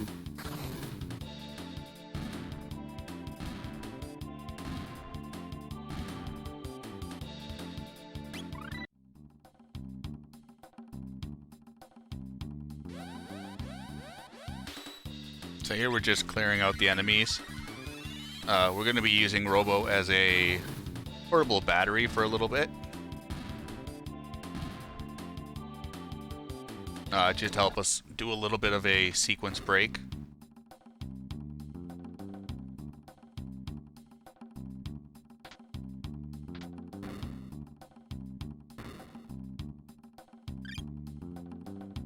Now we have one of the weirder sequences in the game where we have this electrical conduit that Robo can carry to have to power these door locks.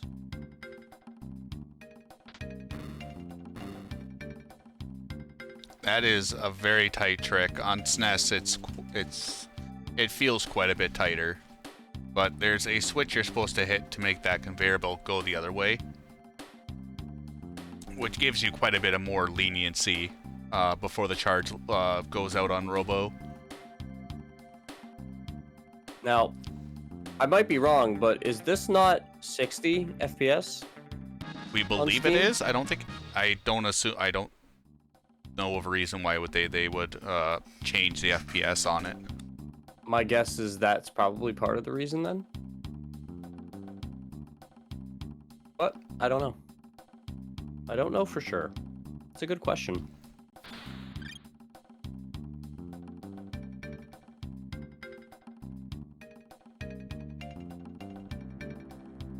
Now we've got Carolyn entering the factory as well.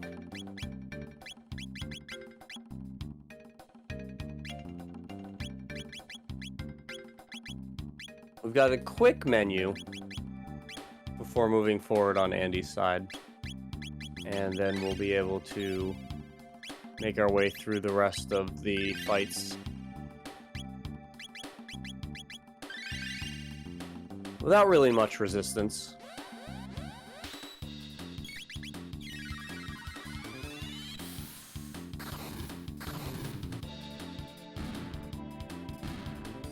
I know we aren't going to see it, but I always giggle whenever there's whenever a tropo skip happens, just because of like where the sprites go on the screen. Very, very silly. First time I seen it, I thought the game was gonna crash. Chrono Trigger would never do such a thing. The SNES is slightly faster than 60 frames per second. It's 60.0988. But the SNES also has lag frames where the PC kind of gets rid of some of it. So that's where some of the time save over the SNES run comes from, is even though it runs at a slightly slower frame rate, because most compliances are 59.97 or 68 frames per second, you don't have a lot of the lag generation that happens. And then of course with the instant text and everything else, you do get some nice additional speed bonuses.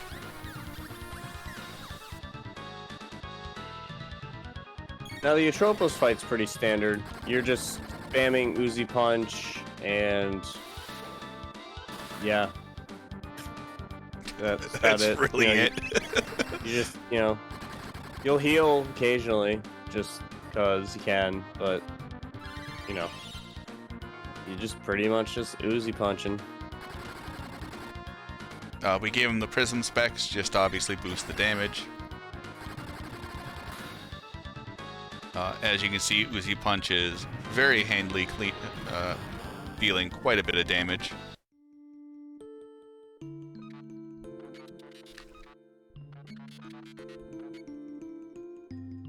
Now Robo gets his own character-specific boost, where he gets a significant speed and magic defense boost. Where he gets 3 speed, which for him is like a giant quarter of his speed at that point.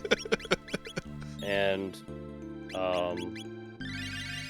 10 magic defense for him is like 1/5 of his magic defense at that point. It's like it's so absurd how much more powerful he is. Andy grabbing the safety mega elixir.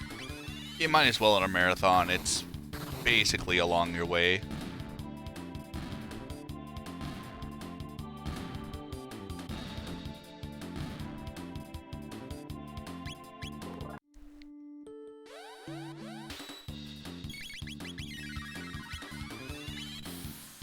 Caroline's feels like Caroline is just like getting closer and closer. Yep.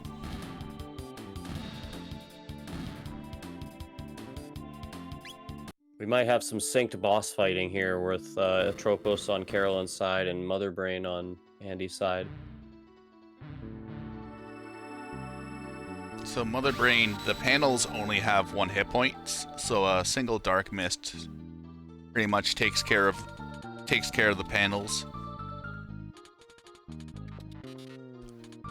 And then Mother Brain is going to be Mega Bomb, Uzi Punch, and then a Dark Mist, and it pretty much goes down. Mother Brain's only got 5,000 hit points. And yeah, it's really just about not killing all the panels. That's the trick to this fight. As long as you don't mess up and put her in anger mode.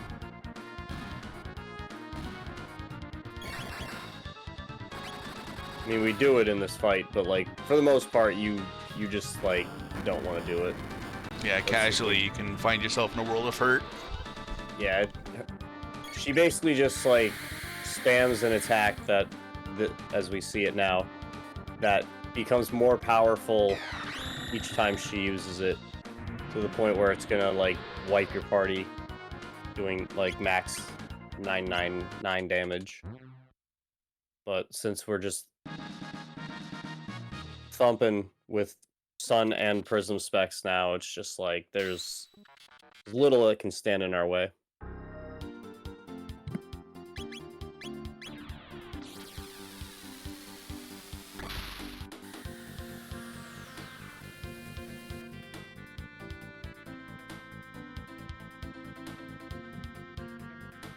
And now we'll go to Sunken Desert. Now that we've fully acquired everything we need. As this is kind of one of the more, I wouldn't say difficult side quests, but the enemies are definitely stronger than most of the other side quests are in terms of the regular encounters. And Ret Knight is not hard, but definitely tougher than most of the other side quest bosses.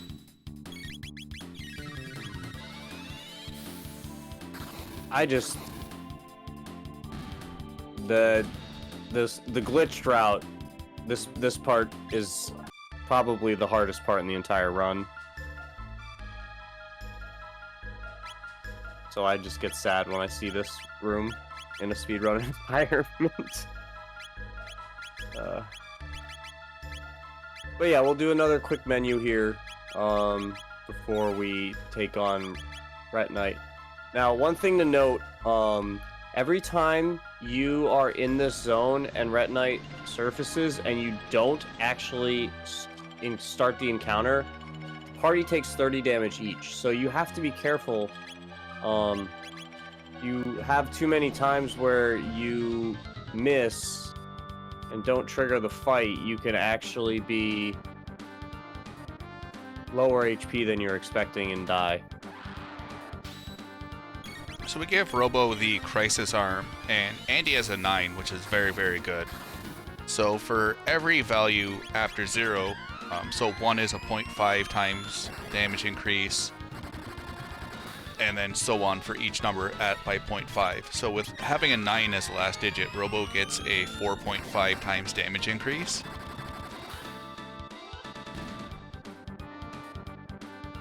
Which you can see him just absolutely just destroying Ret Knight. You're not always guaranteed to get 9, obviously depending on the damage you get or the healing you have. But also, so we're getting the Crisis Arm damage on top of the Prism Specs damage. And the game just really, it doesn't seem like it was expecting this kind of a combination. Well, yep, that's the beauty of the Crisis Arm, though, is like, you have the risk-reward of, if Robo gets hit for 9 damage on the first digit, then you're dealing 0 damage. So, in a non-manipped run, you're really pulling the dice, you know, figuratively speaking. You know, in a manip run where you can control the, you know, enemy's actions and know, like, okay, Robo's gonna not get hit this fight, then it's way safer. But yeah, like, that could have easily gone completely different if Robo had been attacked and had to have been healed, and, you know, you can't control the exact number of your heal, etc., etc. Like, Crisis Arm is a lot safer when Robo's at max health. Then, you know, at 999, because then you could just full heal him every time and get him back to where he needs to be. I remember that was a strat, or if it still is in the route, I haven't paid that much attention. But that was a strat to give Robo the gold earring at one point, so you would basically guarantee that he would get the 9 damage multiplier. But I think that was a very early route. Yeah. But it's so unreliable without, you know, there's just a lot of easier ways to deal damage. Basically is what it boiled down to. Even with the Prism specs, I think if Robo ends up having a 7 or 8, if he has an 8 over a 9, I think he loses like 700 damage. But the damage increase from the Prism specs still makes it more than worth it. Oh yeah, I mean, honestly, I feel like as long as you're over 6, you're probably dealing enough damage with the specs equipped that it's worth it. But again, without being able to actually like manip his exact health, it's tough. Yeah, you're pretty much at the mercy of the game. What it wants to give you, you can. Like, I can't tell you how many times I've used Crisis Arm and then like gotten hit for Xaxes to knock him to 0. And just be like, well, this is why? my life. Like, Robo, I loved you, and this is how you betrayed me. By taking exactly 7 damage. The trusty reset button solves all. Goodbye. You were a thing that we endured. But yeah, this is what we were alluding to earlier when we came and just grabbed Magus's gear. Like, we didn't even bother really talking about those fights because it was just Omega Flare. Yeah. Omega Lull, Omega Flare.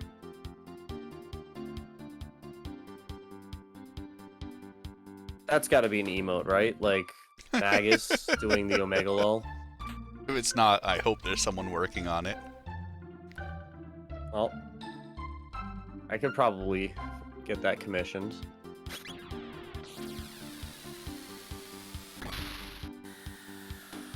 Or Robo just chugging away. And here's the church I was talking about that has all the good hats. This is the hat store. Where you go if you go for dress instead of prism helms. Caroline not getting so lucky. Her Robo's at a 5.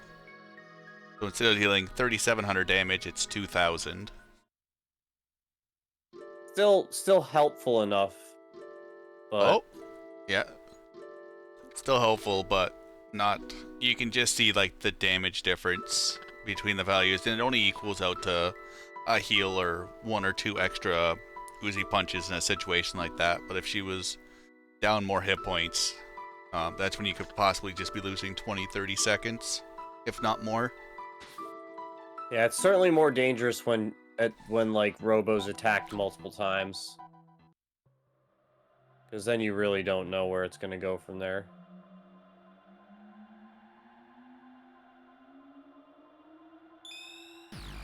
And now we get to do Luca's special time travel to get access to the most broken accessory the game has to offer. Although, for the purposes of this run, it's going to be significantly more fair.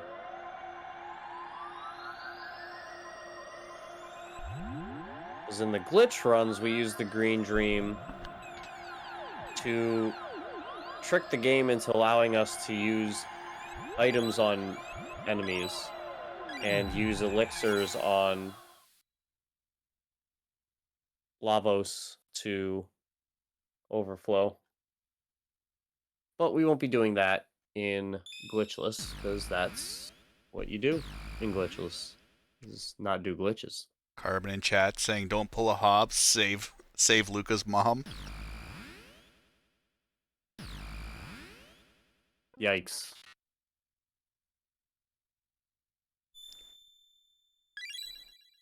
So, and this is pretty much the end of the majority of the side quests. Andy's gonna go and tackle the Black Omen now. Caroline not being too far behind, maybe 4 minutes at this point. The gold stud drop could definitely be a changer in the Black Omen if Ayla decides that she can't steal properly.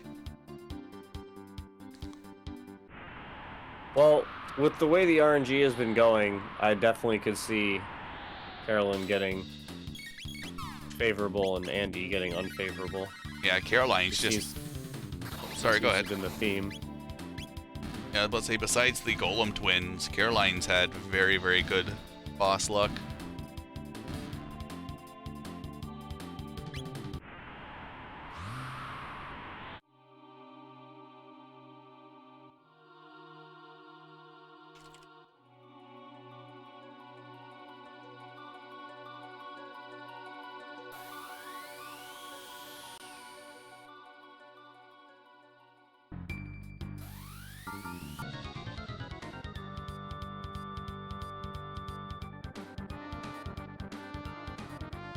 This mutant is one of the few, like, true difficulty stopgaps that the game has to offer, because you get access to the Omen much earlier than you can really feasibly defeat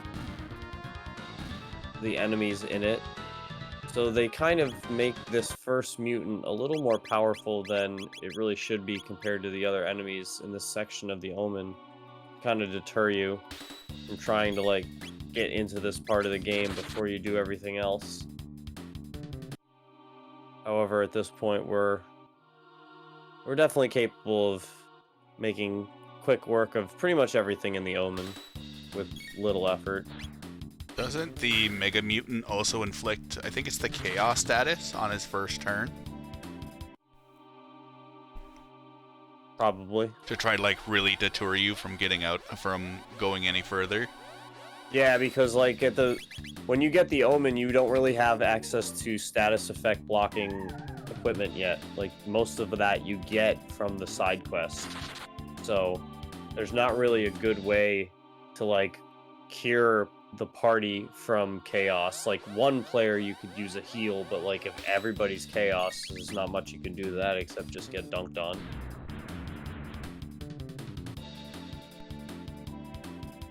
It's hard for me to remember. I mix up the mutants constantly. I'm really bad for that as well. They look so similar, and their animations don't really change, even though their attacks are different. So Andy farming Turbo Ethers. Unfortunately, he's hoping for a gold earring drop, and he's just not getting it at the moment.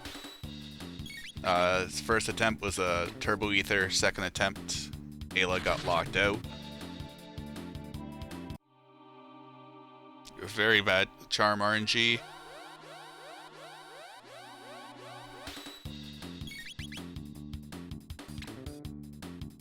Yeah, you hate to see it, because it's definitely some of the most volatile RNG the run has to offer. And the only way that you can really like help is with Charm Top, which is just not really worth the time of getting it. It's so out of the way, and it's only really helpful in this one situation. And you can, just as easily just get it early and not really have to worry about it. There we go. It also sucks because you're just looking at your timer, looking at the time just tick away when there's nothing you can do about it. Yep. Yeah, it's certainly demoralizing when you have something good going and you have to deal with an RNG event like that. And after the Gold Earring RNG, there's Speed Tab RNG. So there's going to be a couple of panels fights coming up. We need to get 2 speed tabs from them. You can steal them both in a single fight, but it's more optimal to do one in one fight, one in the other fight.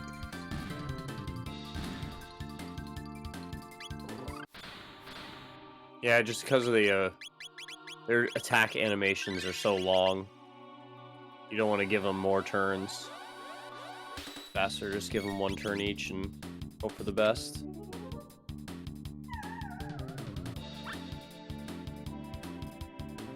Oof. I didn't realize that was the text box in the PC.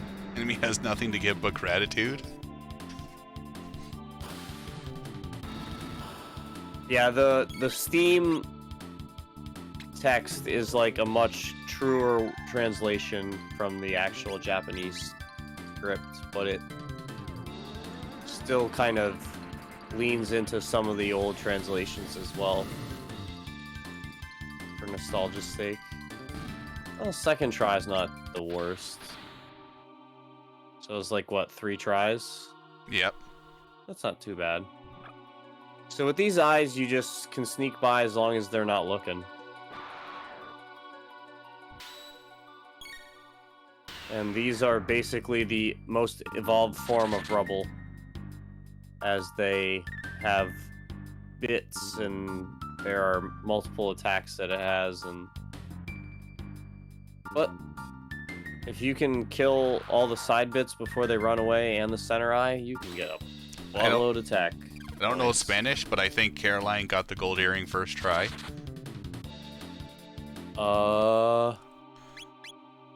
Where's Jerry when you need him? I know, he was in here, then he left.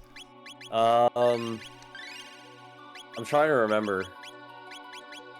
If I saw it, I'd probably be able to have a better guess, but I can't remember off the top of my head. Alright, chat saying she did. Thank you very much, chat.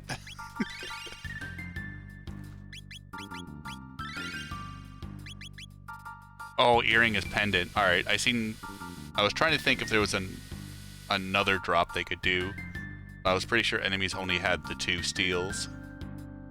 The common and then the rare. Mm-hmm.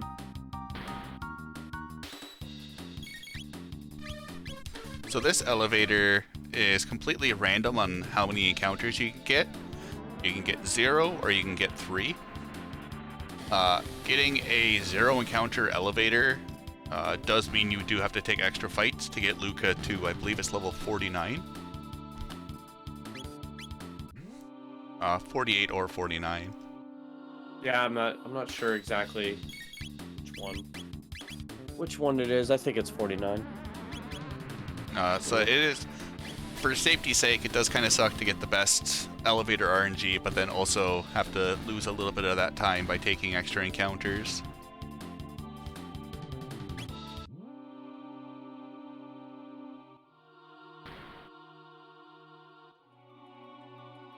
Caroline just going in and out, waiting for that eyeball to stop looking at her right away so she can get free and clear.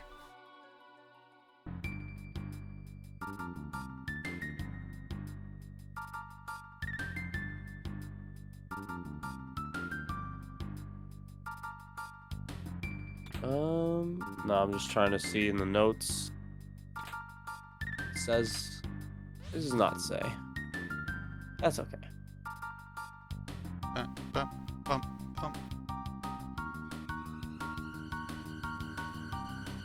The Cachren Senior. We're just gonna say hello, and then apparently also with this boss, they forgot to give him the no run flag. I don't believe that those are bosses. Oh, they're just regular enemies with a fancy animation. Yeah, it's just the encounter animations. Like, yeah, just they're just pulling out all the stops for the Omen, basically. Oh, we got the shield followed him all the way left. That is so trolly. He really Gross. wanted to see Andy off on his adventure.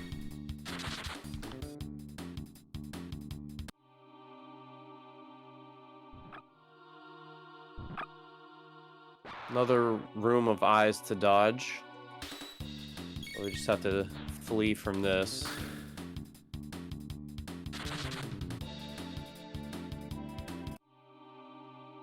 Ugh. I think the goon is the worst fight to get because of how slow it is to start on the elevator, if I remember correctly. Yeah, they got some pretty beefy magic defense and hit points to boot. Yeah, and they absorb some elements too, so you have to be careful about that. Although with this party config, you're fine.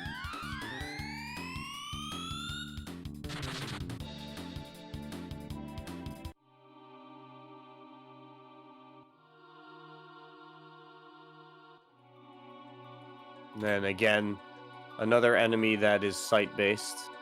They introduced a lot of that in this dungeon. Easiest speed capsule in the game. Caroline picking up Nova Armor, Haste Helmet, and 2 Mega Elixirs. So much loot in that room. That room is crazy.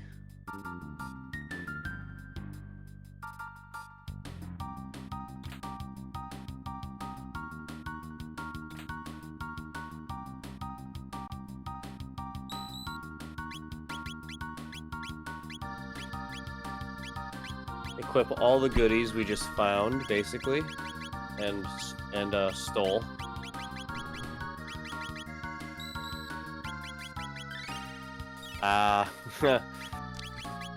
The bane of every Chrono Trigger speedrunner is the save point. It looked like he was on it. Yeah, he was for about 1 frame, and then he got off of it. It's so misleading. So misleading. I can never trust those save points. So here we have Mega Mutant's older brother, Giga Mutant. Instead of dying to 1 Omega Flare, because the upper body has 5,800 and the lower body is just a little south of 5,000, we need 2 Mega Flares. So he's just a slightly more inconvenience than the first guy we ran into.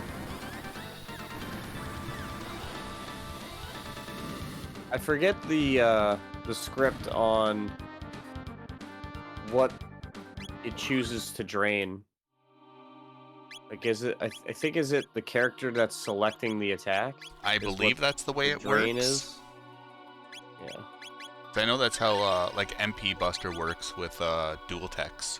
Right. Yep.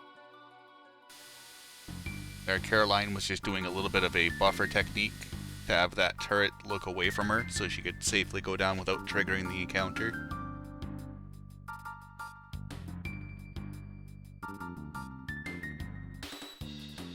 Nice quick Ruinator fight here. This is the ideal fight.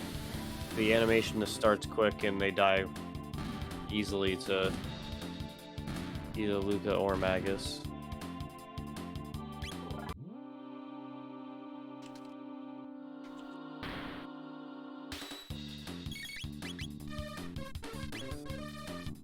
We got Carolyn getting ready for the middle child.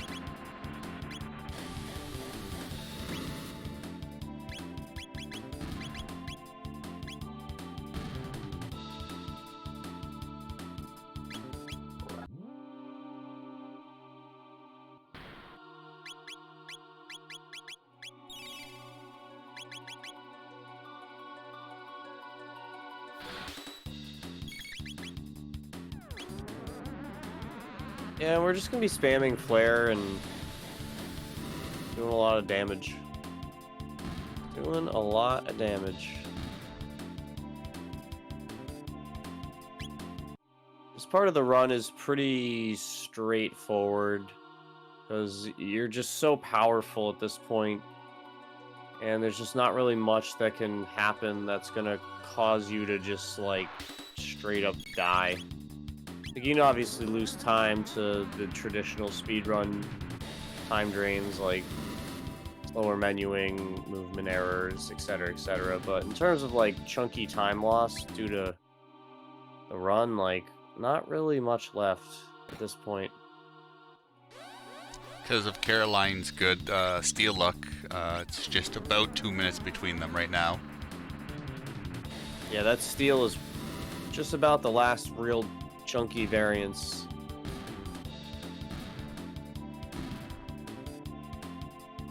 See how this elevator goes.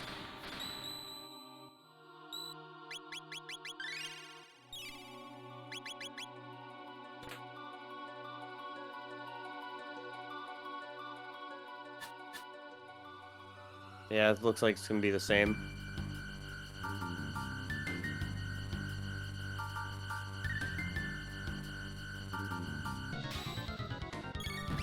So Terra Mutant's a little bit of a different one. The top has 7,800 hit points. The bottom has 20,000 hit points. But funny enough, the bottom dies when the top does, which is good because the bottom absorbs shadow damage. It's almost like the bottom part of the Terra Mutants is like an extended hit point pool. Think of it as an E-tank. Yeah. That's a much better word than I was thinking. I was like, what's those things again? I just totally blanked out. Yeah, another quick work for the Omega LOL team. And now you just got one more juvenile Lavos spawn to go. This one's a little bit beefier than the other ones, but not enough to really matter. We're still just gonna punch it really hard, and it's gonna be like, ow. So, everyone in chat, hope for a good wonder shot. Whoa, that was a very good wonder shot. Just casually killing it first round. That's a very good wonder shot. And Robo kept good HP through that water surge.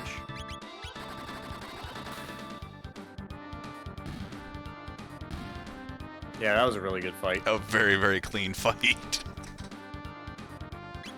Luca did pretty much as Robo did. Not one spine attack either. It was nice to avoid that slow attack.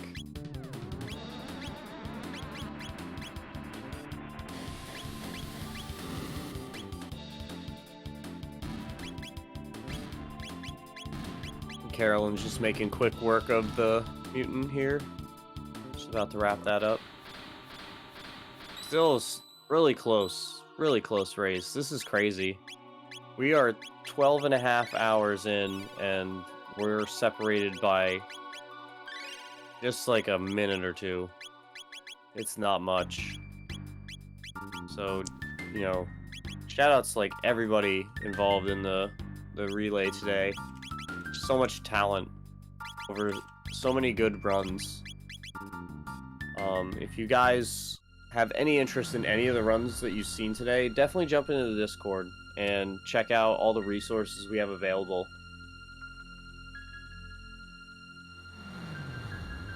So, first phase Queenie is pretty tame. She's just gonna halation a bunch, and we're not gonna really care because she doesn't do anything else, so it's just like whatever. So we'll just spam, and then once the next phase starts, we'll bust the Mega Elixir during the Mammon Machine fight and get ourselves back to good.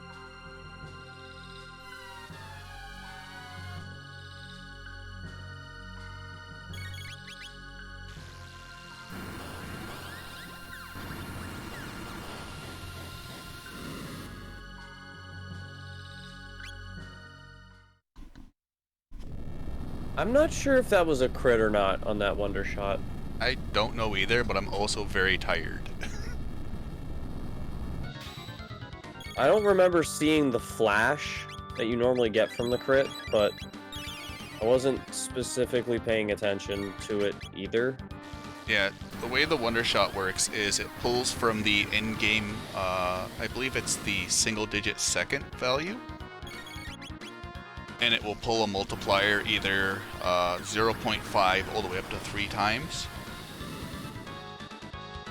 So in fact, like, the Wonder Shot damage isn't random. It, like, if you want to be pedantic, it's not random, but in-game seconds... you could theoretically manip it, but that's like task level insanity. You'll never do it in like an RTA-based run, just because you really have no way of knowing where your second value is, and the in-game time works different than real time. Yes. I mean, it's a game about time travel, of course it does. IGT is only hours and minutes. It doesn't show seconds. So, like, you could theoretically keep saving until it ticks over, and then run. Yeah, that sounds slow, though. It would be a cool donation incentive, though. Wink, wink, nudge, Yep. nudge.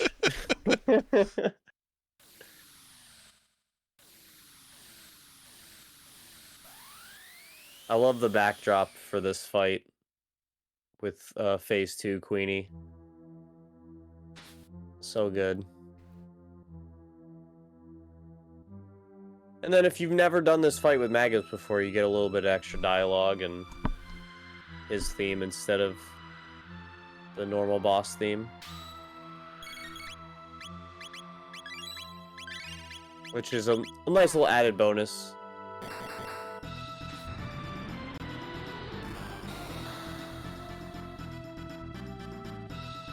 Since Queenie's hands do pretty nasty counterattacks of HP to 1 and also MP Buster, respectively, we can't do Omega Flare here. So we stick with double V Bomb. I don't know what it's called in the Steam version, but and Dark Bomb. Just the single target attacks that we have access to. We want to stick with the party just because we've got them set up for everything, but just for this fight, it's not advantageous to use Omega Flare. Oof. That's yeah, rough I was with worried Luca. about that. That water attack is very strong against Luca because she's fire. Really hope to avoid that most of the time, because you can't really sit there and keep Luca at max health to survive that, because she can survive it, but she's got to be basically at full health, and you can't really spend time doing that every time she gets dinged.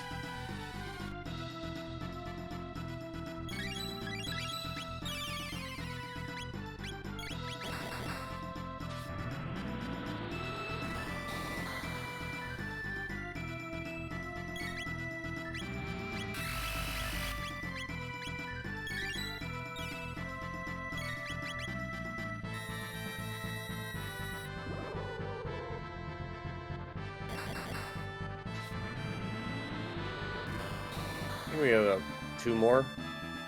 I think Nope, one. not even. Oh. 1 more. 0 more. Exactly incorrect.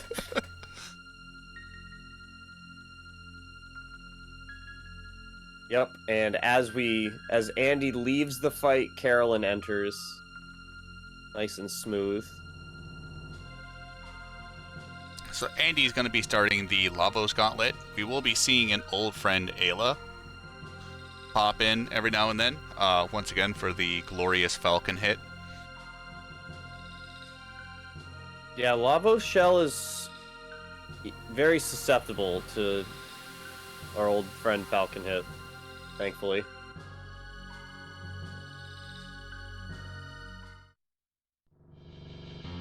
If you hear me sobbing uncontrollably, it's just because of the Lavos Shell sequence in the glitch run making me sad. This could be skipped with the APOC. I know, right? If only it was faster.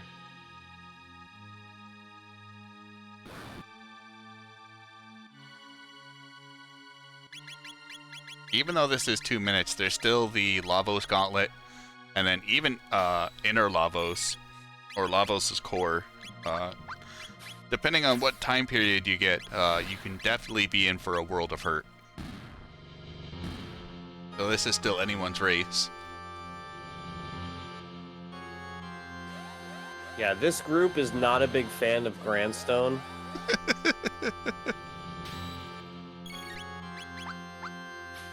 That would be a very detrimental attack for the party. Even though we can dish out a lot of damage, there's some damage we just can't take directly.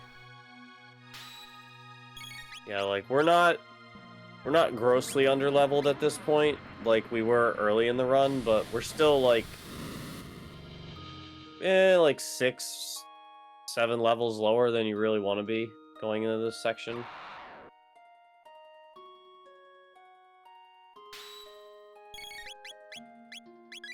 And since you don't gain any experience points through this part, you're done gaining any levels. So once you start the fight against Queenie, that's when you are done gaining experience points for the rest of the run.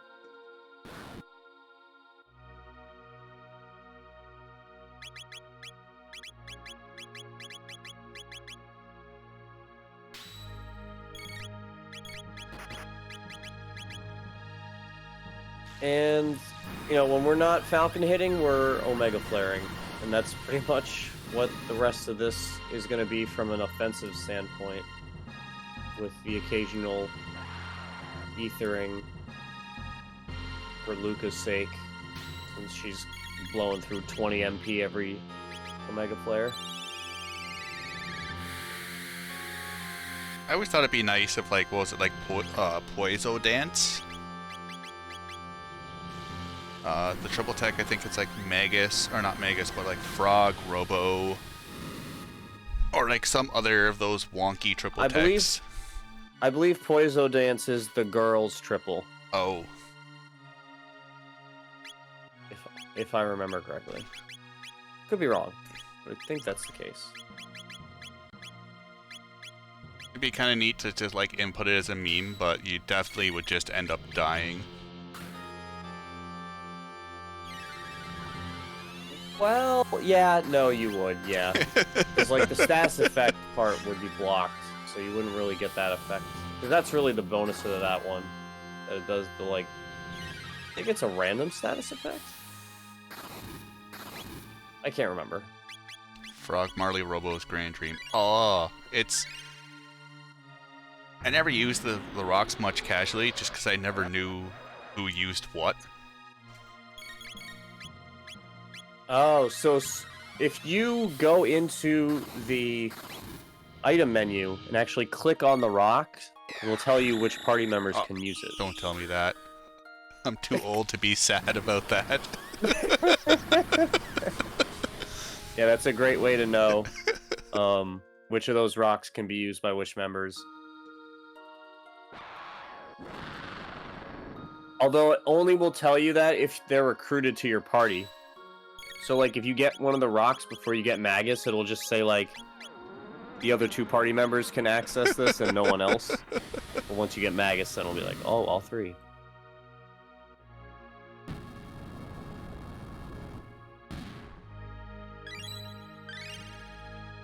Yeah, Carolyn's not that far behind. No. Going through Nizbal while Andy's doing Black Tyranno. We almost had synced Omega Flares on different screens. Or on different battles.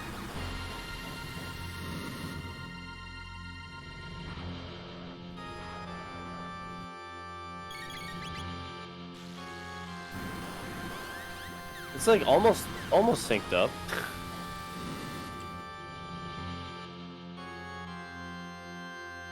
We will have synced Omega Flares. We have to have one in this boss rush. It's like almost impossible not to.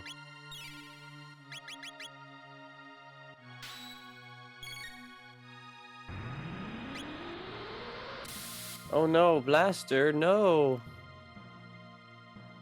Although Robo's still pretty weak to magic, even with all his gear. Which is why he wouldn't really care for Dreamless, but the rest of the party would probably be okay with Dreamless.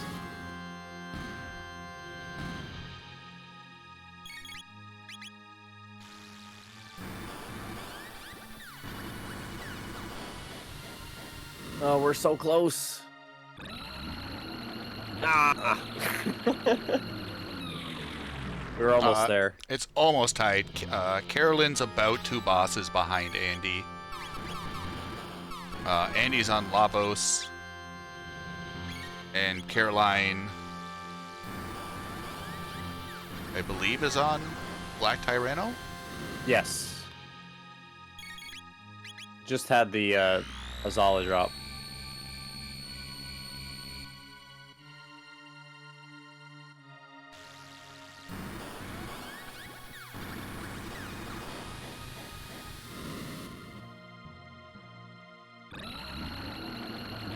Ah! It's like dancing around being synced. And with only 10,000 HP for Lavos' actual form, a couple of quick Omega Flares make short work of it. And now we just have the inner and then the core left to go for Andy. Meanwhile, Carolyn is about to, I think, wrap up Tyranno here with this last flare.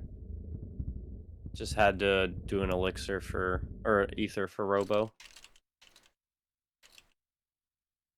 Yep.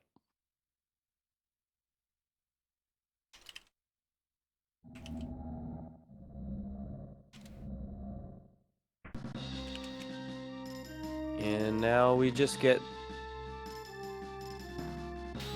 hard thumping from these doors of doom, but we'll be okay.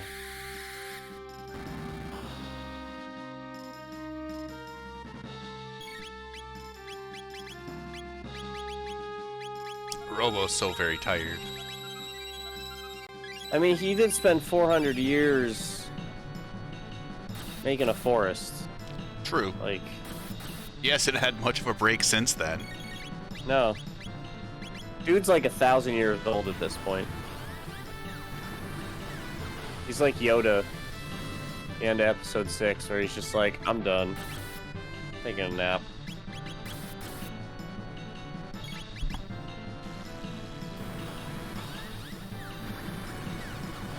That should take care of the arms, and then from here it should be pretty simple. I think it's one Oh, fire tackle Only the for one the right. Yeah. left arm. Sorry. Or right, Yeah, it's left left. arm's got 12, not 10. I keep thinking that the flare does 6,000, not 5,000. Silly me. There's the odd couple of times I look at it and the arm lives and I think something wrong, something bad happened. I'm just like, no, they got different hit point values. Well, I'm also on New Game Plus mindset where I'm thinking Luminaire. Oh, That's doing like enough to kill the arms in 2 goes. Well, they'll kill both arms together, rather. Yeah, now that the defense drop has happened on the core of the inner, then it's just gonna be spam Omega Flare until there's no more. You know, Carolyn had no issue with the rest of Lavos and Shell, and now is doing a nice safety save before heading in for the inner fight.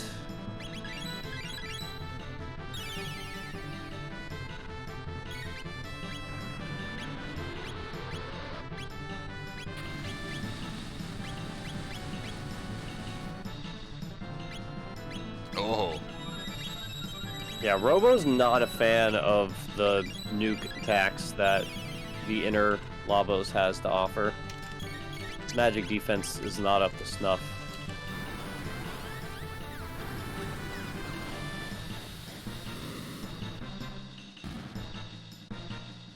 But thankfully, it's only one cycle of that, and that takes a while to get to.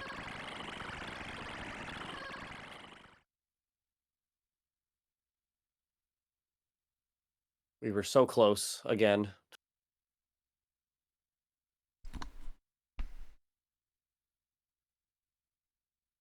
Inner Lavos. We don't want to see Grandstone, which I think is Yeah, from 65 mil. Yes. Grandstone will kill Luca and Magus easily. And I don't know if Robo can survive if he's not at full health. It'll be close. But his defense is usually pretty good for this, so... But really what we want to see is 1000 AD, the Millennial Fair backdrop, because that one is a status effect attack, and since everybody has status protection from the various equipments, that won't. Yep, perfect. Oh, that's easy money. So now you don't have to worry about the middle Lavos' special attack being detrimental to the group. And I just wait for the defense to drop, and then we'll spam Omega Flares, taking out the middle 2 Omega Flares, and then the right bit has 30,000 HP, so it'll be 6 Omega Flares total that we'll need to take out the right bit.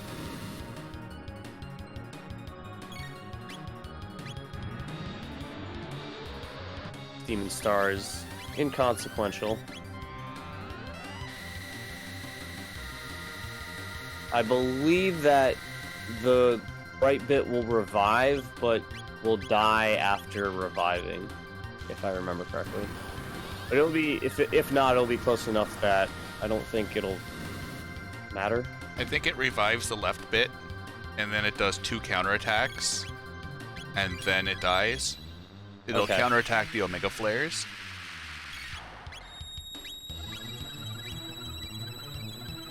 Okay, so it's a little bit quicker than I was thinking. Okay.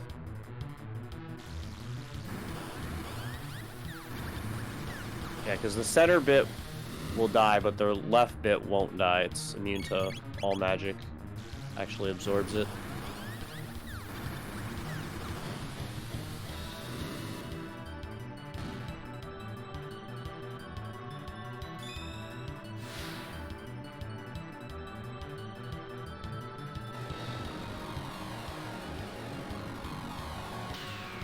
Can you imagine if the right bit was immune to Omega Flare? You wouldn't know what to Oh. do. Then again, it would probably just be Uzi Punch and Wonder Shots.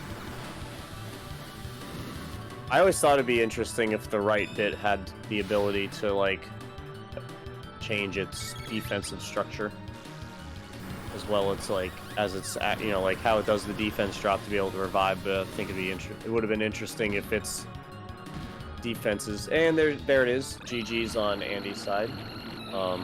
Yeah, no, I think it'd be interesting if like, based on what era it changed, like, its defensive structure. Like, it had better magic defense in the Zeal era, etc., etc. There you GG's, go. Andy. GG's Team Masa for the win. Yeah, it's getting in at just I think that was just under 12 hours 56 minutes. Might have been 12:55, right past it. 32. Nice.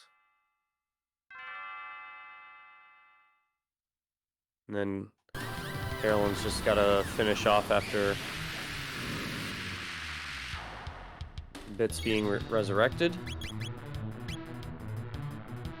Yeah, this is a crazy for a 13-hour relay to have this race end up being like a minute apart, 2 minutes maybe, is incredible.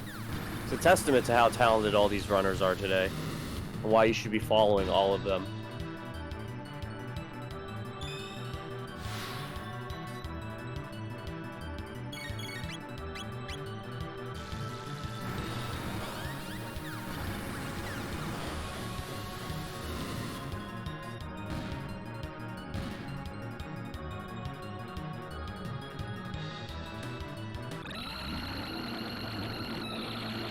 There we go.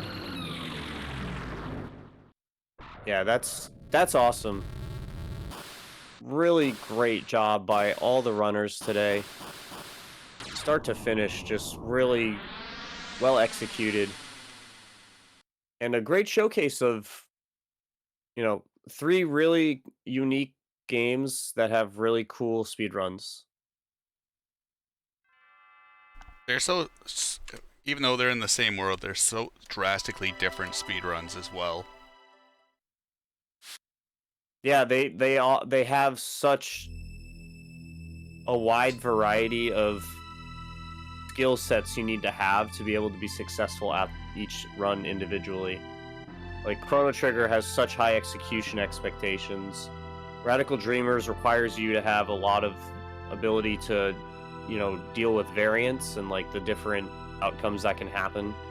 And then Cross is just, like, endurance and dealing with, like, not high variance of RNG all across the run, but, like, specific points having very high variance. There's probably a better way to word that, but I'm not going to give it to you. I'll take that. Sounded like music to my ears. But yeah, that was so fun. I really enjoyed lurking this whole event, and obviously being able to commentate the Chrono Trigger part. I'd, you know, want to thank both everybody behind the scenes for being able to allow this to happen, as well as just the RPG Limit Break channel for giving the Chronos community a place to shine. So, because, you know, we were sitting on almost 1,000 viewers at the end of the race. Like, that's damn. amazing. So thank you, everybody who's been hanging out all day, or just for the last few bits of the run. The VOD will be up soon, and eventually in the coming days on YouTube as well. So if you missed anything from today, definitely check it out. There's a lot of good content today. Thank you, Keith. I love commentating Chrono Trigger. Like, if it was a full-time job, I'd be applying to it day one.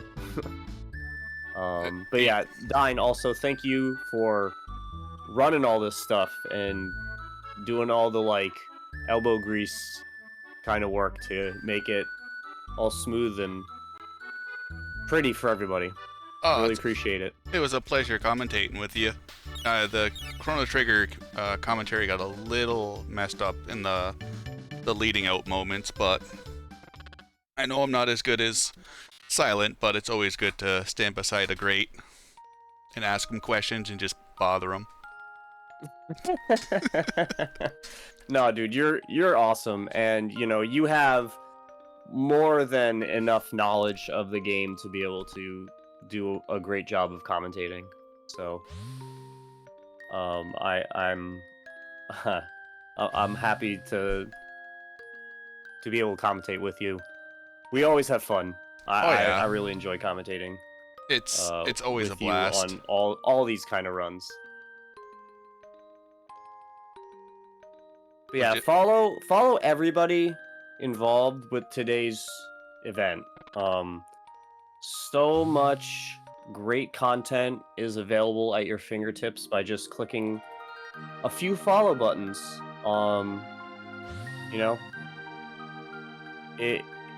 It's a great community. Any of the games, not just Chrono Trigger, Chrono Cross, Radical Dreamers. We all are super welcoming. We love having new people that want to come in and learn. The games might have a little bit of an expectation of, like, oh, they're so hard, they really require a lot of execution, but, we're all here to help you out, and one of the best things about the community is we always get this stuff done together, and we can help you be good too. So check out the Discord. It's got tons of great resources, and tons of great people. And we all will welcome you to whichever of the games or runs you want to learn. Not just the runs you saw today. Like, there are lots of other runs for these games, so check it out. Take a look. So at the moment we have a couple of the runners joining the voice chat. They would like to say a couple of words. I extended it to everyone that participated in the event, running wise. So if anyone has anything they'd like to say, feel free, because I need to go get a drink. This is 840 Riggs. Today I ran Radical Dreamers at the very beginning of the race. I just want to thank everybody who came out and watched the RPG Limit Break stream, as well as all of the runners, and especially Dine for setting up the entire thing and basically hosting and doing all of the grunt work for this. This has been a treat, and I've absolutely loved watching this all day. Even though I did have to go to work for a little bit, I had it pulled up on my phone. This has been quite the extravaganza. Oh, Deeds, I have absolutely been up the entire time. I've been up since like 5 this morning, getting ready. Dedication, folks. That's what you get from Chrono Trigger. And also Radical Dreamers, and also Chrono Cross speedrunners. We're just dedicated to the craft. What can I say? Well, I mean, you're addicted to coffee, but that's a different discussion. Oh no, entirely. that's totally true. I am. I've had like 2 pots today. Oh, you're cutting back. Nice. Yeah, just a little bit, right? It's great. Oh, come on, you shy folks. I see you all in here. Speak up now. We're teasing Riggs. Yeah. Yeah, hi everyone. This is Carbon Drink. I ran Chrono Cross for Team Masa. I just wanted to second what Silent and Riggs was saying earlier. This relay has been incredible. I mean, it was super close as we saw. Just wanted to thank you all for being here and supporting us. And I remember watching the first relay when I was trying to get like sub 7 in Chrono Cross, and so it's crazy how much can change in time. So if anyone's interested in any of these games, please join the Chrono Cross. Sorry, not the Chrono Cross. The Chrono Speedruns Discord. It's not just Chrono Cross since I run it. But it's really inviting, and you know, if you're new to speedrunning or just want a new game, any of these is just a great option. So we're really happy for you to come join us. Yeah, with that, I'll second that. Thank you, Carbon, and yeah, ditto to everything that's been said. It's been a really fun event. Thank you, everybody, for showing up and watching. And special thanks to Dine and RPG Limit Break and everybody who's worked behind the scenes to help set everything up. It's been a very great experience, and yeah, I really appreciate it. And yes, I'll just wish everybody have a good night or a good day, wherever you may be. Hey, this is Elgar and Jerry, and I didn't run anything today. I commentated Radical Dreamers and a little bit of Chrono Trigger. I just want to, thanks to all the runners for participating, commentators for commentating, everybody that watched. I hope you enjoyed it. I hope if you want to run some of the games, you can always join the Discord. We're always looking for new runners, and if you have any suggestions or improvements for future races, just let us know and we'll take it into consideration. And major thanks to Dine, who pulled up all the restreaming and the layouts and everything by himself. So yeah, thanks a lot, Dine. He also worked in the Chrono Cross tournament, and he's been really great with helping the community run this kind of events. So yep, thanks a lot, Dine. Yeah, Dine is a machine. I'm in awe of his ability to do all the behind the scenes stuff that he does, as well as do stuff in front of the scenes at the same time sometimes, to be honest. But yeah, thanks everybody for popping in and talking. I think that's probably going to do it for us tonight. I don't know if we have anything coming up relay or race wise, community wise, besides just the cross stuff, which I'm not particularly certain on exactly when. The Chrono Cross stuff finished up last weekend. This was last weekend. Okay. The last big Chrono event that I'm a part of, which, not to be arrogant, but I'm pretty sure that's the end of the Chrono community stuff for the time being. Besides, there have been a couple of Chrono Trigger racers, 840 Rigs, Geek Ketchum, who you've seen in chat, Drunken Draconian. They've done Sunday night races of any percent up to Megas or no LSS.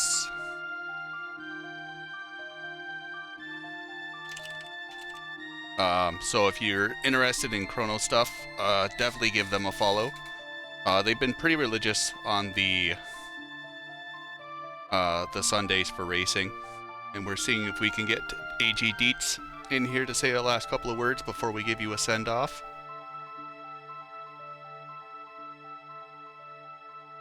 If not, there we go. I knew. I just had to keep pestering her. Yes, good to be back. You had to call me in here. Yeah, so Silver, you asked earlier what my favorite, I don't know if it was for everyone, but you asked what our favorite part of this relay was? Yes, just for everyone, I'm just curious, favorite part, most fun moment, or some crazy moment you just want to highlight and shout out for just to think back on these last 13 hours of our lives. When Riggs found out the @ button at Discord also reset his emulator. Yeah, that one sucked. That was literally mine. I've done a couple of emulated runs for practice, and I've been like, I'm getting the hang of this, and it's like, I'll never use this button. And then it's the one time you use it, and you're like, Oh, now I remember why it was a bad idea. Yeah, it's like never macro anything to 2 if you have to at the next runner in the relay race afterward, because it just reset everything. It's not great. So I didn't think you were gonna at me. I was just like trying to make sure you said done, which go figure. I forgot to say done when I finished, but I was like, don't forget to done me. And then You guys aren't said supposed to talk about the bad things that happen behind the scenes to the people who aren't behind the scenes. Come on now.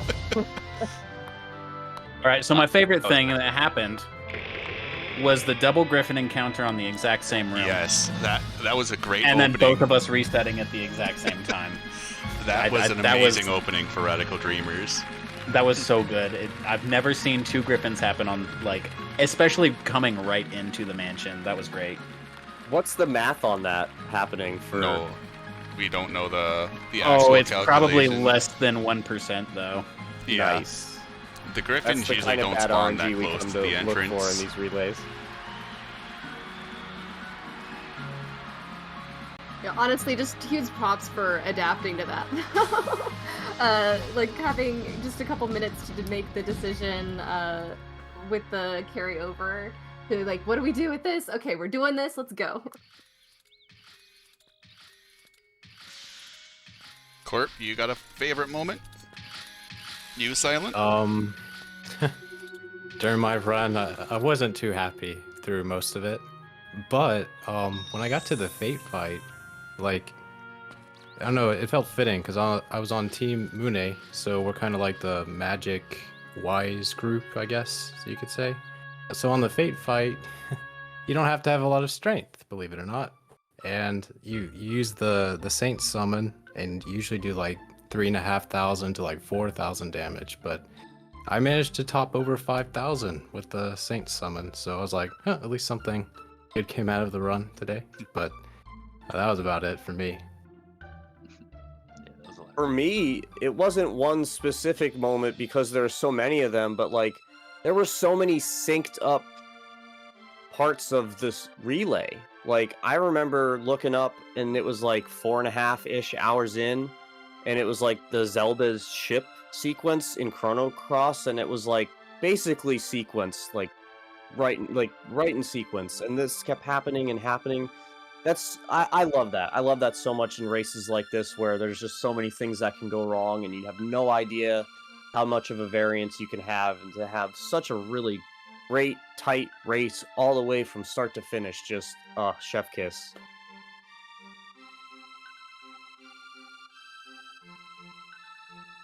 Well, I do just want to say again, thank you to all of the runners, the commentators, the people who came out to watch. I appreciate every single one of you. But Dine, thank you so much. You don't even run any of these games. Thank you for doing all.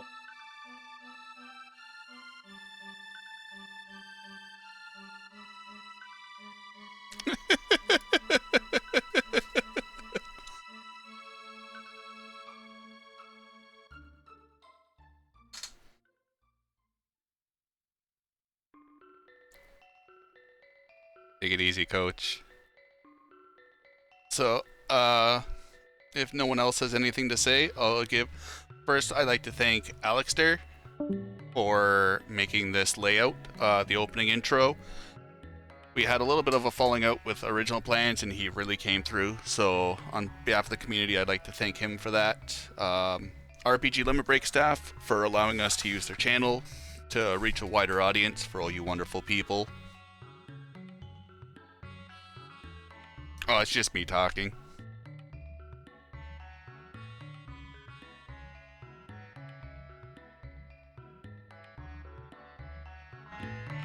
So, everyone that's been here, there's been a couple of people that have been here through a vast majority of it. A lot of new people showing up at the end. I didn't like Riggs anyways, it's okay. Thank you everyone that's taken the time out of the day to put on an event. It's always nice where we did go very much under value. We didn't think, Jerry, Andy, or myself didn't think the runs would go nearly as well as they did. We slated like 7.5 hours for Chrono Cross, and apparently we were completely wrong and stupid for it.